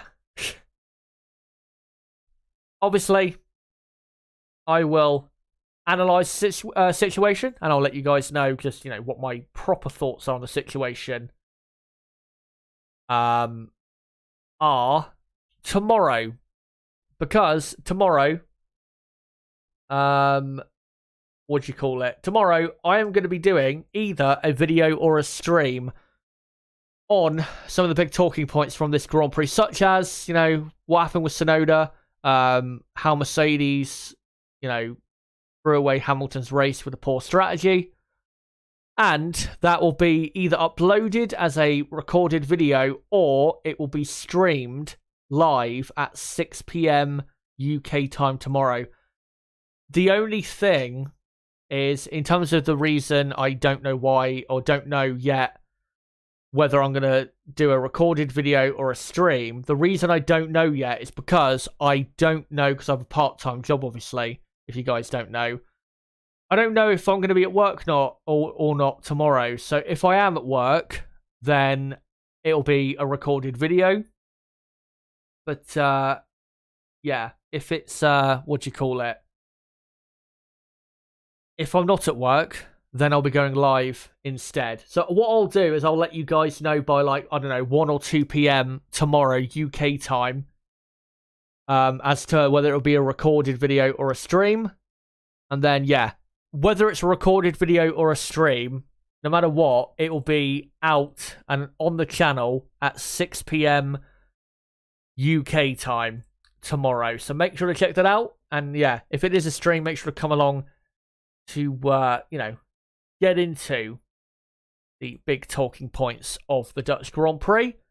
But I think, guys, I'm going to bring pretty much this stream to a close. Thank you, guys, for coming along for today's stream. We're going for, 4 hours, 35 minutes. Obviously been a long weekend of streaming, as usual with me. And yeah, cheers for everyone who's been, watching the streams this weekend. Been great to have you along. And don't forget, like I said, to join me for the video or stream tomorrow at 6 p.m. UK time, reviewing some of the big talking points from the Grand Prix. And also, in terms of next weekend's schedule for the Italian Grand Prix, I'll just quickly confirm that now. Hiccup there. Quite a big one.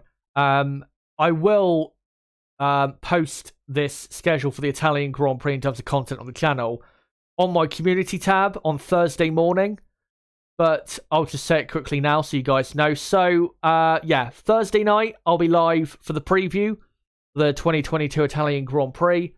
Then on Friday night, I'll be live at 6 p.m. UK time for the qualifying preview for the Italian Grand Prix. And then on Saturday, I'll be live from 11:45 a.m. all the way through till about 4:30 p.m. for qualifying day at Monza. 11:45 till 1 p.m. I'll be live for the Practice 3 Watchalong. And then 1 till 3 p.m. I'll be doing a build-up to qualifying. And then the qualifying Watchalong will be from 3 till 4 p.m. UK time. And then from 4 till 4:30, it will be me doing a reaction to what's happening qualifying.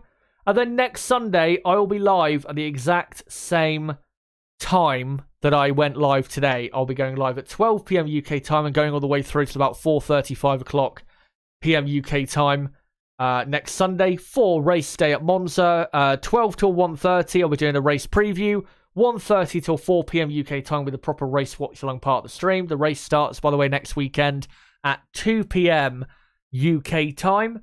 And then, like I've just done here, for about 45 minutes to an hour after the race is finished, I'll be reacting with you guys to the events of the 2022 Italian Grand Prix. So make sure to join me for that tomorrow. But yeah, thanks guys for joining me this weekend and for all the new subscribers. If you are new to the channel, then cheers for subscribing.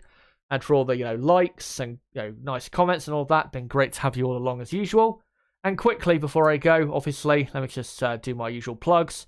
If you are new to the channel, don't forget to subscribe for more content like this, because we do qualifying and race watch-alongs for every Grand Prix in 2022. And for that content I just mentioned that's coming up for Monza, don't forget to subscribe and hit the notifications bell for that coming up next week. And then, also, for everyone watching right now, if you haven't already, don't forget to smash the like button on this video and share this video and channel everywhere you can.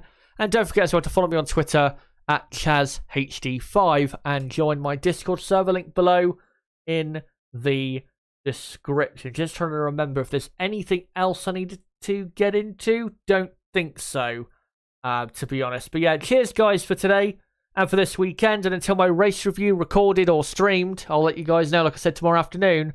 Until then, guys, it has been me, Chazza HD. Goodbye.